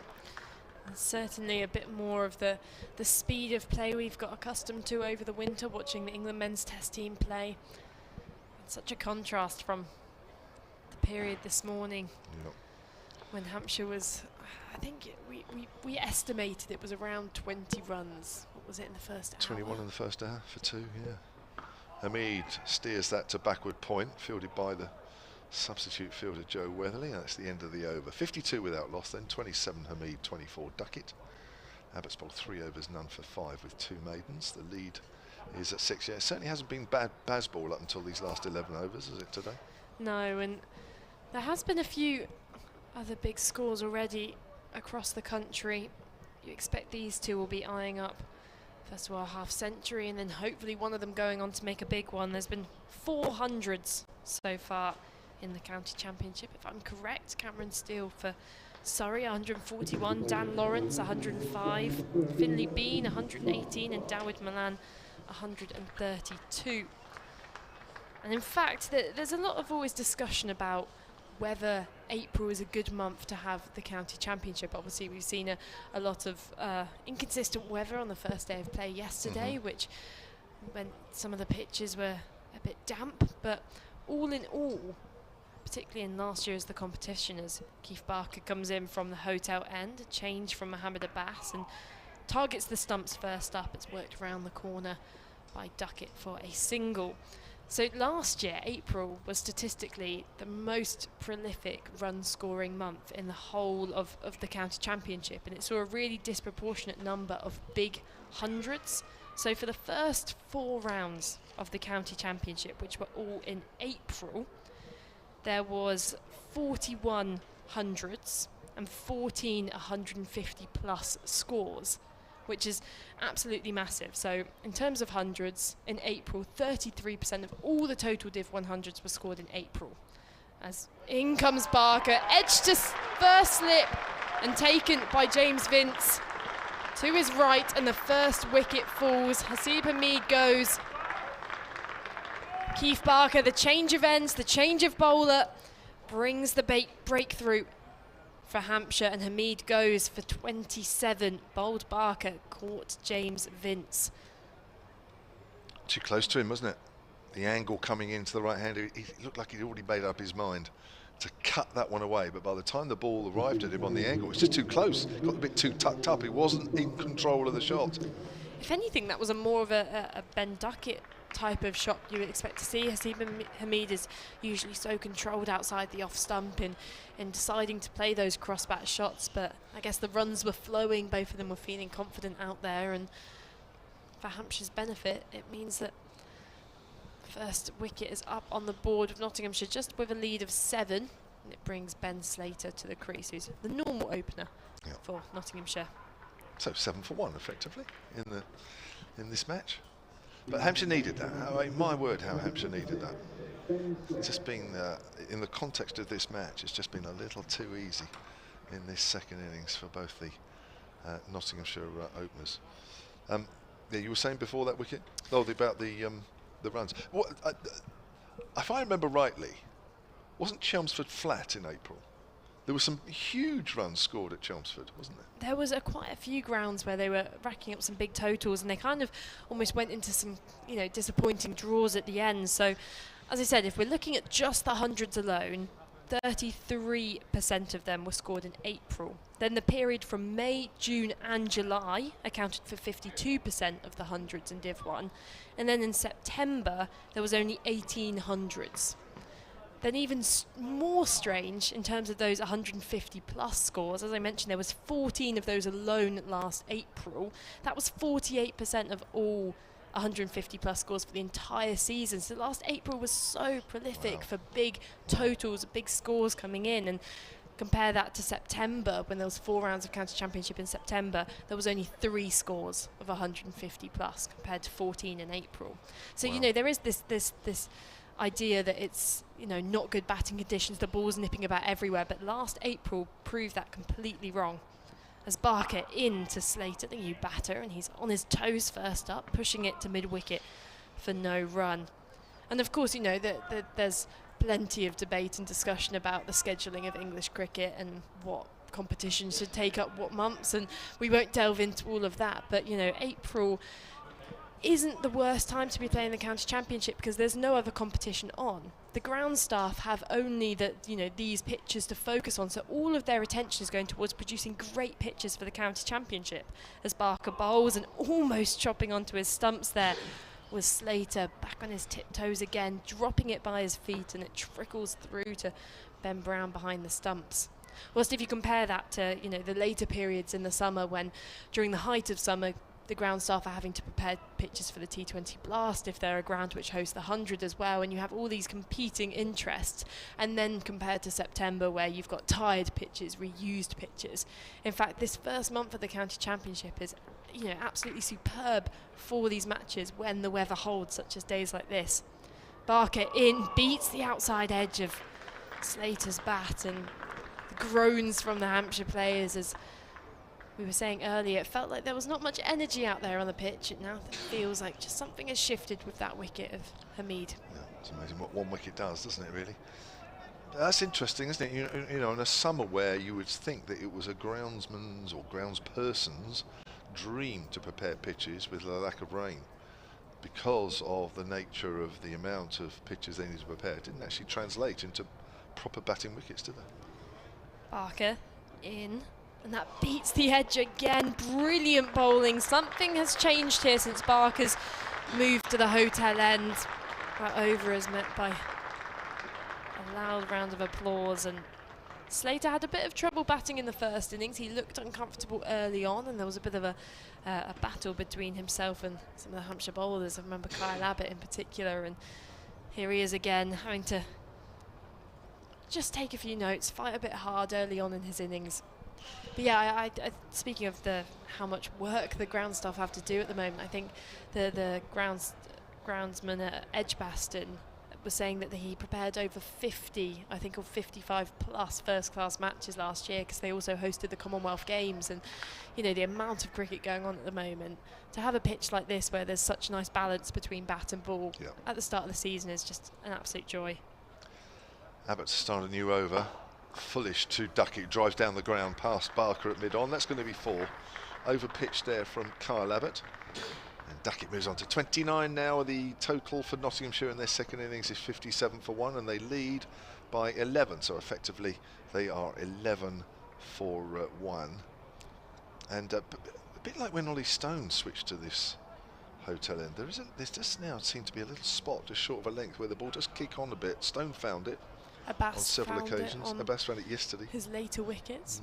Not today. And Barker looks as like now he's switched ends. He's found it a bit as well. It's not every ball. It's just from time to time as Duckett's on the back foot there, steers that up to Barker at mid-on. Not as much pace in that shot because it was a better length. Duckett 29 of 32. Good strike rate. And that on-drive Duckett plays, which we've seen it on a few occasions these last 2 days, is something I've never really picked up on before, having only really been watching him in England colours this winter. And of course they've been playing on pitches where he's been showing off his ability to sweep and manipulate the field. And I think on these kind of pitches, forward, back to the bowler. We're really going to see what it may be like having Duckett as an opener during this Ashes campaign. I would say, as an independent observer, I think he's certainly done enough to be named in that Ashes squad this summer. I was impressed with his strike rate and his positiveness at the crease, and even though certain commentators have pointed out and saying he is, susceptible to cutting a bit too close to his body, and sometimes that does mean he loses his wicket early on playing that. You don't mind that if he's playing an attacking shot on one which picks him up so many runs. And again, with that on drive, it's guaranteed to pick him up a boundary, and he plays it so well. Plays that into the ground. Is called for a quick single by Ben Slater. The ball's literally just stopped where a short leg would be. So good calling from Ben Slater. I'm just looking at his 2 test matches he played against New Zealand in the winter in February. 84 and 25 at Mount Maunganui, and 9 and 33 at the Basin in Wellington. And the Basin was a more difficult pitch to play on, so even if it's an innings around those 30s where you had to really, fight hard for it. Of course, involved in that fantastic test match, the first match at Mount Maunganui, where went down to the final run. That was a fantastic advertisement for Test cricket. Was. I think I woke up, I set my alarm for like 3:30 in the morning or something Did to you hear really? how that game finished. It was absolute insanity. Die-hard fan. Abbott over the wicket, quite wide of off stump. Slater leaves alone. Yeah, they're not ideal timings, are they, over there? They should really sort that out. Just change to our time. Make things easier. Just play in the middle of the night in New Zealand. Yeah, Just so that we can enjoy it over here. exactly that. There's a few riling yells of support from the crowd, trying to get behind the Hampshire bowlers. Just having a look at Duckett in the Test series against Pakistan. It's turned away by Slater down to fine leg. Mo Abbas does the fielding, 59 for 1. So he played in the one-day series against Bangladesh, didn't he? 2 Test series against New Zealand. In fact, he's one of the 2 players really in the England setup at the moment who are playing across all 3 formats. You've got Ben Duckett and Harry Brook, who are quite new additions to both the teams, but they seem quite intent on playing all of the formats. Whilst nowadays you look at a lot of the other England players and they've chosen to prioritise 2. So Joe Root tests and one-day internationals. Ben Stokes has gone for test matches and T20, but those 3 are very Ben Duckett and Harry Brook seem to be quite adaptable players. Keith Barker continues over the wicket and darts that ball in towards the pads of Slater. Our scorecards have gone a little bit strange on the scoreboard. We've been given almost a traditional scorebook. There we go, we're back to normal. Back for you. Yeah, I just saw Duckett got 100 in the first test, didn't he? First innings. I think was he one of 4 players to get 100? Crawley, Pope, you're right, and Brook. Wouldn't mind a bat on that pitch. Barker in and prodding at that delivery was Slater, just hung his bat out there. He looks a different proposition now, Barker, from this end. Too easy, didn't it, to bat against him at the pavilion end? I don't know, in this kind of situation, you know, feeling almost a little bit sorry here for Ben Slater, because he's so used to occupying that opening position, and obviously on most likely the request of Nottinghamshire in England that Duckett has opened the batting, as that's defended into the covers and no run taken. You know, it must be difficult for him to. I know some people would say there's not much difference between 1 and 2 because he may be in the second ball of the game, but psychologically, a position he's so used to been playing in, coming in at 3, has just seemed to have mixed things up a bit for him.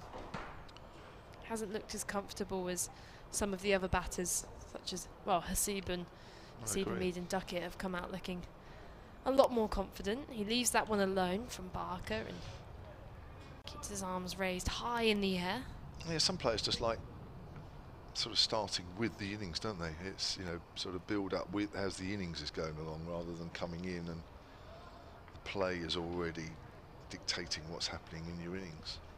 Slater's probably got so used to opening the batting, sometimes just watching what's going on before can't help. Barker past the umpire, bowls and defended. Back to him, scoops it up with one hand and on the way towards this being a maiden, which, well, one more dot ball, got a maiden, and then it's better, isn't it? It's much better than the way Hampshire began this 3rd innings. Well, the run rate now is sort of around 4 1/4. It was, for the first few overs, nearly not far off 6. So slowly but surely they're dragging it back.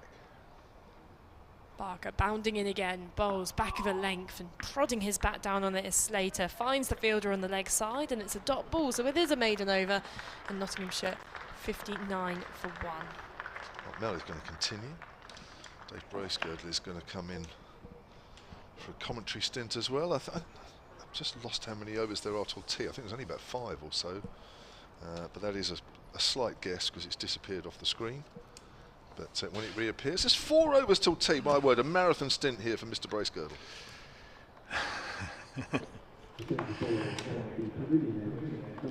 Just in time for a bowling change. I think it's going to be James Fuller who's going to come on for the first bowl in the second innings. So difference in 2 days. Nottinghamshire yesterday, they couldn't manufacture a stand beyond 42 for any of the wickets, and straight away today the first wicket, putting 53 on to wipe out that deficit. You must be pleased with the way Nottinghamshire have come out and batted this morning. Yes, it was needed. Certainly we talked at the start of the day about Notts really needing to win the first, well, to win the day, but you know, break it down into sessions. Wouldn't necessarily say they won the session outright, but they certainly didn't let Hampshire get away, as Fuller's first ball round the wicket to Ben Duckett is pushed back to the bowler. As Kevin said, there's 4 overs left in this session, still time for this to go awry, but right now you'd say Notts have had a pretty decent afternoon polishing off that Hampshire tail. 183 for 6 at lunch, bowled them out for 2-3-1, so just managed to knock over those last 4 fairly cheaply. James Fuller in again. Duckett, who's looked in reasonably good touch here, takes a single, drops it on the leg side to move on to 31, get down the other end and let Ben Slater go about his business. Changing order for this match over what we've seen the last 2 or 3 years, where Slater's been opening, Duckett coming in at 3. I can only imagine this has been fed down from the ECB with Ben opening for England in the winter. Just give him a little more experience at the top of the order. Here comes Fuller. Sun still shining. Lovely bright day here. That's a good delivery past the outside edge of Slater's bat, through into the gloves of Ben Brown. I called for James Fuller to come on just a few overs ago. Hampshire opted to bring on Keith Barker, and obviously the right decision. It came with the wicket, but I think this combination now of Barker and Fuller is just going to give Hampshire a bit of something to fight for before tea. If they could pick up one more wicket, as you say, it wouldn't necessarily mean Nottinghamshire had won the session. Fuller in. Again, this has steered into the offside. Charlie's been in touch. Let's hope we can build a decent lead. Well, 300 minimum. We now have the advantage. They'll have to bat last on this sporting pitch. Inconsistent bounce may well be the deciding factor. Not yet at the halfway stage of this match, of course. This day 2 of a scheduled 4. Thought after 13 wickets went down yesterday that it might be a shortish game. Still maybe, as Slater again pushes this into the offside. There's been no run for, well, the single obviously taken by Duckett at the start of this over, but the previous one was a maiden, so Notts have bolted down the hatches just before the tea break here. Ben Slater's faced 15 deliveries for his single. It's a similar shift in momentum as what happened when Holland and Ben Brown were batting together in the start of today, when it just felt like they'd put a stopper on the runs kind of coming. There's Fuller in again. 2 Slater nicked, and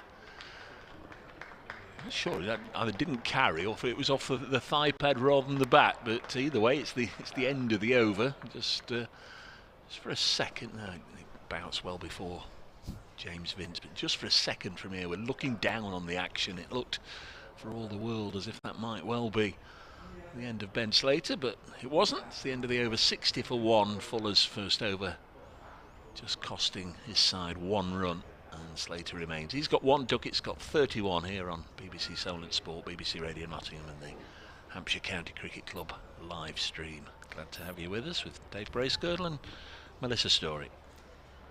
Slater's 1 off 16 balls now. Contrast to Duckett at the other end, who's striking at 86. Keith Barker in again, and Duckett defending off his pads to the leg side, and no run taken. And Duckett's looked good so far this session, and you feel that, as with the communication from the listener, if they want to get a good lead of, I think around 300 would be very impressive, seeing how it's been difficult to bat on this pitch, but even a run chase of around 250 would be a real challenge for Hampshire as Duckett drives to mid-off, straight to the fielder. It's a difficult ground to chase at as well. In the last few years for Hampshire, the highest successful run chase, I think it's been 196 against Yorkshire last year.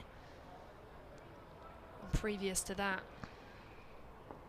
I think the number 3rd highest run chase since 29 has been Hampshire chasing 2 not out against Somerset last season, as that's flicked fine off the pads of batter. And there's a chance of a run out here as the Nottinghamshire batters started sprinting back for that second one, and there was a bit of a misfield. You've got to get up very early in the morning to run Ben Duckett out.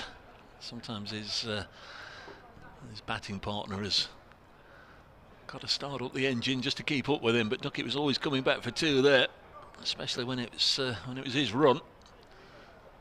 Always going to look to try and get back on strike.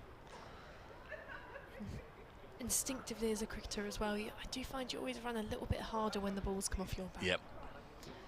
Barker in again to Duckett. This time he strikes it more firm, gets it past the diving fielder at square leg, away for 4. No point chasing that one down.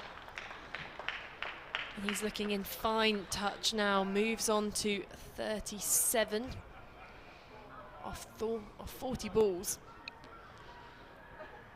It really has been like watching a innings in a one-day cup here. He's really just dismissed the bad ball away, and in fact that last shot played on the bounce.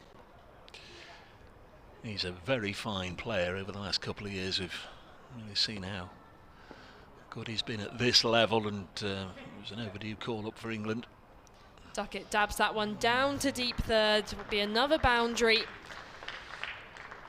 And when it first came back on, Keith Barker looked dangerous. He picked up the big wicket of Hazeeb Hamid, but since then that wasn't even a particularly bad delivery from Keith Barker. It's just Ben Duckett here. He's finding a way to pierce the gap, and that time just a bit of deft touch. Keith Barker now going for 10 runs off his last 3 balls. Just has 1 ball left to survive, and it's looking like this session will be going to Nottinghamshire.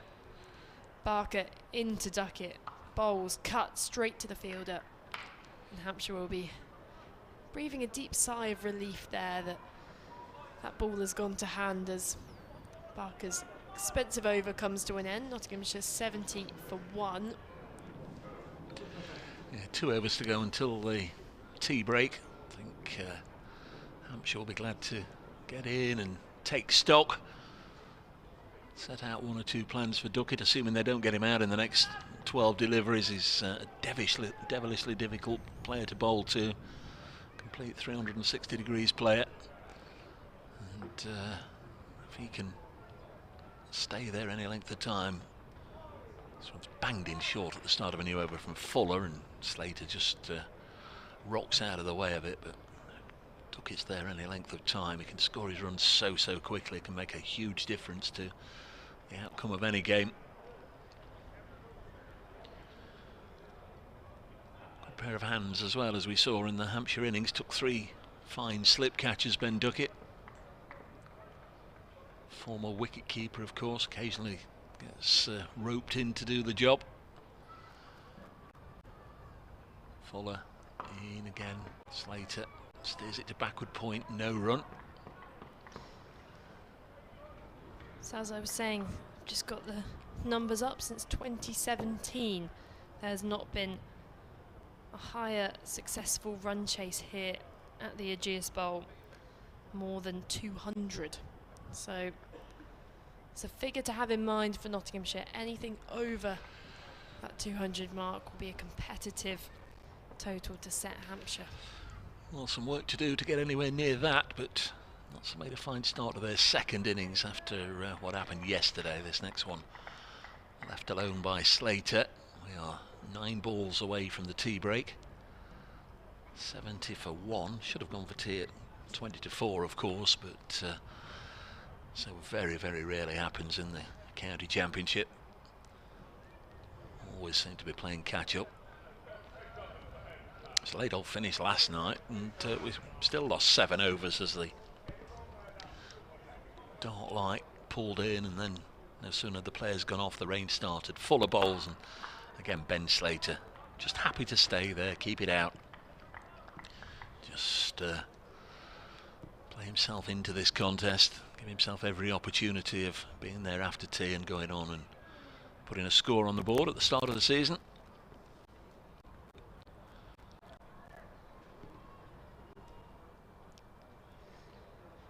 The sun just hiding behind the clouds now as our faces are given a bit of a break. I haven't got any sun cream on, Dave, so I'm getting a bit worried. It's Fuller in again. And, Slater maybe had a little push at that one, but sufficiently wide. He wasn't drawn close enough to it to nick it. Yes, the ground temporarily in shadow, but there is still plenty of sun about it, glinting off all the cars up in the car park there, which most bizarrely they're as high as us, aren't they? The cars, the car park, much higher than the playing surface. Fuller bowls again past the outside edge. I can only imagine Slater knew where his off stump was there and wasn't playing down the line outside off. Maiden for Fuller, 2 overs for just a single for him, and we've got 1 over left before the tea break.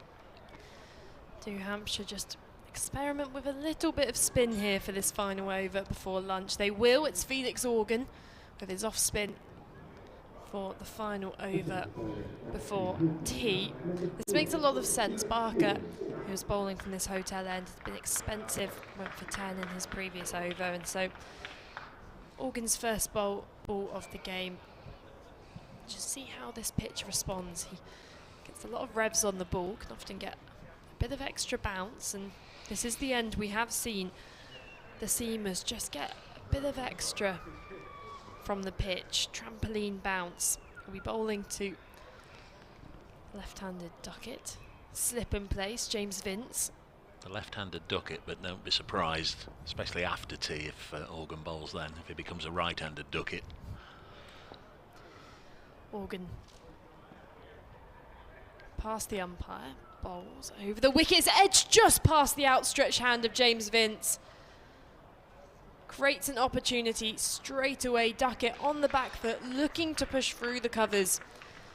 It was on its way down and would have been a spectacular catch. I'm sure James Vince may have needed a few more inches on his left arm just to reach that one, but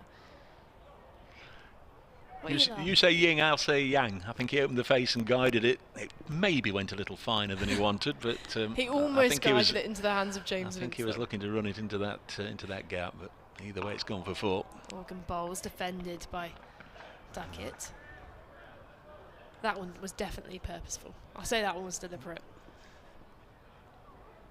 He's got all the tricks, Duckett. Former hockey player, so very, very wristy. Oh, that's interesting. As Organ bowls and respectfully push back to him, because I've played cricket over the years with a lot of female players who played hockey as well, and they had spectacular reach to play an extra cover drive, and also were amazing at reverse sweeps because they could so easily flip the bat round in their hand.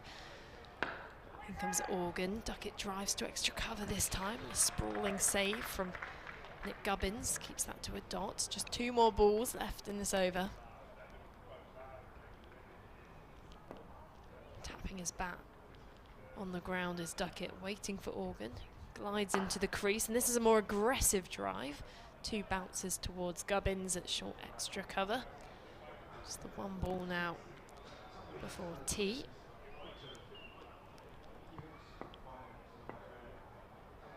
Hampshire fielders wait poised, and as Organ comes in, and this time it's hit in the air on the up.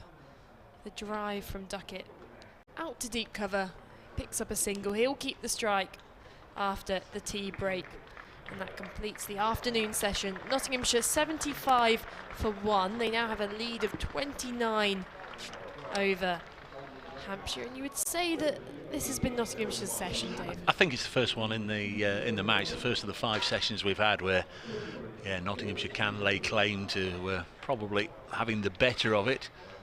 They really needed, coming into this second day after Hampshire in the box seat at the end of day 1, just to really minimise the Hampshire first innings lead. We always knew that the home side were going to have that advantage, and to keep them just to 46, I think not through their seamers today. Dane Patterson particularly impressive early on. Ollie Stone ended up with 3 wickets. At times he went for runs, but broke the back of the tail late on. So that deficit of 46, and as somebody said, it's a funny old game. Notts couldn't muster anything more than a 42-run partnership throughout their entire first innings yesterday. The openers here put 53 on, and to get to tea with just the loss of Asiba Mead, I think they'll, as you say, be quietly satisfied, especially if Duckett can stay there, and if he's going to face some spin, it could be quite fun to watch after tea. Nottinghamshire at tea, 75 for 1. That's an overall lead of 29. Ben Slater has a single. Really entertaining game of cricket, and there'll be more for it to come on BBC Solent Sport, BBC Radio Nottingham, and the Hampshire live stream when the players return in about 18-19 minutes, and we'll be back to bring you the commentary. Hope you'll join us then.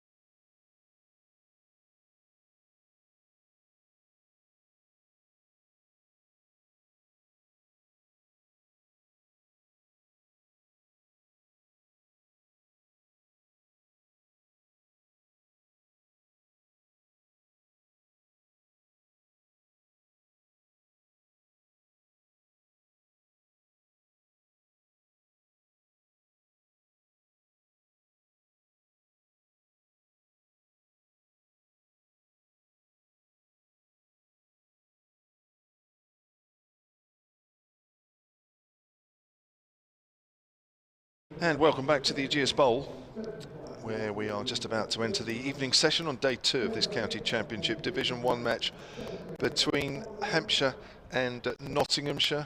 State of play as we go into the last scheduled 32 overs of the day is that Nottinghamshire in their second innings, 75 for 1. That's come off 18 overs. They lead overall in the match by 29. Ben Duckett is 46 not out. Ben Slater 1 not out. Earlier in the day, Hampshire bowled out for 2-3-1. That was a lead of 46, having resumed the day on 119 for 3. We'll talk a little bit more about the day's play, I guess, over between now and the close of play. But your commentary team for this last session, as it has been for each of the 2 days. A little later, Melissa Story will be back with us. But right now, it's myself, Kevin James, and from BBC Radio Nottingham, it's Dave Bracegirdle. Thanks, Kev. The players back out there. Those of you following on the live stream will see that they're all just about ready to go. 2 lefties at the crease for Nottinghamshire. Ben Duckett, who's on 46. Ben Slater very much playing second fiddle. Just a single to his name. James Fuller to get us underway, round the wicket, and first ball very nearly chopped on by Duckett. It was full, it was outside the off stump. He was looking to wristily try and chop it away, looking for the boundary that will take him to his first 50 of the season, and he bottom edged it down into the ground. The ball didn't go anywhere. He's bowled well, James Fuller, isn't he, yeah, in this short spell? But there, Duckett hasn't played that horrible waft that he played in the first innings where he came down the wicket. I forget who, I think it was Mo Abbas. It's actually been a lot more controlled, doesn't he? He's played really nicely for his 46. There's Fuller in to bowl, and he does drive this one into the offside. There'll only be a single. Moves him to 47. The lead up to 30. That's 76 for 1.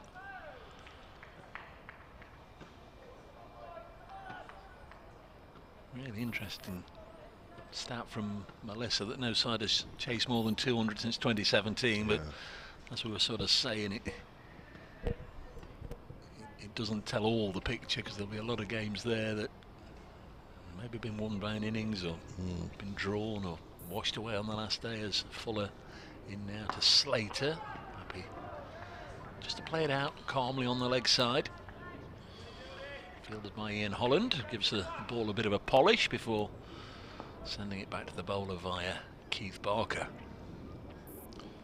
Yeah, an interesting stat though, nevertheless, isn't it? Because I think many Hampshire fans will remember last year's run chase against Yorkshire, where they were chasing just under 200. That was not easy at all. That could have gone either way, that game. I think Liam Dawson helped Hampshire over the line there. Comes James Fuller once more. This one's fairly wide. Slater having nothing to do with it. Lets it go through to the keeper.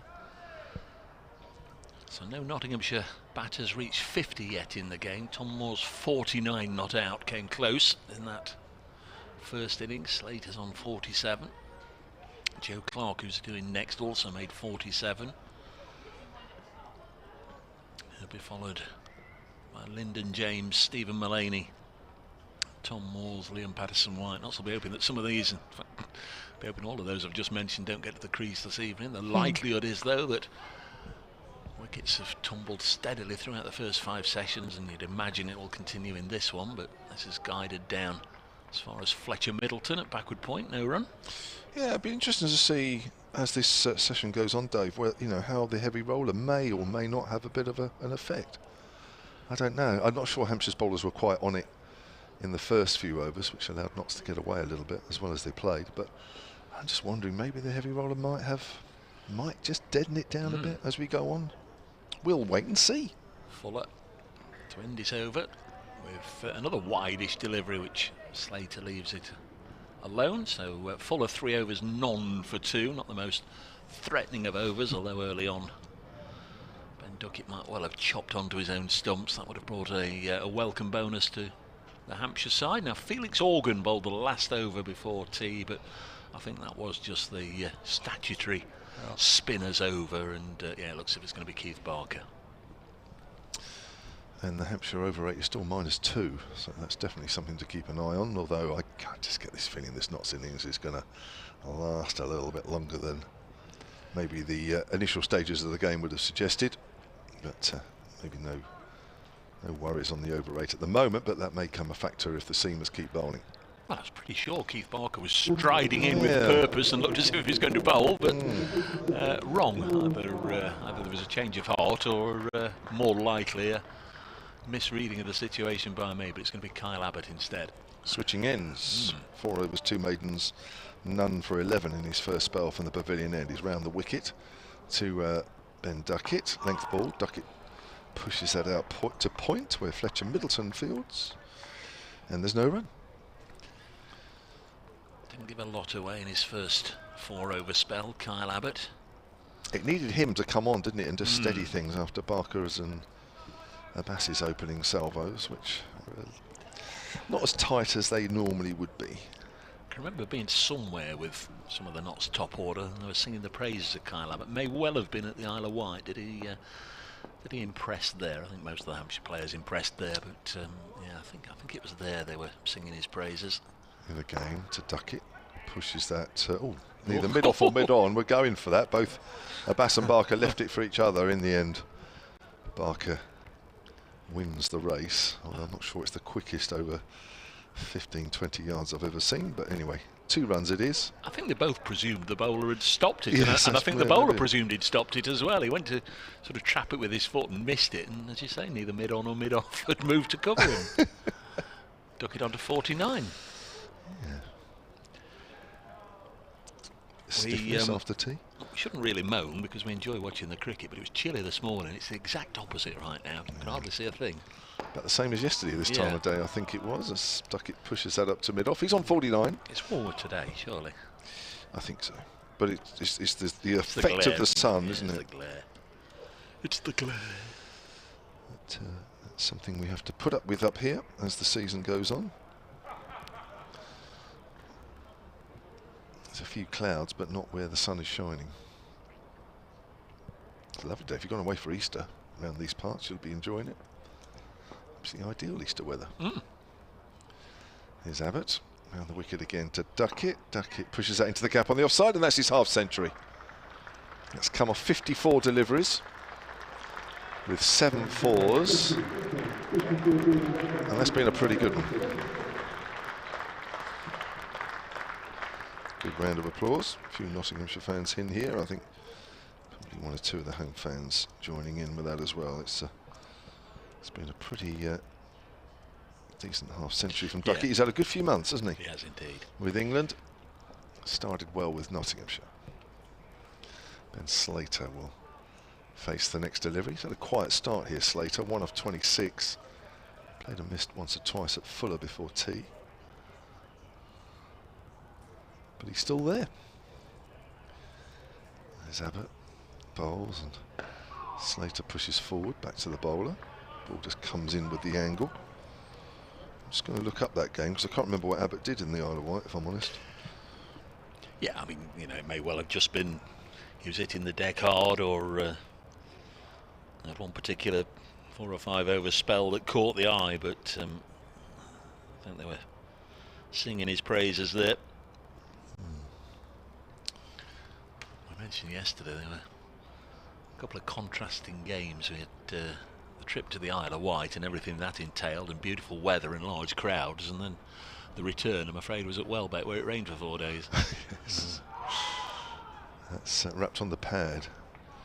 Slater is trying to whip that away on the leg side. The ball just works its out to Fuller at mid-wicket, and that is the end of the over. 79 for 1. Well, Abbott in the first innings, 18 overs, 6 maidens, 3 for 61.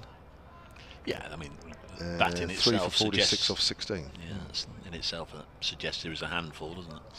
Yeah, I mean, it's, you know, sometimes individual figures don't always tell the story. It's as a batter, when you've been facing a bowler, you know in yourself just how testing it's been. Sometimes the bowler can be a bit unlucky. Sometimes you can bowl average and pick up a few wickets. It just depends on any particular one occasion. He's a well-built fellow as well, isn't he? Done a lot of fitness during the winter, though. I hear in South Africa. Said it's the first time he's had real lengthy time to do that. There's Fuller round the wicket to Duckett. Pushes this out onto the offside, a couple of strips away from where they're playing. I understand that one. Is that the hybrid strip, the one that's seems to have been shaved, but probably. I think so. I think the suggestion was that they were looking into playing on that one, but it was a hybrid strip, so they couldn't, or some such. Okay. I don't know. People who talk to people who talk to people who talk to the ground staff gets back to me. I don't know. Next ball. So he's duck it this time. Work it to mid on. Keith Barker. If I'm honest, I couldn't tell you which on the strip was hybrid or which aren't. No. Being brutally honest. Again, a lot of games will be played on this square over the course of the season. Is there any internationals lined up, do you know? Yeah, there's a few. There's a women's international here as well as part of the Ashes series. James Fuller from the pavilion end bowls, and again, Duckett doesn't properly get hold of that, just cloths it, I think is the player's term for it, out onto the offside. Takes another single. He gives it 51. He gives it a bit of a slap at times out on the offside, doesn't he? There's a lot of bottom hand. When the ball's probably just a little fraction wider outside the off stump, there's a lot of bottom hand slapping going into his shots. The galls are circling, looking for any tasty tidbits. I think we've eaten most of it here. I say there won't be many around if Melissa's here. Next ball is allowed to pass through to Ben Brown. She didn't hear that, did she? No. We're all right then. I've just polished off the Easter egg though before tea, which is rather silly of me, but I did. It'd have melted otherwise, wouldn't it? Well, that was my excuse, Dave. I couldn't offer you two one because you were on commentary, and I thought, well, before the sun really gets hold of it, I better just demolish it.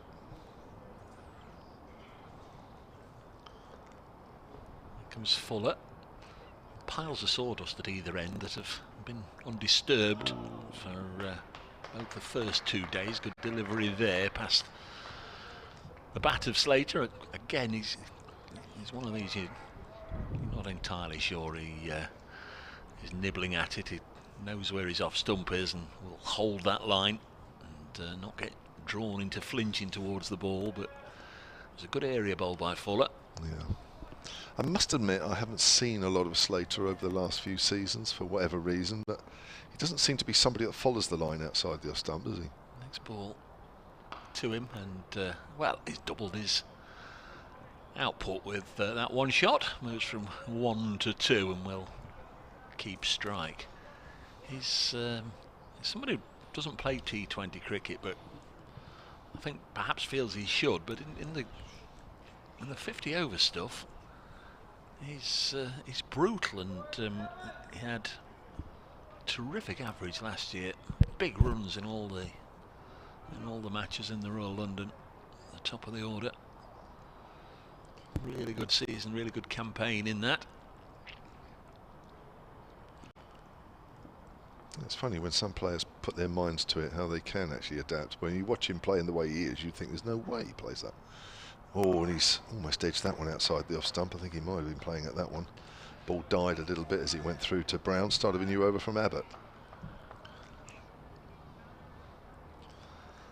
I think the one thing I've really enjoyed so much today, apart from the cricket's been good, has to be said, but is just a few youngsters here and there that have been playing cricket. There's a couple just disappeared behind the scoreboard and away to our right.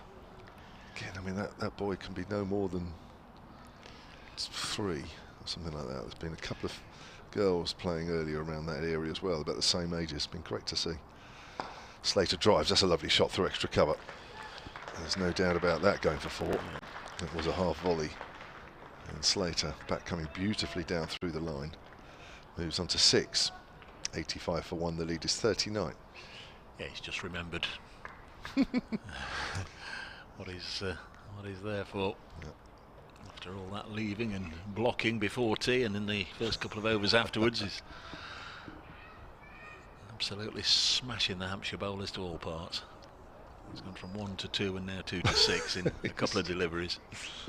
Abbott again round the wicket, runs away from us and bowls on the line of leg stump, gets wrapped on the pad. Duckett calls him through as the ball makes its way to square leg, And that is called a leg by umpire Graham Lloyd. 86 for 1 knots in their second innings. Yeah, further up actually by the fish and chip blue bus, which has always caught our eye in the day and 3/4 that we've been here. Another little boy there playing with a bat. It's lovely to see. A few dads, a few mums playing with their children, very young children here. All with the smallest of bats in their hand. Here's Abbott. Sorry.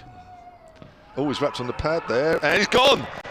He has gone! Duckett goes for 51. He's not particularly pleased with that one. He's taken a while to turn round and walk off. Maybe he feels he's got an inside edge on that. No, I don't know. Maybe he feels with the angle that that's a difficult one to call. But he was on the crease, and he goes. 58 balls for his 51. 7 fours in that innings. Hampshire have claimed the second wicket of the Nottinghamshire second innings there, 86 for 2. That's huge.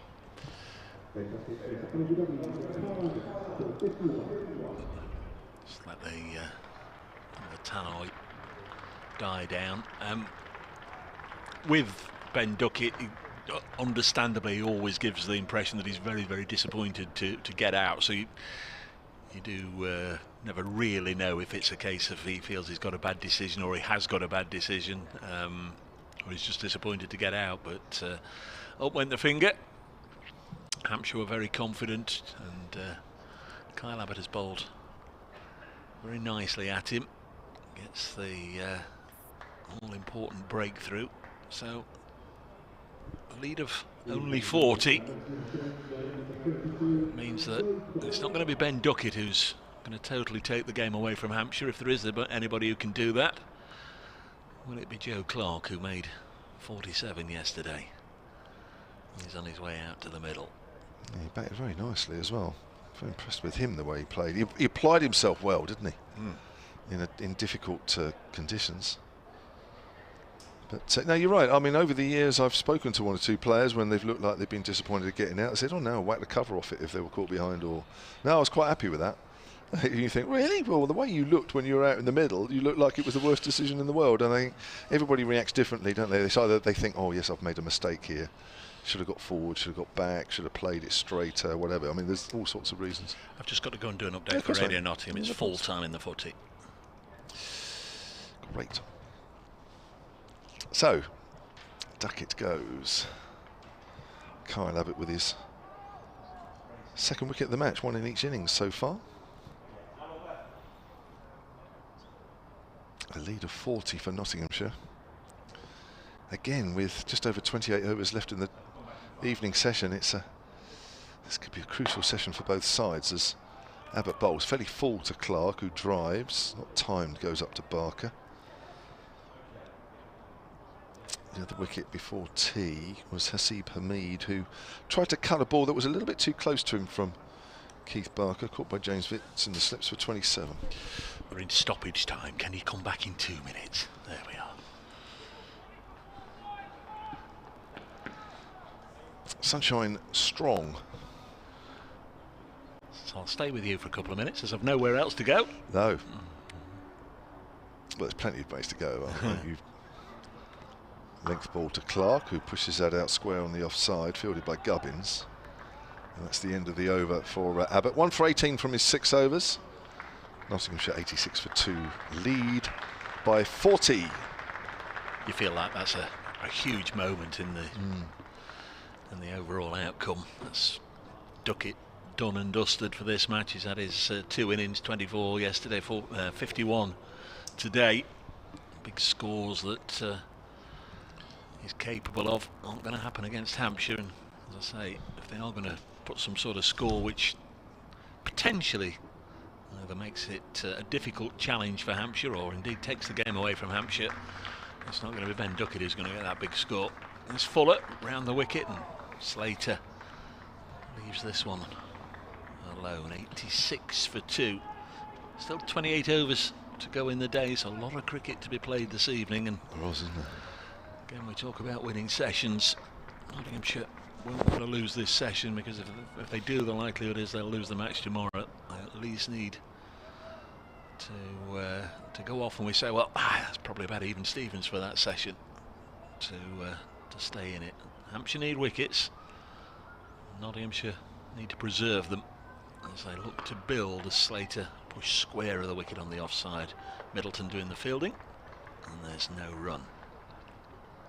I suspect there's a number of spectators that have headed off, or either that or they've moved location. They've perhaps moved round to this side of the ground. That might be plausible. They've come round to get a bit of sun, because it might be to the right. Yeah, might just be a little chillier up there in the Shane Warne stands. This one's well wide of the off stump, isn't it? Been maybe a 1 day wide. Well, I think also the wicket's cut slightly to the right, isn't it? So yeah. you would tend to get more people on the side that's slightly closer to the action. The feeling is there's not as many people in the... Oh no, from the far end, you're right. Yeah, they do migrate to this end where the sun is. You're right. Yeah, but in terms of looking left and right, yeah, slightly closer to the Warne side of the ground. Yes. The blue bus side. The airport side. Yep. Fuller bowls a delivery which is driven quite handsomely by Slater, but gets no reward for it as he hits it straight to mid-off. There's no run. Still, that over rate is -2. I've not got to worry about that. I remember last year we got horribly thrashed by Surrey up at the Oval and hardly picked up a point or two, and still got deducted 1 because of the over rate, which added insult to injury. Yeah. Mentioned yesterday, Notts were undone by the rain at Lords. Couldn't do anything about it on the last day, as again Slater drives into the offside. There's been no obvious dawdling in this game, has there? There's been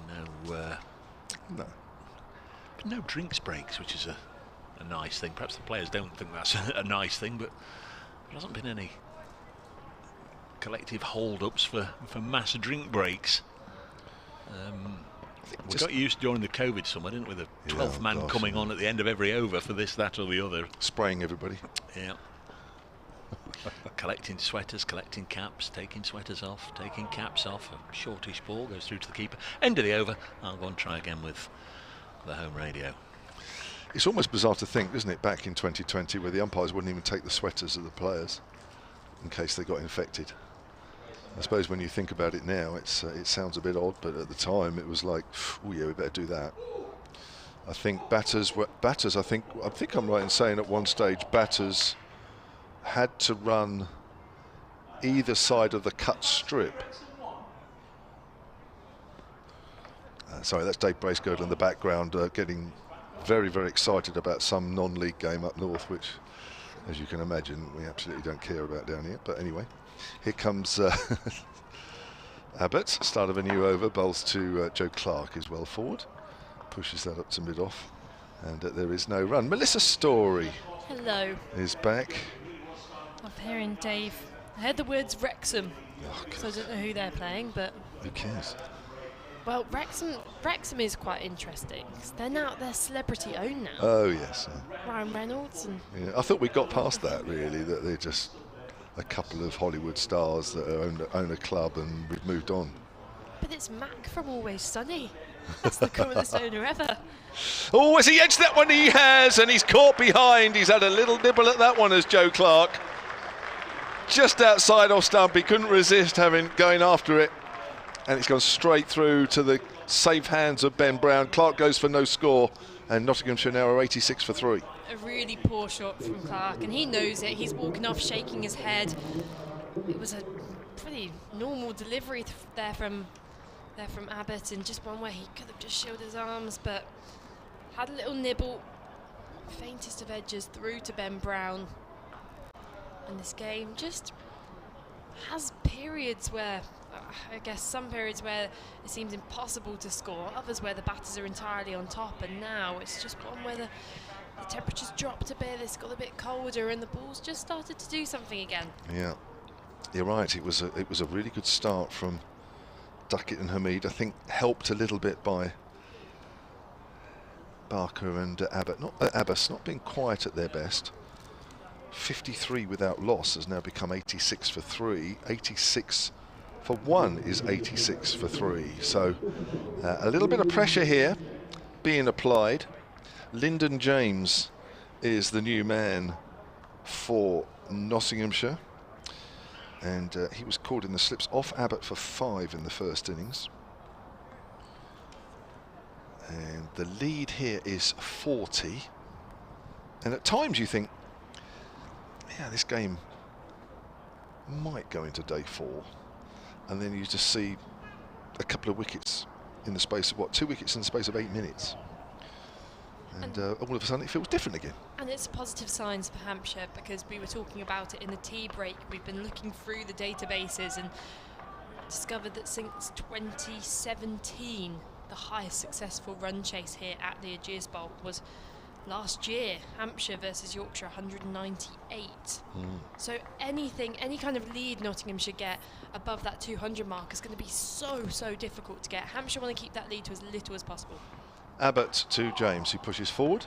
That goes up towards mid-off. I think, again, you know, I want to see a bit more of the effects of the heavy roller, whether it's too early to say exactly what effect that may or may not have on the pitch. I would say yes, getting up towards 200 will be difficult, won't it, really? I mean, if Notts can get to 150, 160, we've got a game on our hands, haven't we? I definitely think, yeah, around the 150 mark, it'll still be a bit of a struggle, but Hampshire could consider themselves a chance, but you'd take that, wouldn't you? I'd take that now. Abbott bowls down the leg side. He's had a little waft at that one, well taken by Ben Brown, moving smartly to his left, but Abbott's done a good job here. 2 for 18, 3 wickets in the match now for him. Slowish start in the wicket column, but catching up. And it's always a contest between Abbott, Abbas and Barker for Hampshire, seeing who can top the wickets table. Pretty consistently, they get 50 wickets apiece in the season. Just so reliable. 160 between the 3 of them last year, all in the 50s. Abbott led with 58. And James. Oh, has he edged that one? They think he has, and the umpire's finger is up, and Abbott has done it again. The Abbott-Ben Brown partnership twice in this over, and James goes, and Nottinghamshire have lost 3 wickets with the score on 86. Well, we said with some confidence that the afternoon session belonged to Nottinghamshire, but so far Hampshire, after the tea break, they've come out fighting. And this evening session, I mean, it's only just begun, but it's going to be so tricky for Nottinghamshire here on. James, a young player coming out in difficult circumstances again, just has a little nibble at that one. But when one of the Hampshire bowlers isn't up to, I don't want to say up to scratch, because they're always up to scratch, but you know, when someone's having a bad day, there is always someone else to take their spot, and that is consistently done. It will be very rare to find a day when one of the 3 of these leading Hampshire bowlers is having a rough day. And today it's Abbott stepped up, 3rd wicket of this Nottinghamshire second innings. It brings the captain Mullaney to the crease. Yes, you're right. I mean, I thought yesterday Barker, you know, it looked the least potent of the 3. More sweets for Mel there while I'm talking. Today it's Mo Abbas who looks the less potent of the 3, and one at the moment is stepping up just when Hampshire need it.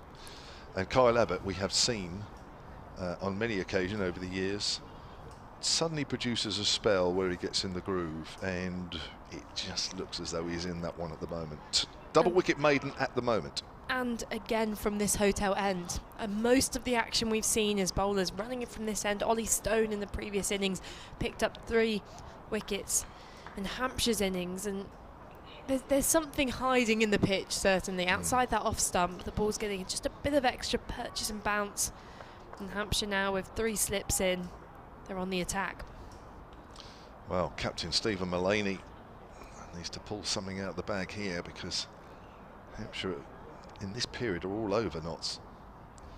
3 wickets without the addition of any runs on the scoreboard. Here's Abbott. Can he make it a triple wicket maiden? Bowls to Mullaney. Mullaney drives, pushes that up to mid-on. Well, Abbott certainly gave himself a chance in that over, and a warm round of applause from this crowd. I just feel now they're vested, they're back in the game here. It's been an intense day today. But unfortunately, at the start of the Nottinghamshire reply, Hampshire were just a fraction off it. Duckett and Hamid got Nottinghamshire off to a really good start.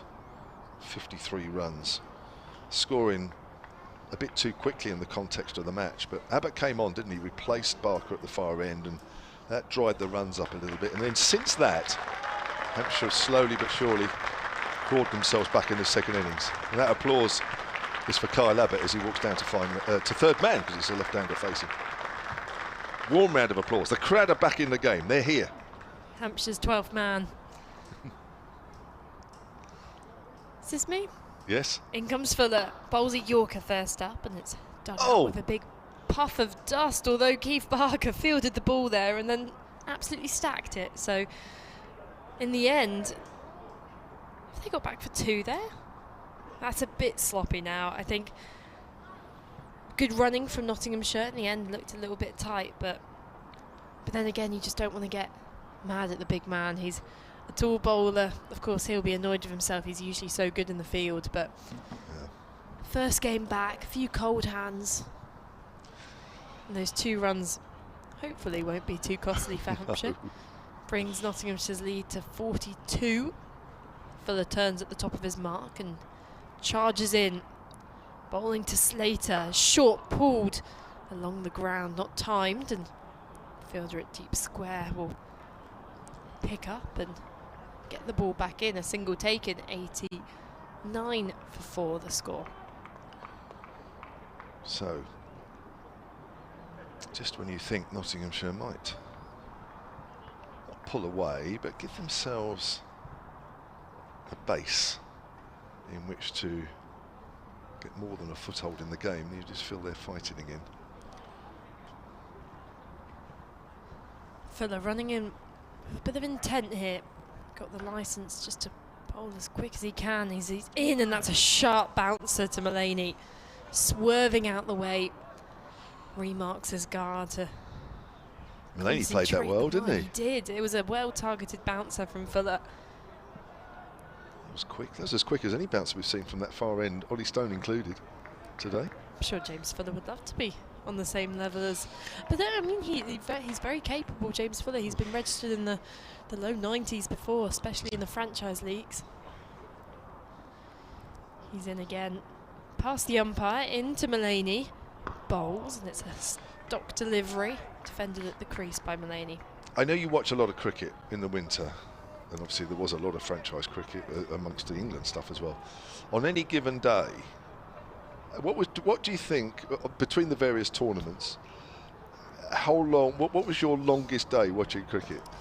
There was a day in January, I believe, where I started watching cricket at 7 in the morning, and I went on until 6:30 p.m. I think it was. I'll have to think what competitions it was as Fuller's in. That's left alone, but incredible carriage through to carriage. What am I trying to think of? Carry, not carriage. It's not a carriage. Incredible carry through to Ben Brown there behind the stumps. It's because I've got franchise leagues on my mind now. Yeah. I think it must have been Big Bash in the morning, through to an early SA20 game, then the International League games, back to SA20. 4 games in a day. Yep. It was really quite remarkable, but I'm a person who kind of likes it on in the background as Fuller bowls, and again, extra bounce from the surface, and Mullaney watches it through to Ben Brown behind the stumps, who's taking it up by his head, completes the over from Fuller. Nottinghamshire's score 89 for 4. Did you feel sort of all cricketed out by 6:30 in the evening, or did you think, do you know what, that's been so good, I could do that again? I don't think my appeal really is, you know, I'm watching every single ball. For me, I'm a student, I'm working. I'm only going into uni 2 days a week, so for me, when I'm sat in my room on my own, I use the cricket as a background noise, almost like having it on the screen in the background keeps me focused to the actual work. I'm not sure I had a particular passion for any of the leagues. I did like the SA20, particularly because one of the teams had James Fuller in it, and it was coached by A.D. Birrell, so yes. I felt like I had some kind of affiliation to that team, but it was a strange one. It was relentless cricket over the winter in terms of T20 leagues. It's crazy. They talk about is Abbott bowls to Slater, who works it up to mid-on. They talk about a lot of cricket in England over 6 months. I mean, the amount of cricket around the world in the last 6 months has been crazy. You do feel, like you disassociate from it a little bit in the end, and because there is so many leagues and some of them are owned by the same people, and now that we've got the Indian Premier League going on, it can feel almost a bit dehumanised sometimes. It's hard to see past, at the end of the day, these being big money-making franchised competitions. Abbott into Slater. Slater forward. Again, that's gone up to Barker at middle. So on some levels, it can feel quite impersonal, really, when watching, and you do kind of just have to cling on to players you like. Like in the Indian Premier League, Joss Butler plays for the Rajasthan Royals, so I watch the Rajasthan Royals when they're on, and I think that's unfortunately some ways of the future for cricket, because that's where a lot of players will go. They need to make a living, and there's more money available in these leagues. So each to their own. A lot of people will see these leagues as the peak of cricket. A lot of other people will see the 4-day game as the peak. Slater forward. It's gone out into the covers, fielded by Gubbins. I think I read an article on the BBC Sport website yesterday saying that England are thinking of awarding multi-year contracts, central contracts now. So rather than wait 12 months and then give another 12 months contract because they're worried about all the franchise stuff, they will actually give multi-year contracts, so that might just dissuade the players from not, because a couple of them didn't want to go to Bangladesh and a couple whatever, so they're hoping that will bring back together a core of England players who will think, well, I've got my central contract, I don't need to play in one or two tournaments that I'm not sure whether I want to play or not anyway. That's a lovely shot there from Slater, who tucks that away off his hip, and that's gone very quickly behind square on the leg side for 4 runs. One of Abbott's rare balls which has not been quite on the right line, a little too straight. And Nottinghamshire 93 for 4, lead by 47. Pretty effortless shot there from Slater. It hardly looked like he'd put much power behind it at all. It was pure timing, raced away down to the boundary and evading the fielder. I mean, there's an interesting debate going on about Ben Stokes playing in the IPL at the moment for Chennai Super Kings, because it's this question of, is he the domain of the English public, the ECB, or is he a private player? Slater's driving at that one, gets an inside edge as he goes out on the leg side. Because very clearly a lot of people have concerns around Ben Stokes' knee, making sure he's fit for the Ashes series, which for a lot of people, that's the spectacle, that's what we're all looking forward to. And maybe traditionally in the past the England captain did belong more to the English Cricket Board, who could dictate when they could and couldn't play, but Ben Stokes, considered now he's his own man, he's got to make that decision. He's playing for Chennai and he's actually bowling in the IPL as well now and again, and it's an interesting debate, like who almost belongs, who almost owns Ben Stokes. It's a more solid shot there from Slater, who punches that off the front foot up to Mo Abbas at mid-off. 3 for 22 off 8 overs for Kyle Abbott, 93 for 4. Slater has 13. Mulaney yet to get off the mark. The lead for Nottinghamshire is 47 with 24 overs minimum remaining on day 2. And of course, if anyone listening has any thoughts on that as well, you can get in touch on the emails, solentcricket@gmail.com, or on Twitter. You can tag us at Solent Sport, at Melissa G Story, or tag at Brace Cricket. Yeah, I think there was 1 or 2 right eyebrows raised when Stokes decided to go. Is he all right in saying, I haven't followed it that closely, he had an injection in his knee or something? Yes, and it's not ideal. No. Gets you through, but that's all it does. In comes Fuller again, and that's guided off the back foot by Mulaney to point, where it's fielded by Holland. No run taken. 93 for 4. And yeah, I guess for some players it's finding when's the break. And actually there's a really interesting parallel in the women's game at the moment, that a lot of the Australian women's players, who are the best in the world, have pulled out of the 100. And actually the women's 100 draft and the women's 100 competition has been diminished slightly, because you don't have those big names like Ashley Gardner and coming back into the competition this year. As for the bowls, that strikes the batter in front, and Appeal pleading, begging the umpire to raise his finger. And we're going to have to look at the replay here, because that looked pretty good. Mulaney, well, I'm not sure how that's not been given out. It hit Mulaney on the back pad in front of off stump, and I think James Fuller is rightly quite frustrated about that one. That looks about as plumb as it could be. I don't know about you. I'm not the best umpire, but I think I need to see that a few more times. keep the replays coming as Fuller bowls. Good length and Wow. pushed away by Mullaney to mid-off. Here we go. Yeah, we've got another one if you're watching the live picture feed. Here it comes. Oh, my word. Although Fuller did go down the pitch, he appealed a bit, had a little jump, but he wasn't quite down on one knee, No, begging and pleading. So Which is fair maybe a enough, bit of maybe. height, he's got that extra pace, it may pop up. But yeah, I mean, an interesting decision there. Mullaney survives, Fuller continues into the Nottinghamshire captain, and that time strikes him in front. Another muted appeal, this time I think a bit of bat involved as Mullaney shakes his head, but Fuller making things happen here.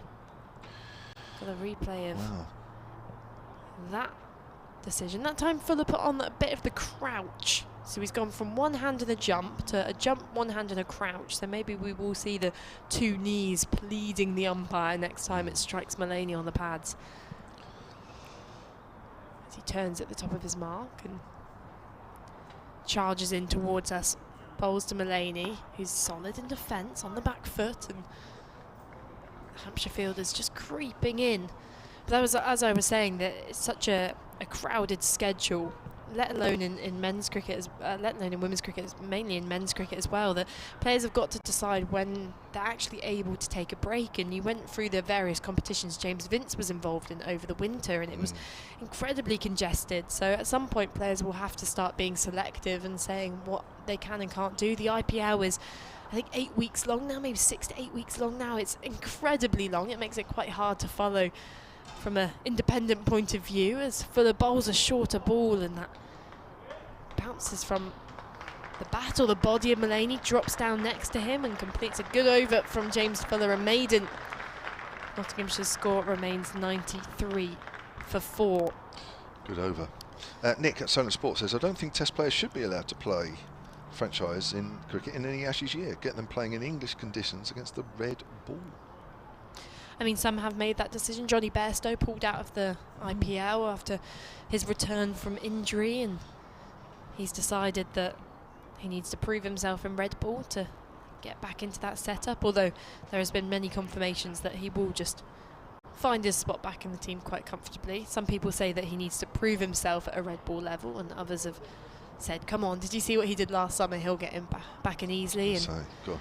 Harry Brook out in the IPL, there was some question about whether he would prioritise the red ball stuff, but Chris Wokes as an example, he's playing in the red ball game for Warwickshire. He's elected not to play in any franchise leagues at the moment because he still sees there to be a chance that he will get into the red ball side for the Ashes, just based off bowler rotations and the fact that sometimes they will need to be rested. And truthfully, he's got a much better record in the UK than he does abroad, so I guess it's in some ways it's up to the individual player to manage their workload now. It's not so much international tours, but plenty of private leagues, and it's up to players to manage it on their own. Agreed.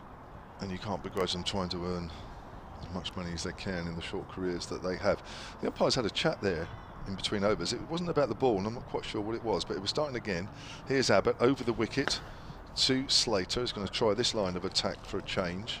Slater works that up to mid-on. 93 for 4 if you're just joining us. Just a reminder that Nottinghamshire were going along reasonably happy at 86 for 1, having lost Hamid before tea at 53. And Abbott, the man we're watching bowl now, took a quick fire, three wickets with the score on 86. Duckett LBW for 51. Clark caught behind for no score. Lyndon James caught behind for no score. 86 for 1 became 86 for 4. The Nottinghamshire lead at the moment at 47 as Slater pushes that out to extra cover. We have just over 22 overs left in the day's play. The sun, which was pretty strong 5 or 10 minutes ago, has disappeared behind some clouds, but nothing to worry about. But it's noticeably, the light has noticeably gone, the warmth has gone. And did you wear the thermals today? no, it wasn't. It's not that sort of day, is it? I think if I'd have worn the thermals about half an hour ago, I'd have had heat rash, as that's pushed up to mid-off or something similar. But I'd have burnt up. That's probably a better phrase. Yeah, so that's just as well, really. It's been touch and go at times. But I think on the whole it's been a good decision. You seem to be wearing as much as you did yesterday in terms of keeping warm. I haven't put on the backup coat yet. Oh, I have you did not? for a brief stint in the morning session. Yeah. But as you say, that the sun when it's beaming into the box makes it feel like you're in Barcelona, but then as soon as it hides behind a cloud, it does get quite chilly. Abbott runs away from us and bowls to Slater. Slater drives, thick outside edge, past a diving Middleton at backward a point. I don't think it carried to him. It was in the air, but not high in the air. I think it was well short of Middleton, but he made a gallant effort with the dive. See, I'm not sure. Really? Do you think it might have done? I think it was hit with quite a bit of power and pace on Okay. it, and it didn't go away for 4. So I think to slow that down, James Vince had his hands in his head for quite a period afterwards, and not that it's a catch people would be disappointed in if it was put down. I think if he did get a bit of a hand on it, he saved the boundary, but it's creating chances. And Yeah. He certainly wasn't in control of the shot, that's for sure. Slater's on 14, but it's Mulaney who's had 11 deliveries now and has yet to get off the mark. Faces Abbott, he's forward, pushing that up to Keith Barker at mid-off. It's been an interesting opening few balls at Mulaney. He's actually faced Fuller in one of the more testing overs. Although that's saying something, because Abbott has certainly produced some testing overs since tea. Abbott is into his 4th over after tea. He had none for 33.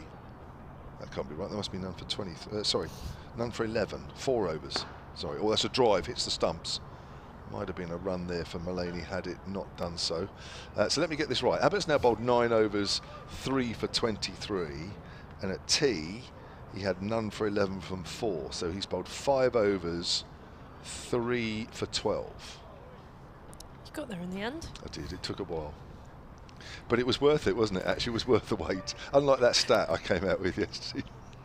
The amount of build-up he gave for that stat, I thought it was going to be something plucked out of the heavens themselves, but And to be honest, it was nice though. It gave a narrative.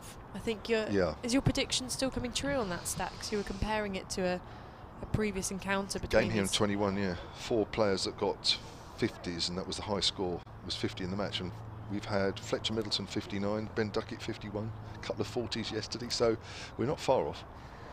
Fuller in to Slater, who tucks it off his hips in front of square. The fielder racing along the boundary, keeps it down to a single, and that was good cricket all round there. Nottinghamshire looking for the second run, and the Hampshire fielders just picking up on these two.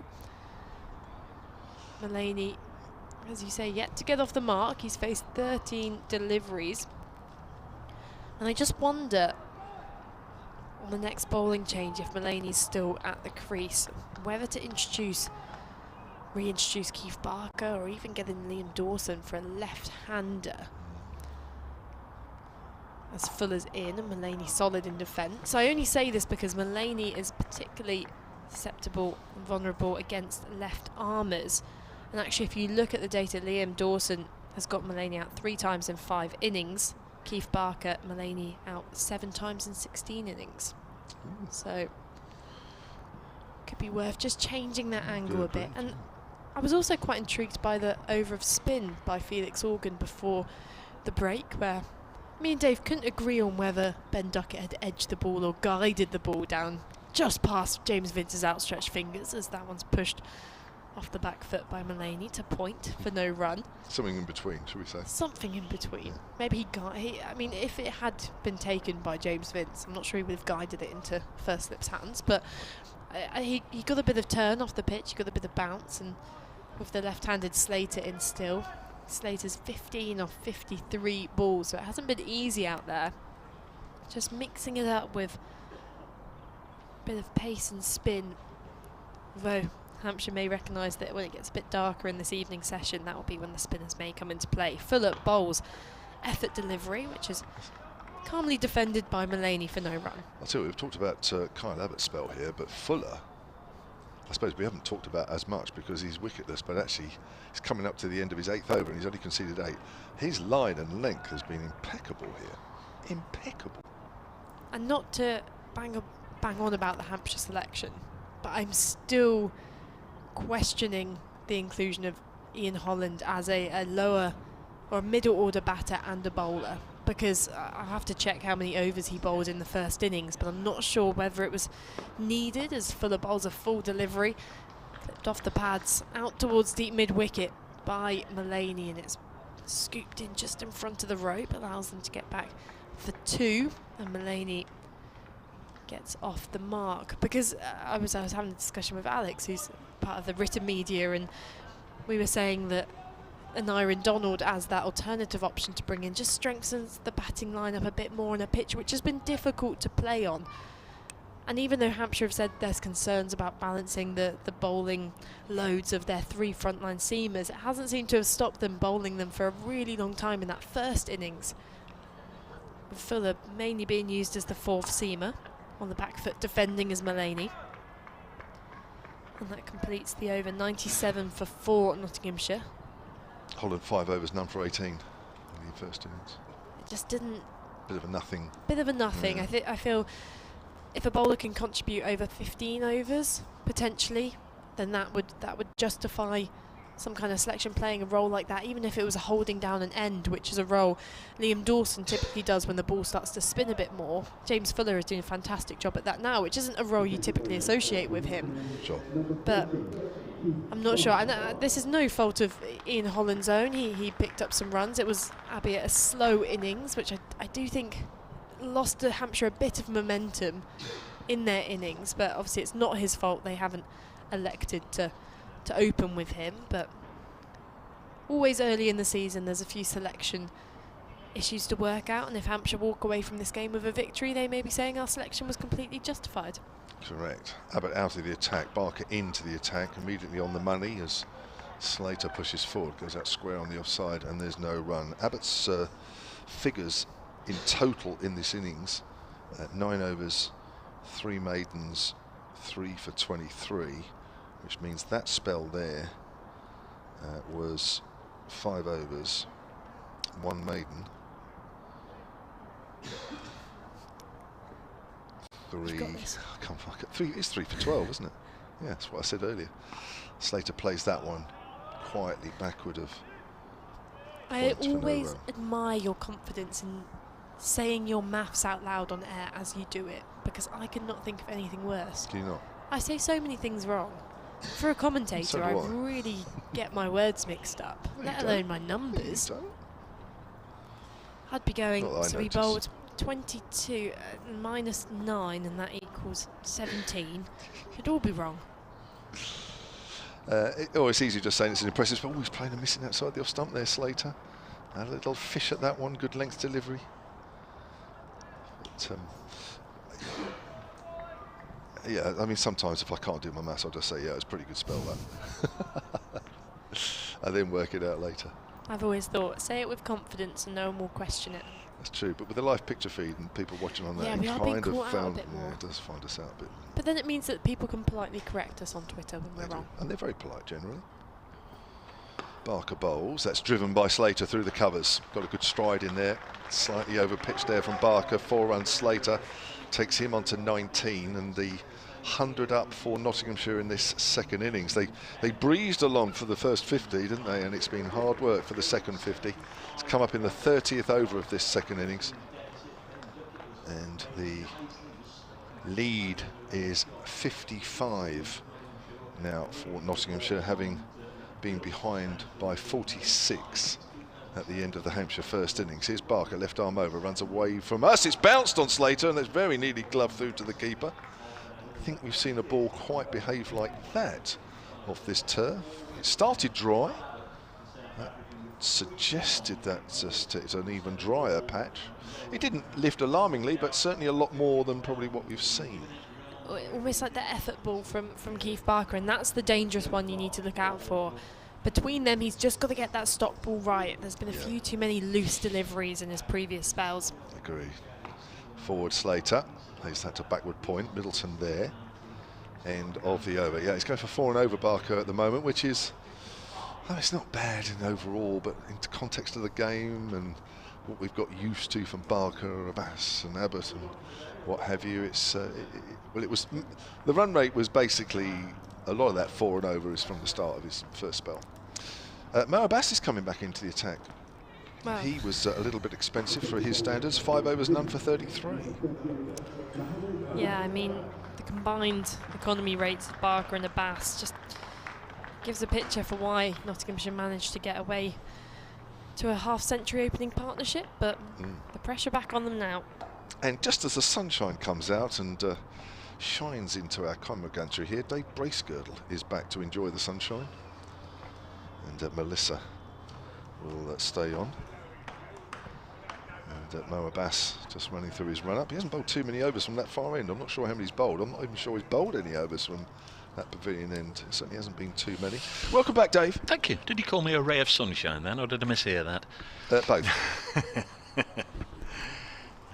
101 for 4. I'm back from my Radio Nottingham duties. The footy's gone pretty well, it has to be said, for the local clubs in Nottinghamshire today. Not going so well for the cricket team. They lead by 55 with 6 wickets left as Mo Abbas bowls to not skipper Stephen Mullaney, who eases it into the offside, and there's no run. So shielding our eyes from the sun here in the commentary box. Bowling from the far end, Hampshire have got a 6-3 offside field, a couple of slips there. Vincent Dawson, the third man in. Backward point, extra cover and mid-off, and a fairly standard leg side of long leg mid-wicket and mid-on. Bass was unusually expensive for him in his first tilt. 5 overs, none for 33 from this end, but he's now switched to the pavilion end. Bowls to Mullaney, who guides this up to Barker at mid-off, and there's no run. Still a lot of cricket to be played this evening if we get them all in. Let's have a quick check. 19.4. Time of day is it's 5:30. I thought it was 6 o'clock. No, it's 5:30. So Well, you did say that when you were walking out after having your dinner last night that you saw Mr. Kevin James leaving the ground. He was a night owl last night. He was working hard as Mo Abbas bowls, and Stephen Mullaney leaves it alone. Not too much wriggle room for Notts now, with Stephen Mullaney in at 6, and of course just going by the numbers, the figures, obviously. One more wicket and Hampshire into the lower order. Although Tom Moore's played nicely in the first innings. Liam Patterson-White at 8, he was dropped on Norton, fell for 4, and then the 3 bowlers. So if they're going to get up to and beyond that 200 we've been talking about, need a partnership now from Mullaney and Slater. Abbas bowls Stephen Mullaney. After he's played it, actually goes down on his haunches, just giving the indication that it might have kept a bit low, and he was just a little wary of that one going underground and scuttling him, but he managed to keep it out, and it remains 101 for 4. There's certainly been some variable bounce from both ends, but from the pavilion end we've seen a few keep low, a couple players trapped in front LBW, whilst the end we're commentating from the hotel end has been the one where we've seen some unexpected, exaggerated bounce, particularly from the taller bowlers.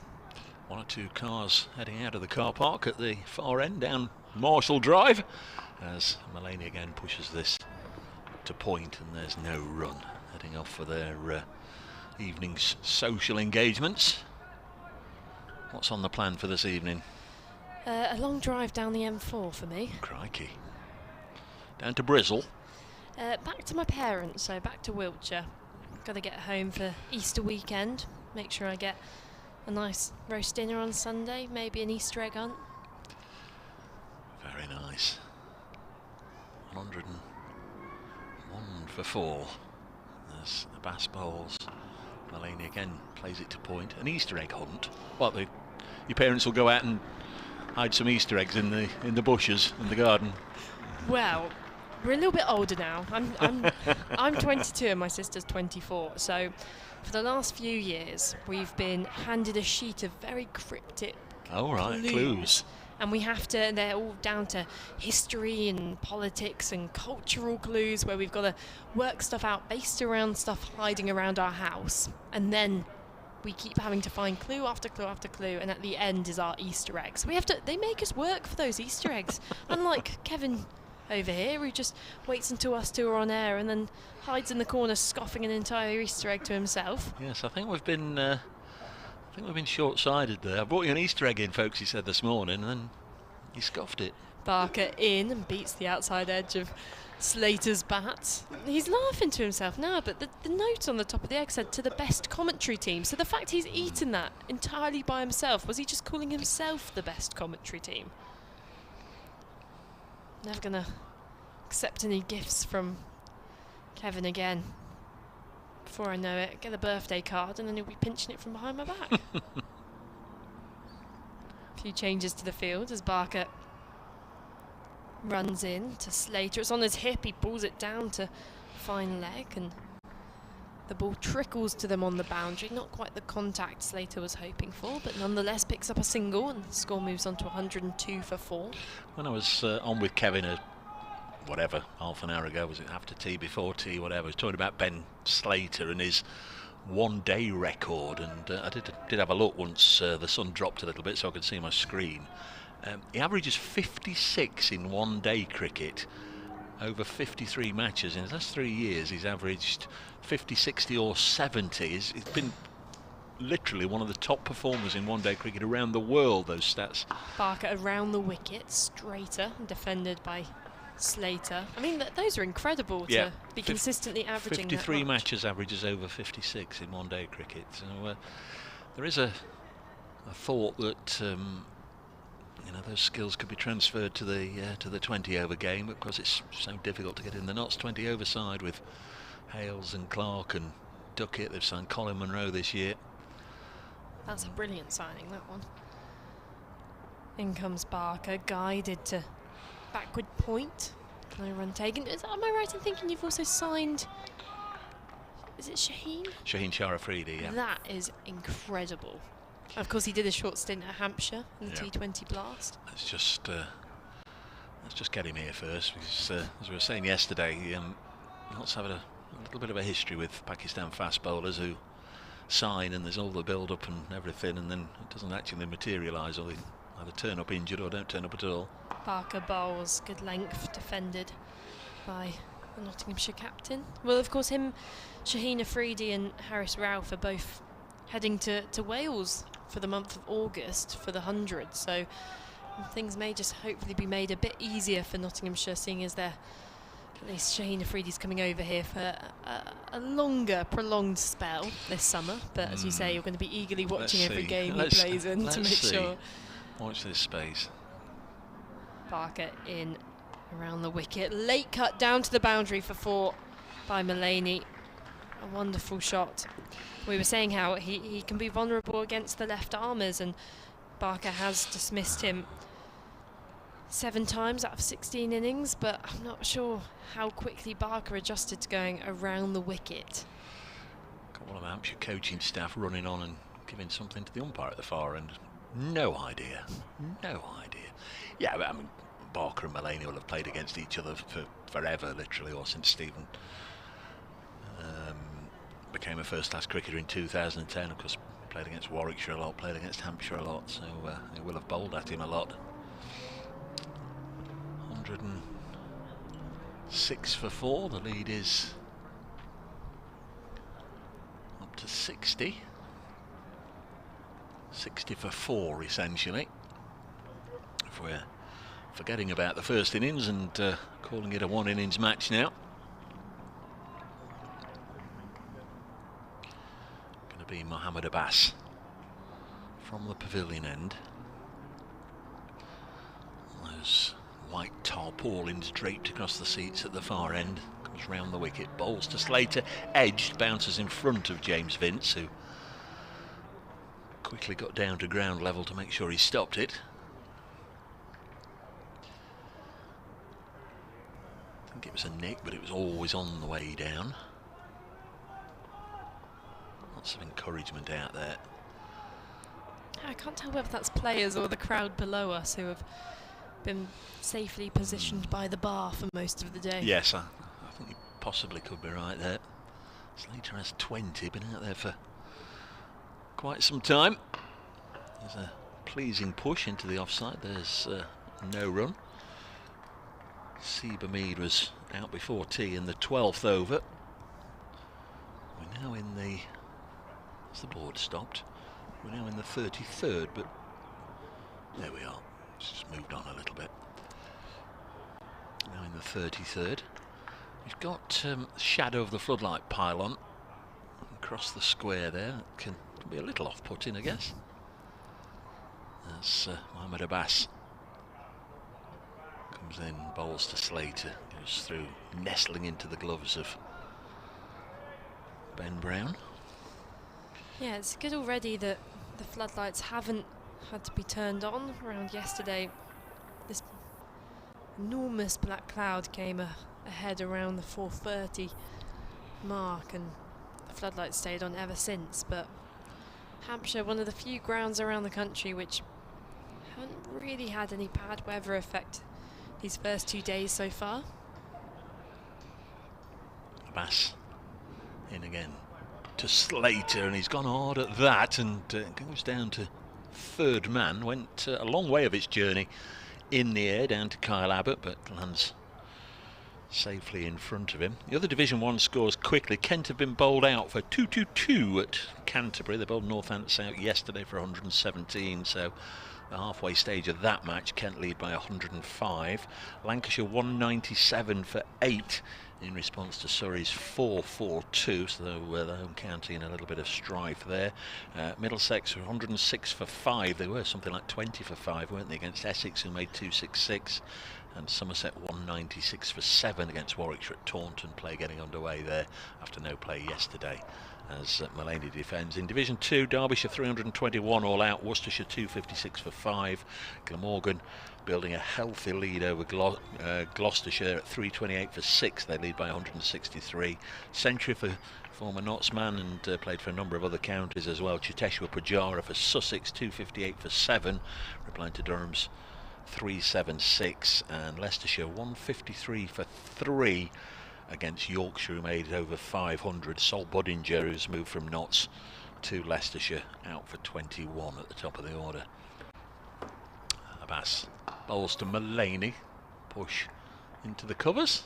That will bring another over to its rightful conclusion. Mo Abbas 7 overs, none for 34. He was 5 overs, none for 33 from this end, so he's given nothing away on his return to the attack from the far end as the floodlights come on rather perversely, because there is a little bit of cloud overhead, but once the sun peeps out, it's very, very bright indeed. But they've got the floodies on. That's probably why the young man from the Hampshire staff ran on and had a word with the umpires. You mentioned there the century for Chiteshwar Pujara down at Sussex, and just one of the many impressive overseas signings this year in the county championship. I think at one point before the start of the men's Ashes campaign, there's going to be Labuschagne, Smith and Pujara all playing in one game. Barker bowls, and dropping his bat on the ball is Ben Slater. No run taken. I mean, that's certainly an occasion to get down to the county ground in Hove to go see 3 world-class players like that competing against each other, and in Div 2. And you have people saying this competition doesn't produce a good pathway for Test players, but it's good enough for Steve Smith, good enough for Marnus Labuschagne. In comes Barker, driving up, and yet almost one of the most spectacular instant catches you will see. Barker stuck out his right hand. The ball was there for a second, and actually the ball almost carried to Mohammed Abbas at mid-off, just falling short of him. I'm not sure he'd seen what had happened, but it was remarkable that Keith Barker had even got his hand on the ball. It was hit with much force from Slater. Technically a drop catch, but saved the boundary. Barker in, back of a length, looking to pull with Slater, strikes him on the body, and it's another dot ball. If anyone's watching on the live picture feed, there's been a few replays of that drop catch from... It feels too harsh to say drop catch, but here we go. Here's another replay. it was instinctive. It was a reflex effort from Barker to get a hand to it, and very nearly just handed it on a plate to Mo Abbas. Just fell short of him. Would have been very much an assist for Barker. Barker on the pads of Slater, who works it to square leg, picks up a single, leg by, and score moves on to 108 for 4. Yeah, you very nearly wandered into Salter territory there, didn't you? Last year we had Salter and Slater when Notts played Glamorgan, and of course Nottinghamshire last year had Patterson, White and Pattinson, so I disappeared down a few rabbit holes with those three. The words sometimes just come out in the wrong. Phil Salt as well. We did a few games of him. My favourite, I think, was a game where there was a salt and a pepper, though. That was always the good classic. Barker around the wicket, defending from the crease is Mullaney, who's adopted a cautious approach to the start of his innings. 6 off 31 balls, and both these two batters at the middle, strike rates of 30 and below, just showing how difficult it is out there and how well the Hampshire bowlers have bowled since their probably less than impressive beginning to this third innings. It was a bit loose from Keith Barker and Mohamed Abbas, but Barker's in again and prodding into the onside as Mullaney just sticks his bat out in front, angles the blade into the onside and completes the over. Nottinghamshire 108 for 4. Yeah, always banging on about significant passages of plays, but this really is for Nottinghamshire. If another wicket or two go down now with the lead only 62, you think pretty much the game is there for Hampshire. But they'll hang on, and I'm sure they'll try and scrape out every run they can and hope that the lower order contributes a little more than they did in the first innings. By that I'm referring to 10 and 11 when it's their opportunity. Both Fletcher and Patterson out for naught, but Ollie Stone stuck around. Tom Moore's made 40 odd. There's Slater driving through the offside for 4. Nice looking shot from the former Derbyshire man. Lovely shot, just lent into it. Mohamed Abbas wasn't even that wide of the crease, he just opened up the blade and the ball's gone a long way for just a gentle push. We have a message on the emails, solentcricket@gmail.com, from Bill Seeger saying, "Team, didn't Abbott do the business after tea against Gloucestershire last year? Please find out what he has for tea. Great cricket," from Bill. I don't think it's the same food we're getting in the commentary box, I'll tell you that. 112 for 4. Bit of protein shake, I'm sure. Something ultra healthy, unlike my platter of chips. Crowd drifting away. Abbas around the wicket, bowls to Slater.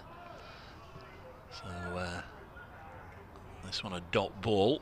Abbas's figures irreparably damaged with that Slater boundary. He's now none for 38. Has managed to chalk up a maiden, by the way, his previous over. That's his first maiden in the match, despite his 6 for in the first innings. Didn't bowl a maiden, so continued in the same maidenless vein his first 5 overs, but has now got one in the second column.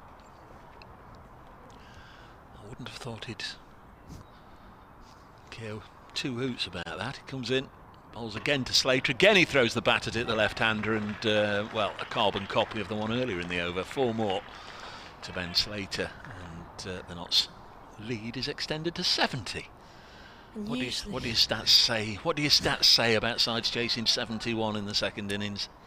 Well, there's been a couple successful ones, but I think, as me and Kevin were saying earlier, I think if Nottinghamshire can get to around that 150, I know from, pictures from, I know the grumbles, but obviously 200 would be a lot safer score, 200 plus, but, this isn't the same pitch as a 200 lead at Old Trafford or the Oval or Trent Bridge, where they're much better batting surfaces. They're not going to get 280, but I think they need 280 lead with this Hampshire side on here to have a chance. It'd be nice to be proved wrong, as this one's clipped to mid-wicket, but I think they need rather more than 200. I think you've and got that's a long way off. You've got a lot more faith in the Hampshire batting than we do. But Well, then it's there was- always the way, isn't it? It's always the way. if you're pessimistic, you won't get hurt.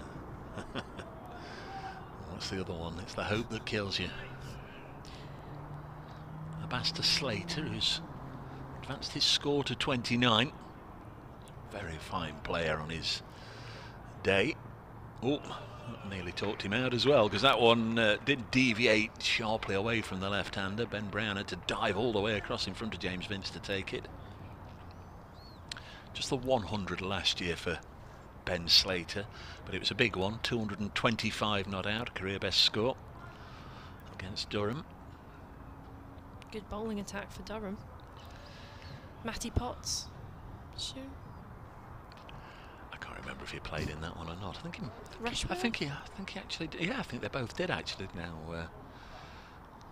you mention it.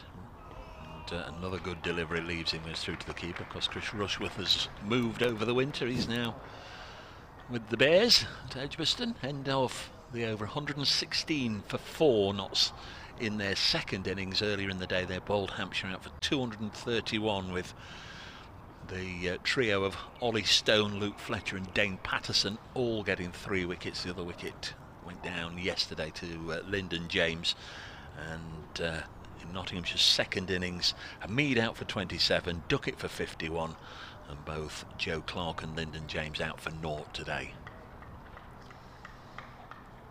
As you say, the crowd just starting to trickle out, apart from the die-hard fans who are zipping up their jackets and continuing on. Barker bowls and a thick edge down to deep third from the bat of Mullaney. Picks him up a single. And the score moves on to 117 for 4. I think by the end of yesterday's play, there was about 2 people left in the crowd who had to very quickly run to their cars to avoid the downpour. I think they could all see the rain coming. The wind had picked up, wasn't it? It was rippling the sheets that are used for sight screens at either end. The dark clouds were getting closer. Lots of correspondence saying it was raining here, there and everywhere. We felt it was coming. We could hear the rumble of thunder, and then down it came.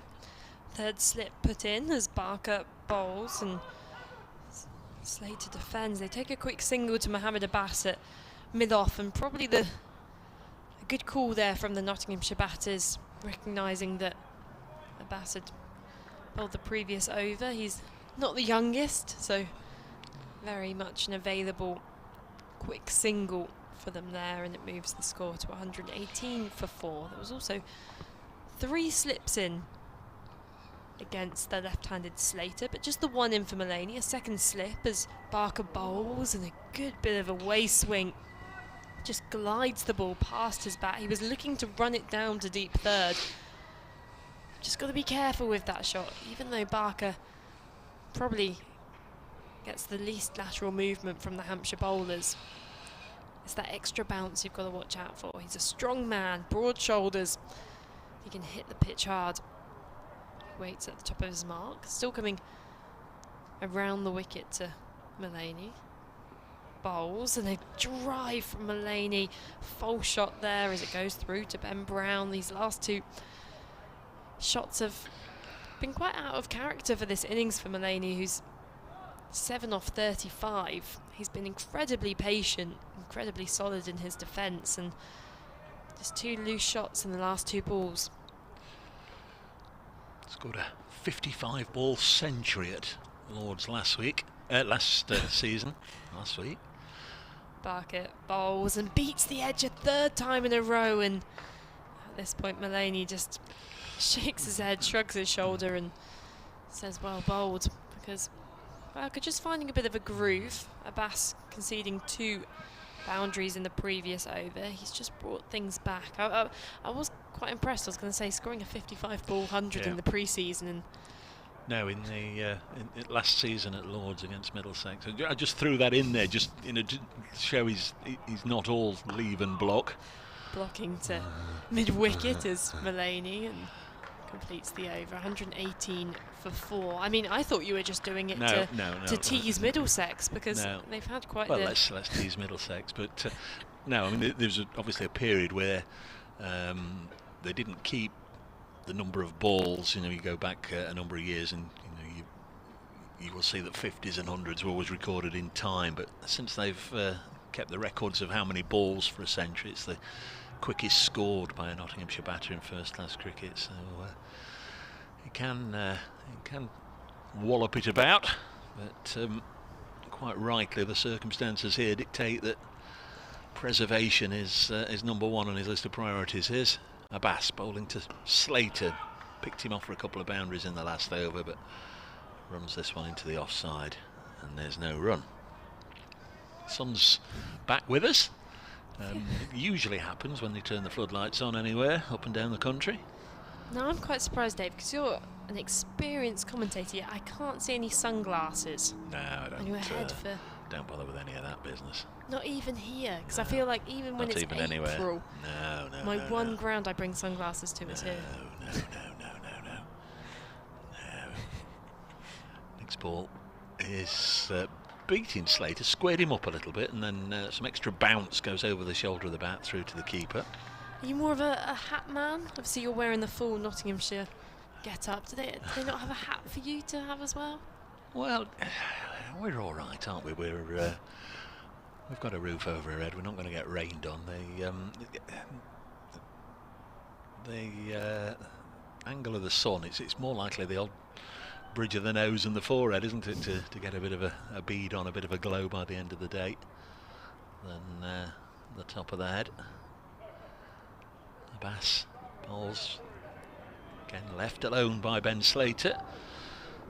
Every passing delivery will be ticked off in the Nottinghamshire dressing room. He'll, I'm sure, get to a point over there where they decide that it won't be Tom Moore's in next, and it, in all probability, would be Luke Fletcher. He's the standard night watchman. Generally, the recent seasons, it's been when there's 6 overs to go, employ a night watchman, but it might not be needed. Next one's eased into the offside. Last year, actually, James Pattinson, the Australian, he volunteered to do it a few times because he came and said he had some sort of record with Australia.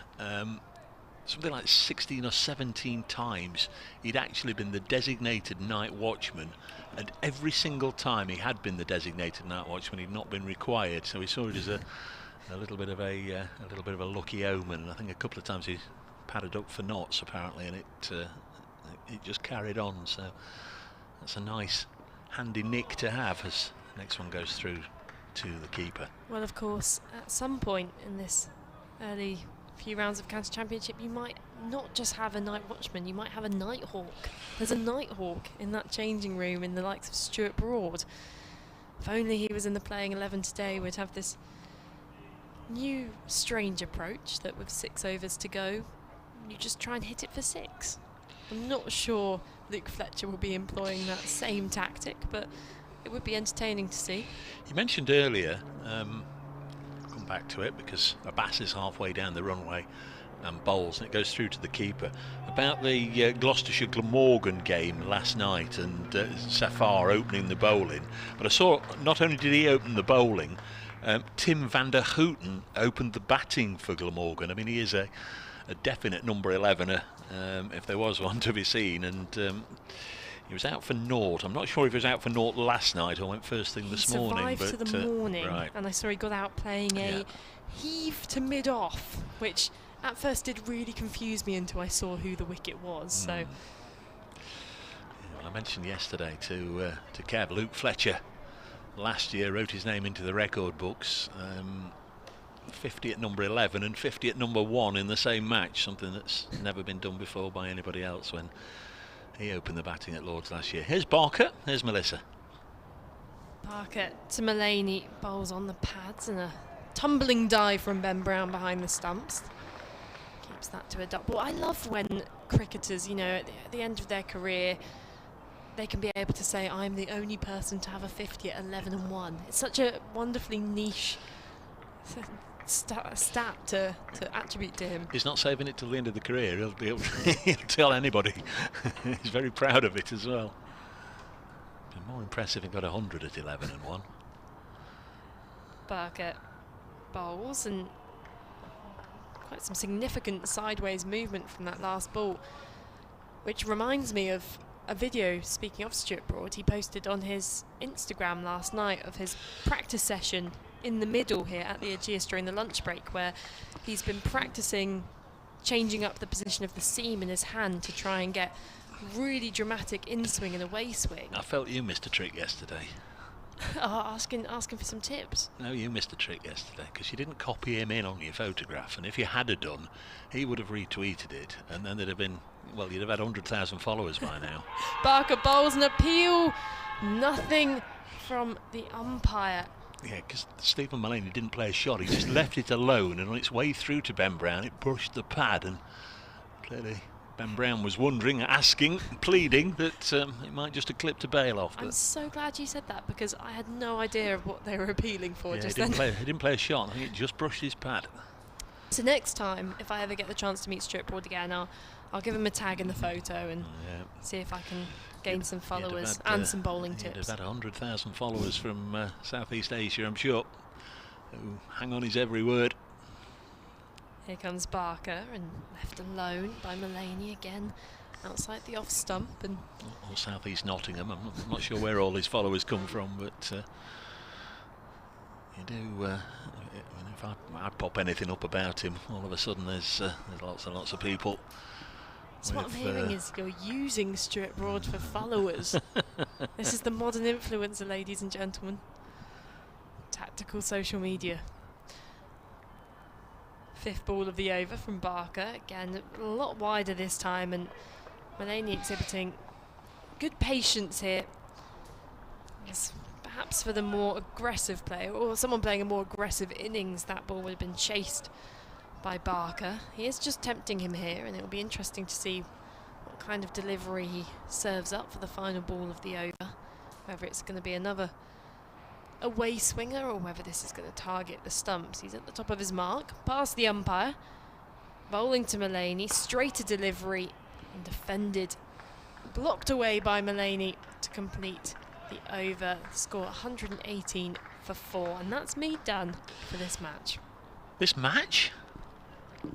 Well, thank you, Melissa. Looks like she's quit on the job. She's thrown in a lot. Been terrific for the couple of days. I think she's banking on this game being done and dusted within the next half an hour, and it possibly won't be. There's 12 overs to go, but as we've heard, Melissa heading off west, going to hunt for Easter eggs in the parents' garden. Sounds like good fun. I can tell you where not to look for one. Here, because Well, it's gone. Yeah, we've heard. It went a while ago. Mohammed Abbas, who's going to start his approach from the shadow of the Shane Warne stand, and then comes into an area bathed in bright sunlight as he bowls to Slater, and we've seen that a time or two. Slater driving Abbas through the offside. Fielder's running round, but it'll go for 4. Nice looking shot from Slater, who is just building this Notts lead over by over, boundary by boundary, on to 76 now, 122 for 4, and Ben Slater, who didn't stick around for long in the first innings, trying to make the most of it this time round. He's 34 not out. Nice shot. Yeah, it was. He's played a few of those, hasn't he? Yes, it's it's been a productive area for him this afternoon.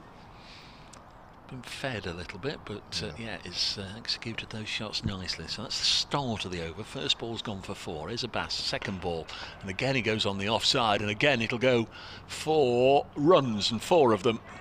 Who's that? Kev down on the ground, sprawling on the boundary rope, trying to stop it. The fielder out there unable to do so, and Slater goes on to 38 now, and Gubbins. Notts lead up to 80.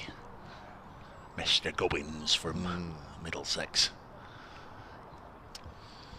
Yeah, he's fed that shot a few times. The Bass. What have you lost, Mel? I was just making sure there's nothing left. Nothing left to scrounge or eat on the journey. I remember you leaving a pen here last time for your tablet. There's Abbas back-to-back boundaries for Slater. Here's a dot ball. This has been a big partnership. I know it's, what, 40, but it's in the context of what was happening before it. Yeah. Big partnership. Yeah. Kyle Abbott 3 for none in 8 deliveries. That wrecked the hopes of Nottinghamshire's top order, really. Once Duckett had gone, and then Clark and James followed very quickly into the middle order.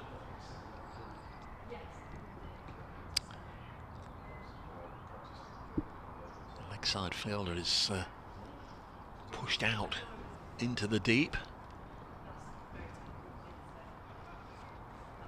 Abbas round the wicket to Ben Slater. Oh, it's edged past Liam Dawson at second slip. He took some of the pace out of it. Did bounce well in front of him, but squeezed through for another single. Ben Slater on to 39 on 27 for 4. We've got 11 overs and 2 balls left in the second day. Seems like we've been here most of the week, but this match only started yesterday morning. It's fairly fast pace. We had 13 wickets go down yesterday. We've had another 11 today. So far, Abbas now to the right-handed Mullaney, who withdraws his bat well inside the line. Goes through again to Ben Brown, who's taken a couple of catches in this innings, getting rid of Clark and James in quick succession in the same over. A double wicket maiden from Kyle Abbott. Liam Dawson's injury, he's fit to play, he's out there, just had 1 over a spin, and that was Felix Organ. Maybe that Dawson can't bowl. It may be that he can bowl and he's not been required, but it may be that the very fact that we had Organ bowling the 1 over of spin may well be that Liam Dawson won't be bowling. Hampshire are -1 on the over rate. I'm not entirely sure how it's gone down from -2 to -1, but that's neither here nor there. But just wonder if he is going to be a factor in this contest with the ball or not. It seems unlikely now, doesn't it? Well, we haven't seen too much. Was it 5 overs of Patterson White, 1 from Organ? I'm wondering if Organ did bowl that 1 over because there was 2 left-handers. Yeah, in there. But you're right. I mean, whether Liam Dawson's 100% fit, he's gone off once or twice today, hasn't he? Yeah. For whatever reason, but yeah, maybe he's playing without being 100% fit. Yeah, no need to bowl him into the ground first game. There's lots of other opportunities. Here's Barker, here's Kevin James. Starts his 12th, driving his slate. Doesn't really time that one, is it? Bit of a slap as it goes up to mid-on. 81 lead. Now there are, apart from that 1 ball, 11 overs left. That's still a chunk. Yeah. That's still a sizable chunk. With the sunshine out, we should get all those 11 overs in, unless a cloud goes over and the light gets really poor. But there is still plenty left in day 2, isn't there? There's potential of 50 runs, or there's potential of 10 runs if they just choose to block and leave and be selective. A lot of deliveries to bowl, and that's cut away over the top of backward a point. Width there from Barker. Slater has shown already in this innings that he's prepared to go after the balls that are very wide. He's done there, and he moves on to 43. A lead now 85. Who's your Hampshire man of the day to interrogate later? Kyle Abbott for his 3-in non-burst? Well, I'm going to save Kyle Abbott, to be honest. I'm probably going to have a chat with Fletcher Middleton. Even though he didn't add much to his overnight total, he's still got the top score in the game. Yeah. And so I might have a chat with him, I think, if he's winning. Here's Barker, runs away from us. Slater drives. It's in the air. It's going to be caught at deep point. And the shot that's been quite productive for him today proves his downfall. He went a long way away from his body, wasn't in control of the shot. The fielder is out there at deep point exactly for that shot. That's Nick Gubbins. It's straight down his throat. And that is Nottinghamshire's 5th wicket that has fallen with a score on 131. That will very firmly have to go in that draw-marked waste. Waste of a wicket, really. Did get it away to the ropes, the ball before, and another one outside the off stump, threw the bat at it. Good connection, but the ball took an aerial route all the way out towards the fence on the offside, and a really nice innings from Ben Slater comes to what you have to say is a premature end, and he's left a few runs out there. He'll be disappointed, his supporters will be disappointed. That really is a bit of a shame as far as he's concerned. The lead is 85, there's 5 wickets left, not going to be night watchman time yet. Tom Moore's top scored in the first innings on his way out to the middle, so it's going to be another left-hander replacing a left-hander, but Keith Barker, I think he would assess that as being a little bit of a bonus as he let it go. Yes, it's interesting, really, isn't it? Really, you know, you could look at that dismissal 2 ways, really. He's played the shot well. In fact, he's hit the shot along the ground at pace. A couple of times he has gone for it when it's been a little wider and sort of slashed at it, and obviously got away with it. I mean, generally, if you get half a bat on it, you are going to get runs. But there, with the fielder in exactly, it's not like Gubbins had to run around from anywhere. I think he literally walked in about 2 paces, took it chest height.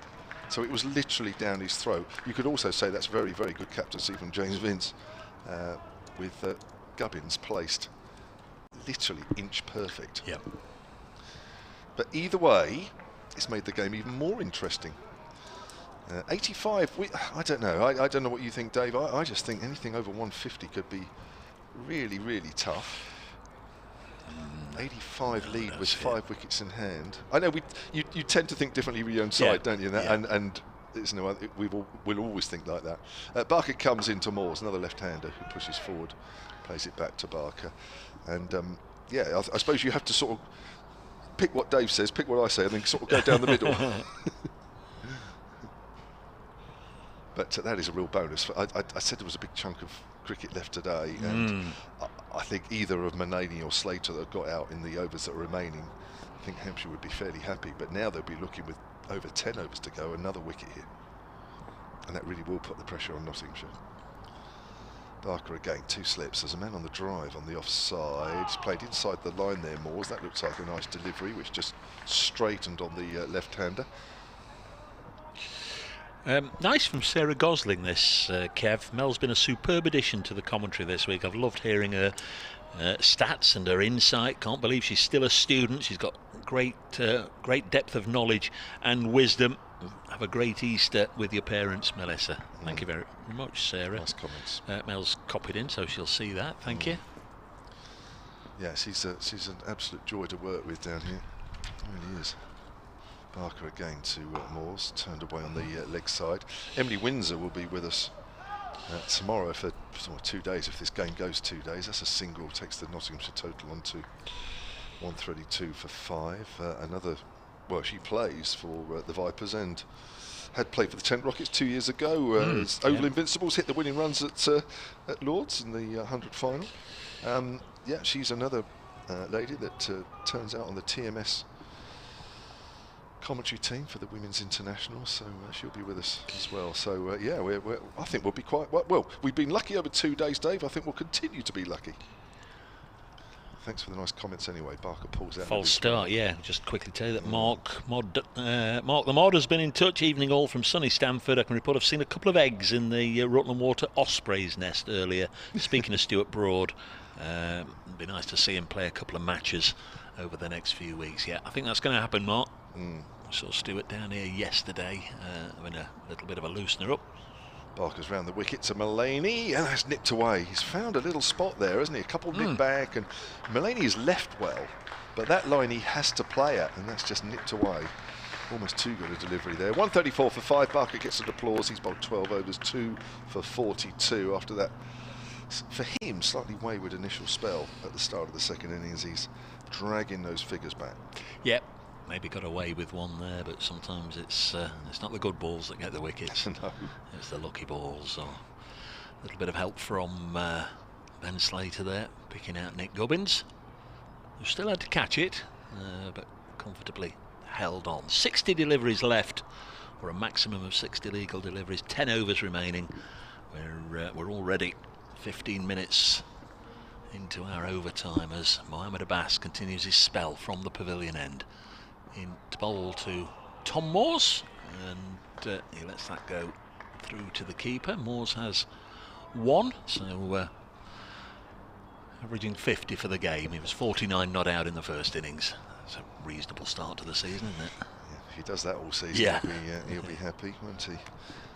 Is it me, or is the ball just nipping around a fraction more than it was doing? Just a fraction? Yeah, I think you're for some reason. Possibly right. Maybe they've got a bit of a spring in the step as well. As this one's edged past the diving Dawson. Wouldn't have been a catch, but I think he'd be disappointed he probably didn't manage just to stop it from going for a run. But another one to Tom Moores. Moves him on to 2, brings Stephen Mullaney back onto strike. And the Notts lead is that now 89 over Hampshire with 5 wickets left. This has the potential to be a really good day, isn't it, tomorrow? Whether we slightly go into Sunday morning, I don't know, but I don't know. I think there's a lot left in this game. Abbas into the Notts captain Stephen Mullaney, left alone by the Lancastrian, who started with his home county, had half a dozen first-class games, and then moved to Notts in the winter of 09-010.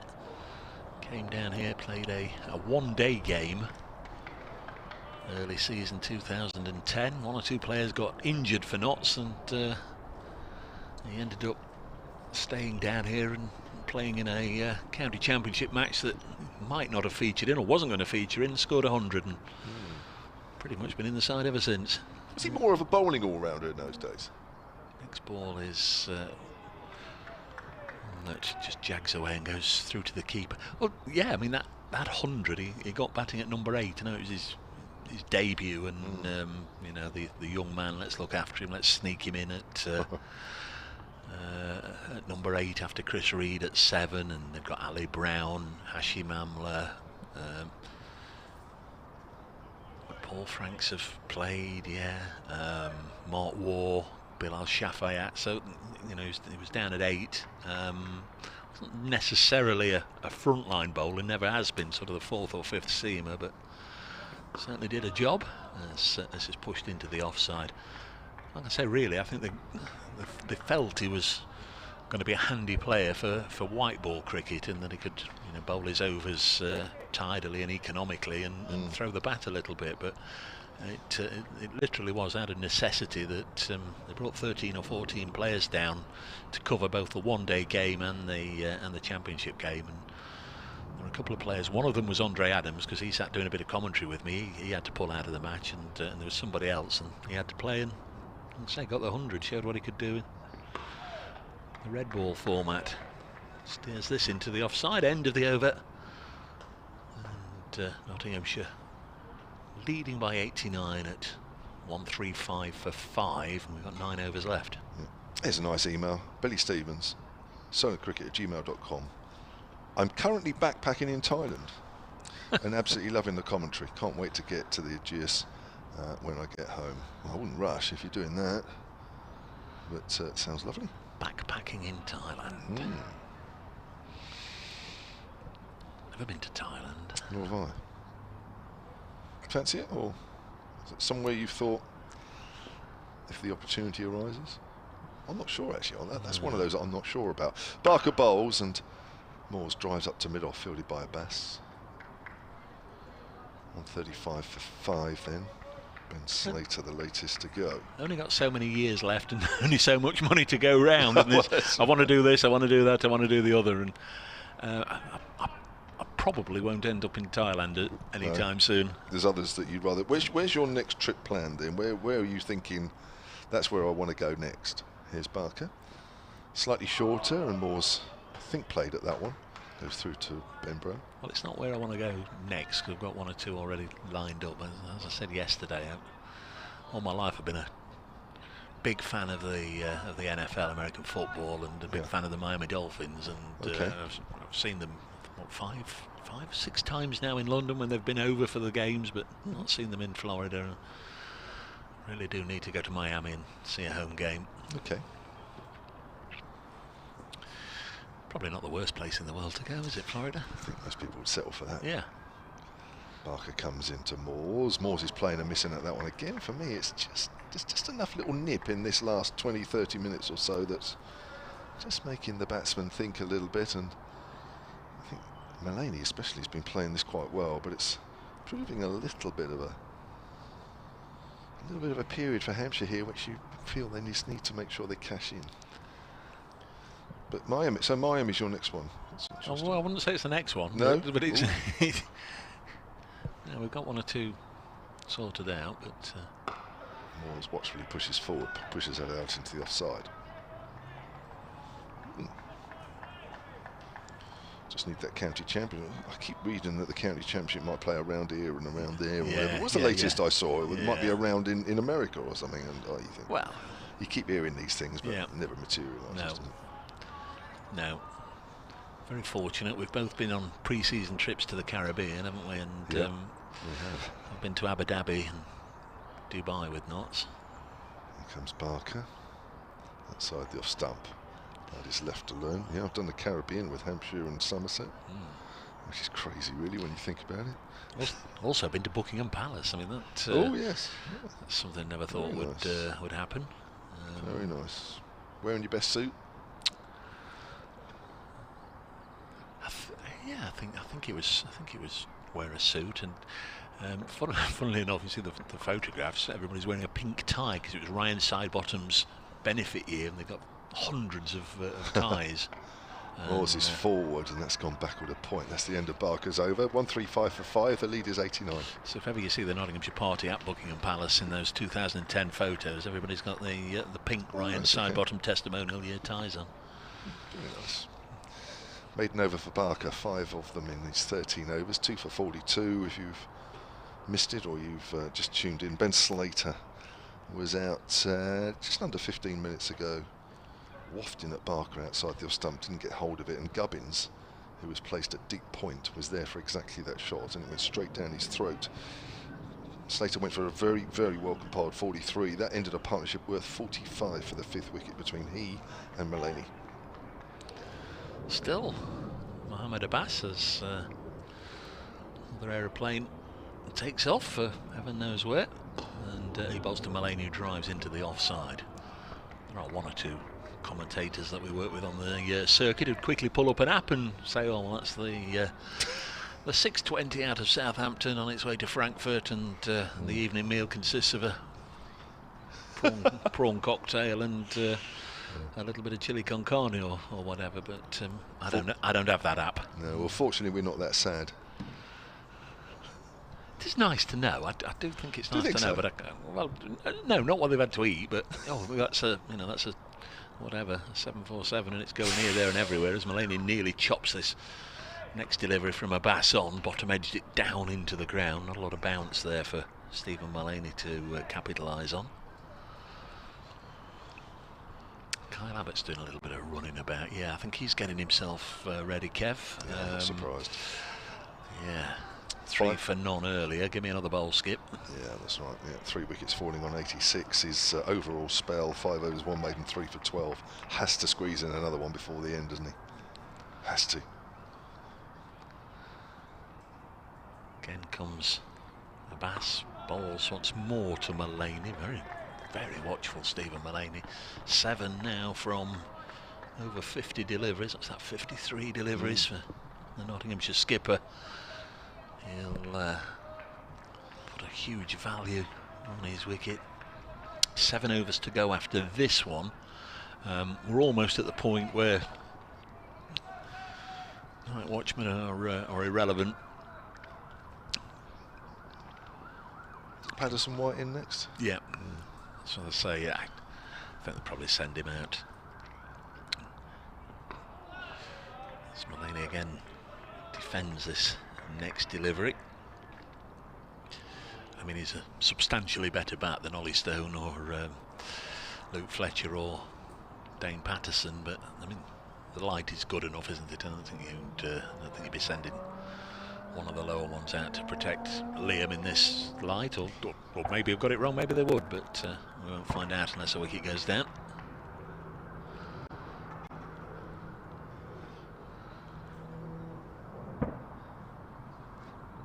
There's Mullaney in to bowl. He's going to get a single here, somehow squirted off the bottom of the bat.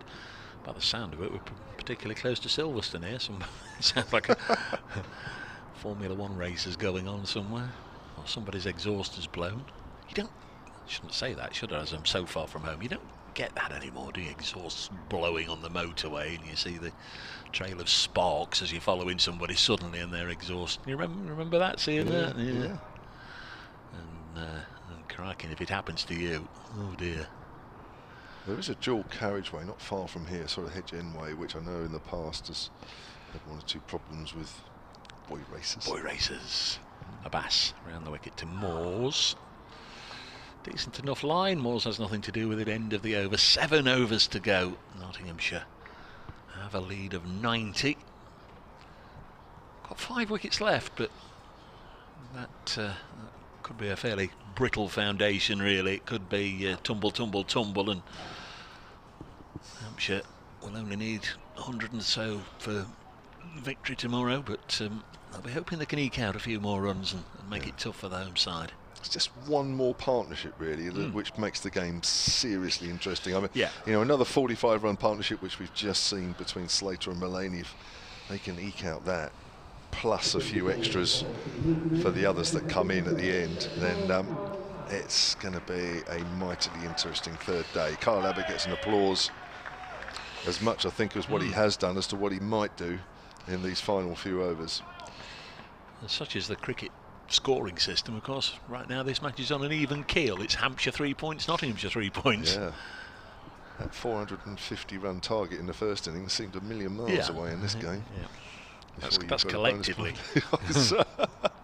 Here's Abbott then in the evening sunshine is bowling, and forward is Mullaney and pushes that out towards extra cover. That's good fielding from Gubbins, diving to his right to make sure that another run isn't added. So just under 7 overs left on day 2. The lead is 90. Hampshire's over rate is, well, it was -2 at the start. It's down to -1. It's all been seamed, so you're right, Dave.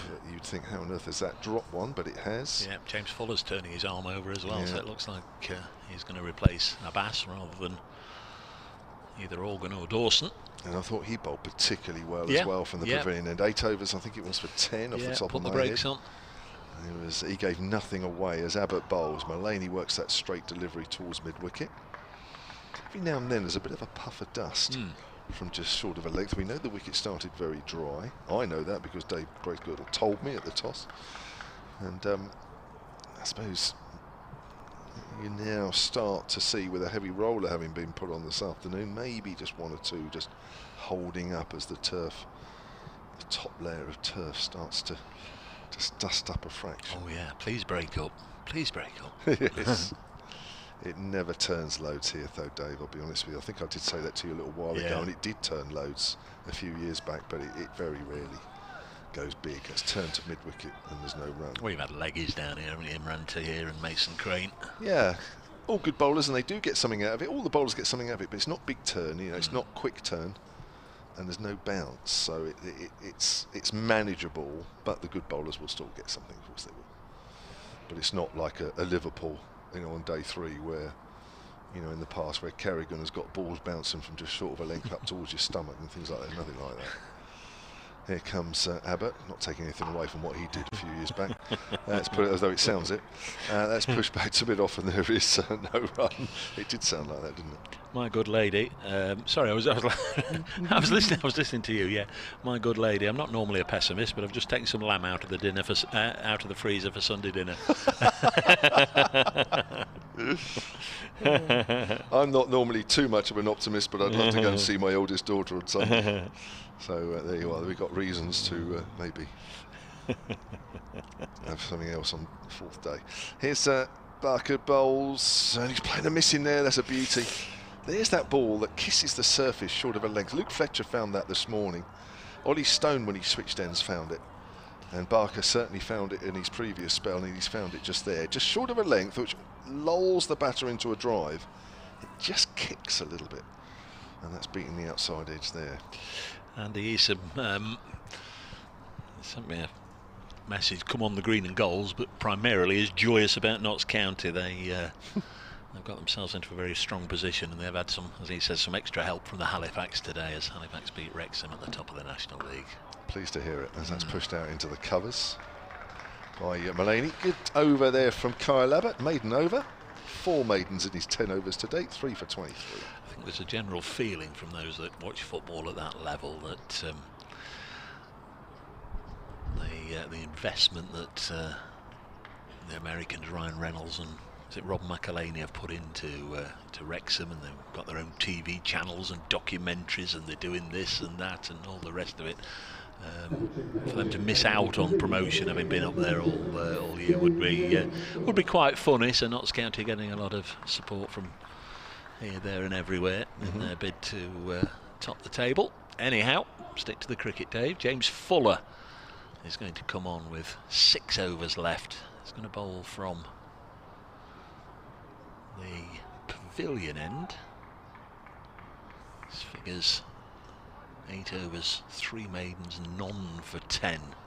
And it was as impressive as those figures would sound early on, gave nothing away. Tom Moores is on strike. The left-hander has just 2 to his name, and gets everything behind this first delivery to keep it out. So we're inside the final 6 overs, 35 balls remain, or a maximum of 35 balls. On the home straight, Abbas's spell from that pavilion end. 7 overs, 2 maidens, none for 20. Got the ball past the outside edge a couple of times.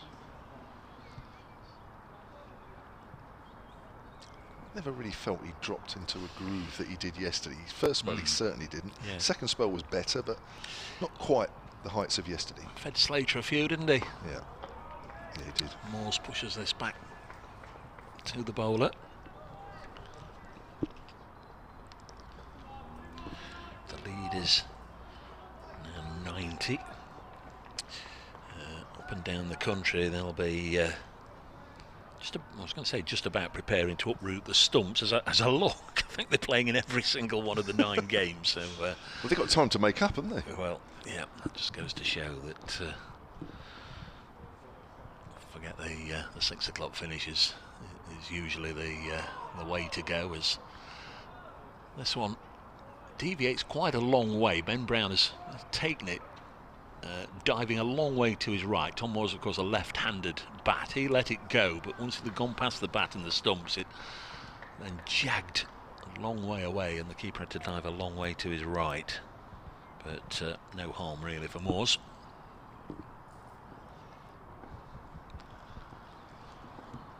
But again, he's come on and put the ball in good areas. Another similar delivery from Fuller. Good bowling. Clearly this pair looking to play for stumps, but got a bit of work to do. We're probably 20 minutes away from the close, so they've really got to concentrate and be watchful and aware. There's lots of other factors. We've got half the pitch in shade, half in bright sunlight. I'm sure there'll be a word or two out there being said. There's the pressure of the situation. Some good bowling from Fuller, but Moores has deflected this away onto the leg side, stopped just inside the fence, but they'll come back for a couple of runs, and it's 138 for 5. The lead is 92, and Tom Moores doubles his score to 4. Nicely timed that, wasn't it? I thought that was going to split the field, because that is the short boundary side, especially in the corner to our right here. That's is about the smallest area on the pitch, on the playing surface, I should say.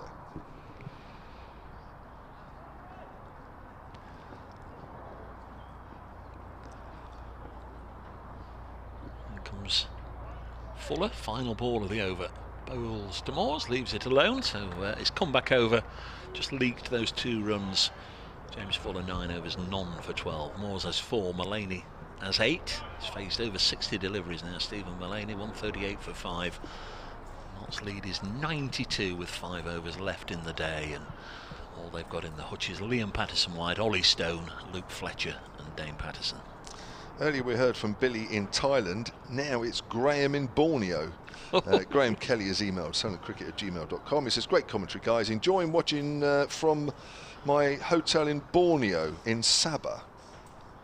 I don't know Borneo that well, but those that do will know what he means. It's that was 1:30 in the morning, so that was just emailed about 15 minutes ago. That's driven on the offside by Moores, and that's going to be, sorry, Mullaney worked that through mid-wicket. Apologies, because I was looking at that email. So 4 runs there to start Kyle Abbott's new over, and it's, I think Mullaney's on 12 now. Yeah, it's just gone up, 142 for 5. The lead is 96. Just wondered if Dave is a believer in Tua, T-U-A. Oh, very much so. What is that? Tua Tagovailoa.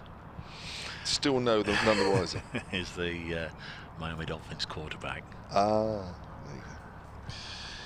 Went to Alabama University. Abbott to Mullaney. Mullaney's right on the pad, he's gone. Nip back, Mullaney knew it, he was off. The minute it hit him, halfway up on the front pad, he was walking. And Mullaney goes for 12. He's worked hard for those 12 runs. 142 for 6. Abbott's done it again. He has indeed. Mullaney faced 63 balls. It was at the crease for over an hour and a half. 2 boundaries in his 12. But it's hugely damaging to Nott's hopes of getting something from this game. Kyle Abbott now 4 for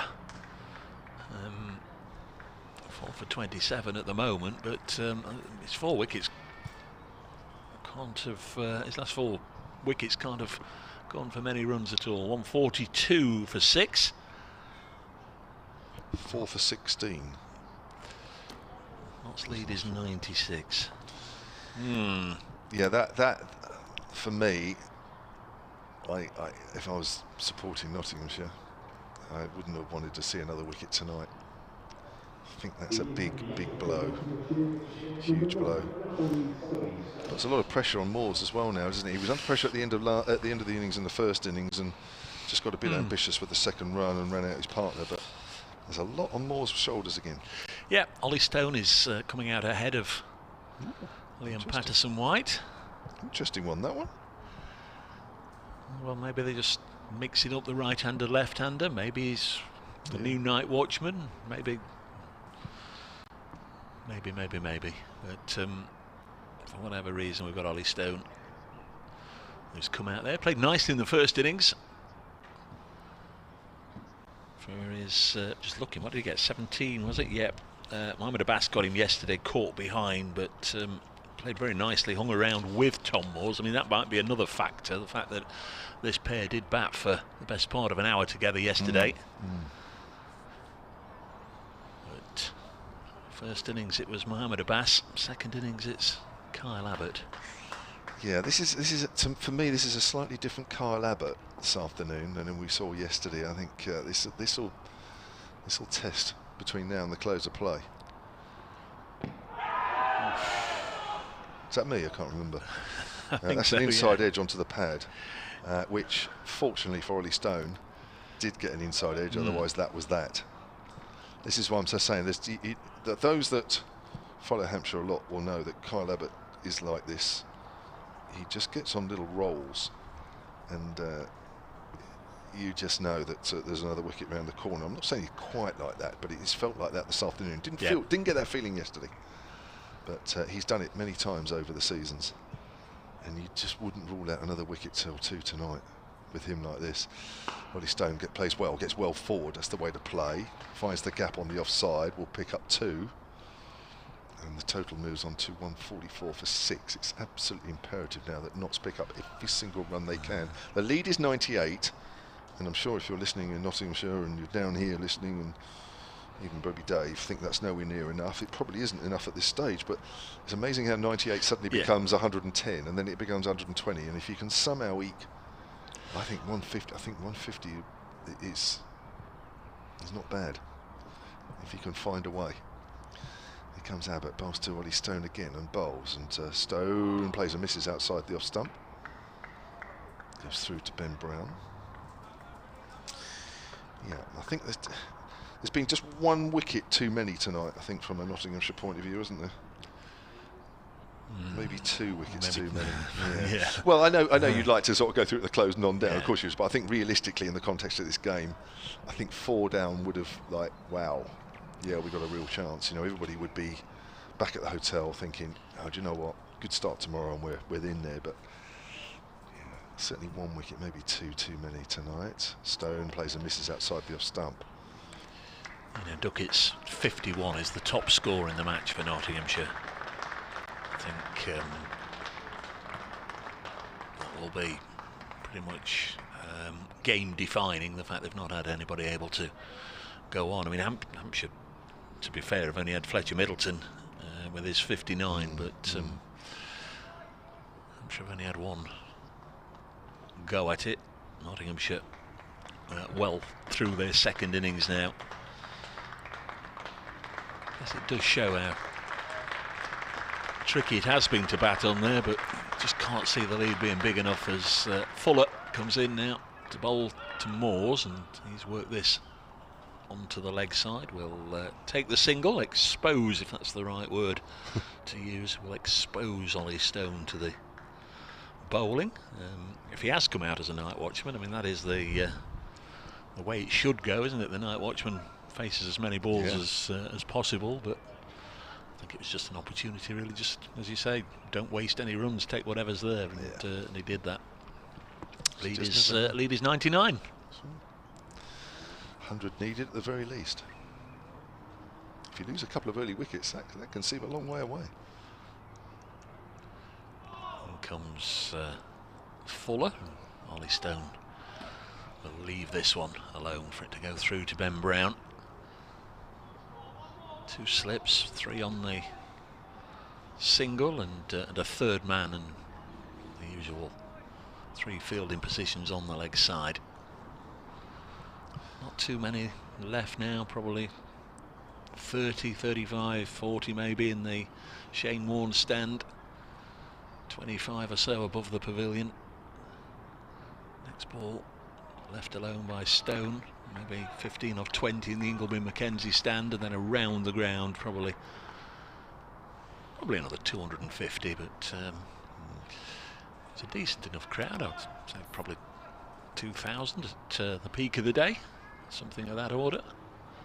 Difficult, isn't it? Because we were saying a lot of people can just sort of stand on the concourse and watch, and people behind glass here, there, and everywhere having a peekaboo as well. A lot of people watching from the hotel balconies.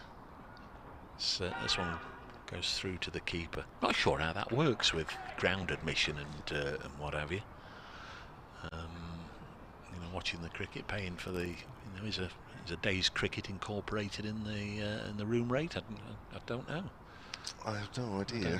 It's obviously not easy to get from the hotel into the ground, but it can be done, as we know. Oh yeah. So but I mean, just sitting on your balcony watching the cricket. That's right. Well, why would you move anywhere else? Yeah. Why would you? Floodlights have been on for probably a good 45 minutes now. Not really been needed. Next ball past Stone. That was a quick delivery from James Fuller. It was still on the way up as Ben Brown took it over his left shoulder. I have to say, we're coming to the end of the 10th over from James Fuller. He's not no wickets in the wickets column. Only gone for 13. For me, in a season last year where he made huge strides, today I think he's bowled as well as I've seen him, consistently well. He's bowled an arrow straight line, he's bowled a immaculate length, and I think he's been very, very unlucky today. Here he comes again, striving for that first wicket. Bowls to Stone, who digs out a full pitch delivery, plays it up to Barker at mid-off, and that's the end of another tidy over. Just that single taken by Tom Moores at the start of it. Moores has 5, Stone has 2. It's another one ticked off. There are 3 overs left. Nottinghamshire 4 wickets to play with. 145 for 6, leading by 99. Tidy. I think that's a great description of Fuller today. He has, and on another day he'll pick up 2 or 3.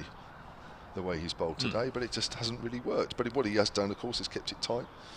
It's been Abbott's day today. It was Abbas's day yesterday. It may be Fuller's day next game, who knows. But today I think he's been great support. Absolutely, he's been immaculate. Is there time for Abbott? He's got 2 overs here out of the 3. He's bowling to Moores. He's round the wicket to the left-hander. 2 slips wait. Moores plays and misses outside the off stump. Vince is probably the most excitable of the 3 behind the stumps who believed that there may have been an edge. They will get exciting with 17 balls left. Another wicket now really would make Hampshire hot favourites, especially if that wicket is Tom Moore's. 7:15. Is that what it is?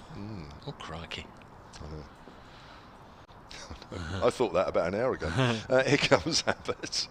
Moore's drives straight up to Abbas at mid-off. No run there. I know, when I looked at it, it was 6:15. I thought, oh God, there's too many overs here. It's funny, the second day of the season and I'm already moaning that we're doing overtime. It's a worry, isn't it, consider what's coming up. But it's been a good day. I've enjoyed today. Yeah. It's been nip and tuck, isn't it? Great start by Nottinghamshire this morning. They bowled superbly, especially that first hour. Also had 13 wickets go down, same as yesterday. Yes. Oh, Moore's plays forward, and again he's playing a missing. There's a few player missing going on here at the moment. That looked very close. Either squeezing between bat and pad, maybe just not far from the off stump, but Abbott is asking some questions here again.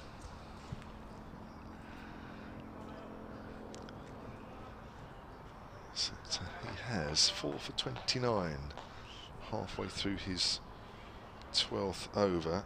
He was at tea, none for 11 for 4. Abbott runs away from us as well. Actually, the whole of his run-up now is in shadow as he bowls to Moores. Moores gets the bat on that one coming forward. Just happy to defend that one. Half the ground in shade. Yeah. This half in sunshine.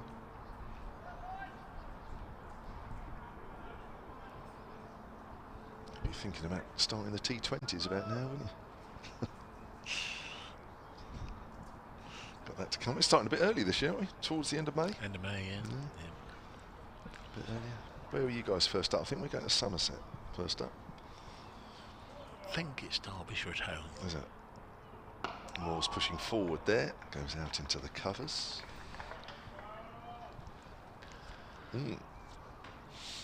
No Christian though, isn't it? I mean, he's been great for you over the years for that in that competition. Very much so, yeah. Superb. Yeah.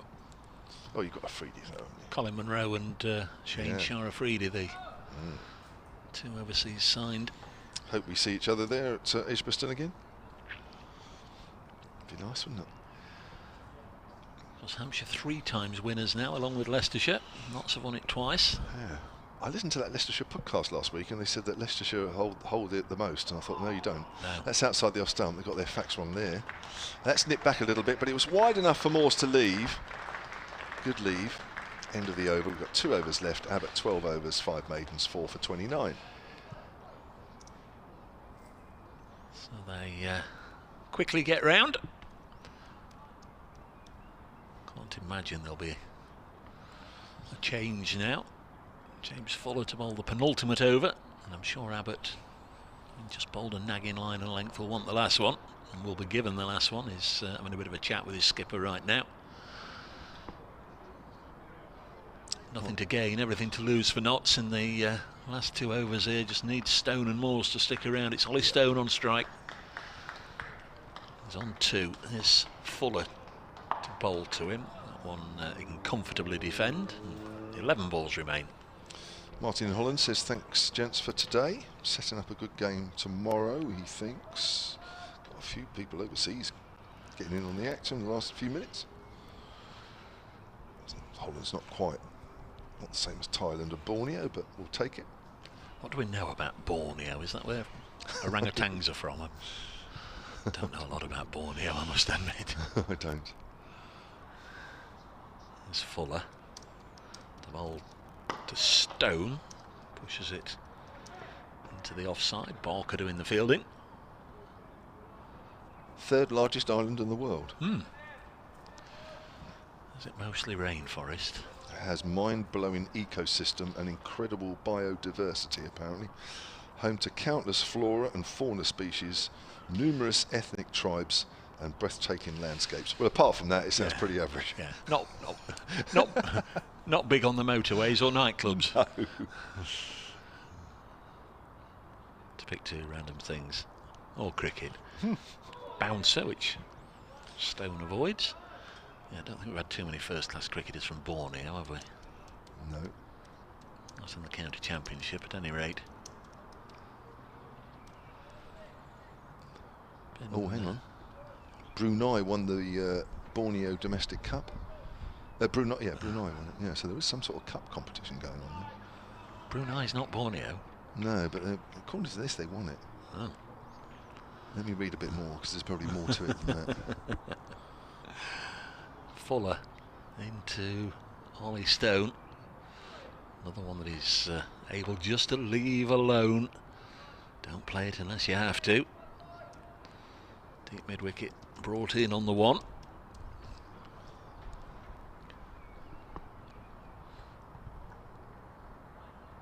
Couple of balls left in this over. Men out in this innings: Mead 27, Slater 43, Duckett 51, Clark 0, James 0, Mullaney 12. Fuller, without any of them, bowls to Ollie Stone, clips it to mid-wicket, no run. 4 wickets to Abbott, a couple to Keith Barker. Earlier in the day, Hampshire's first innings ended on 231, top scorer Fletcher Middleton for 59. Solid contributions really from all those that got to the crease today, with Liam Dawson 24, Ben Brown 26, Ian Holland 31, Keith Barker 19, James Fuller 21.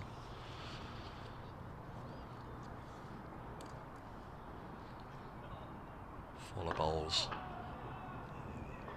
Ollie Stone plays it to mid-on, and I'll be saying over to you, Tom Moores, for Nottinghamshire.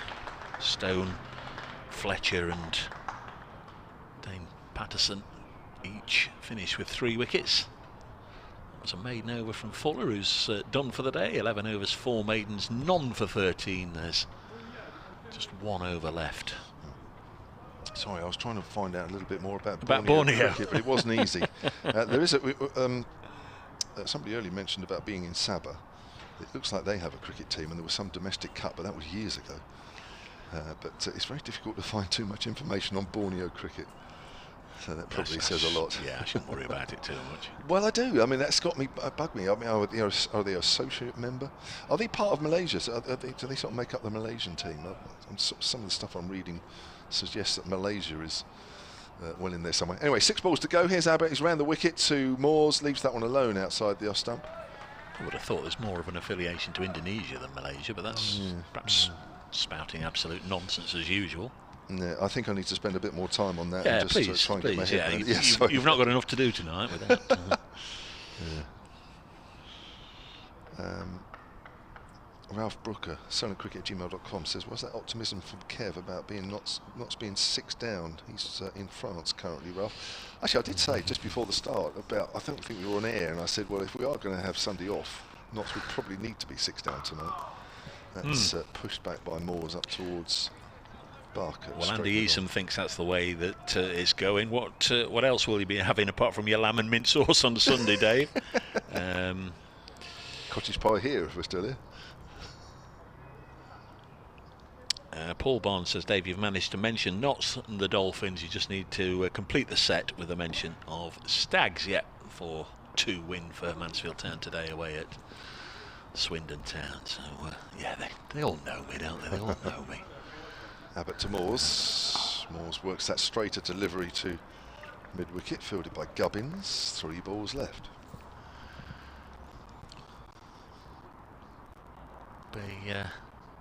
God willing, back on air just before 11 o'clock tomorrow morning, which it's only Saturday, Kev. It feels all day I've thought it was Saturday, because we've had a sports programme running on BBC Radio Nottingham all day, so we've sort of kept to the usual Saturday cricket timings for updates and that in and out of the football. Moores tucks it away down to a fine leg, and that is the 100-run lead up. It's been stuck on 99 for a little while, but the bowling has been accurate. Moores moves on to 6, leaving Ollie Stone a couple of balls to face. Yeah, so tomorrow is Saturday, day 3. 26 of the maximum of 40 wickets to fall have gone down, then 13 yesterday, 13 today. There's just 1 ball. No, there's not. There's 2 balls left in the day for Ollie Stone to survive. Perhaps grounds for a more attacking field, but they've not done that. But over the wicket, and he's forward, he's outside the off stump there, and I think there was a bit of bat on that as it cannons into the pads. I don't know, I think I might have gone 4 slips, 2 gullies and a short leg, and just to give the batter something to think about. Yep.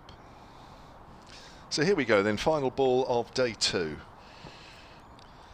As Dave says, another day that's produced quite a few wickets. Has hasn't really been that sort of pitch. It's just been very, very good bowling on both sides. Forward there, it's out of the bat. It's gone up towards extra cover, and that is the end of day 2 then, with Nottinghamshire 146 for 6, lead by 100. Just I'll whiz through what's happened today in a second, but just quickly, Kev. Graham Rowley says, hi guys, on the subject of Borneo cricketers, there was a Johnny Everett who was born in Borneo and played for Scotland in the 1960s. Thanks very much for Graham. You get the last mention of the day. Thanks to everybody that's taken the time and the trouble to get in touch. Hampshire, again, got their noses well in front. You've really got to feel that. They made 231 in their first innings, so led by 46, but that in itself represented a decent fight back by the Nottinghamshire attack, having been bowled out yesterday for 185. Notts were up against it, but they were still in the contest, with Hamid and Duckett wiping out that deficit before the first wicket went down. A Seba Mead for 27, that was 53 for 1. Ben Duckett went 86 for 2, heralding the start of a mini collapse. It became 86 for 3, 86 for 4 as Joe Clark and Lyndon James both fell for naught. Ben Slater went for 43 and Stephen Mullaney for 12. Moores and Stone managed to hang on to fight another day, and that's what we'll hope to do with a lead of 100. Notts go to stumps on 146 for 6. Thank you, Kevin. Thanks to Melissa earlier, and thanks to all our listeners for being there. Hope we can do it again tomorrow.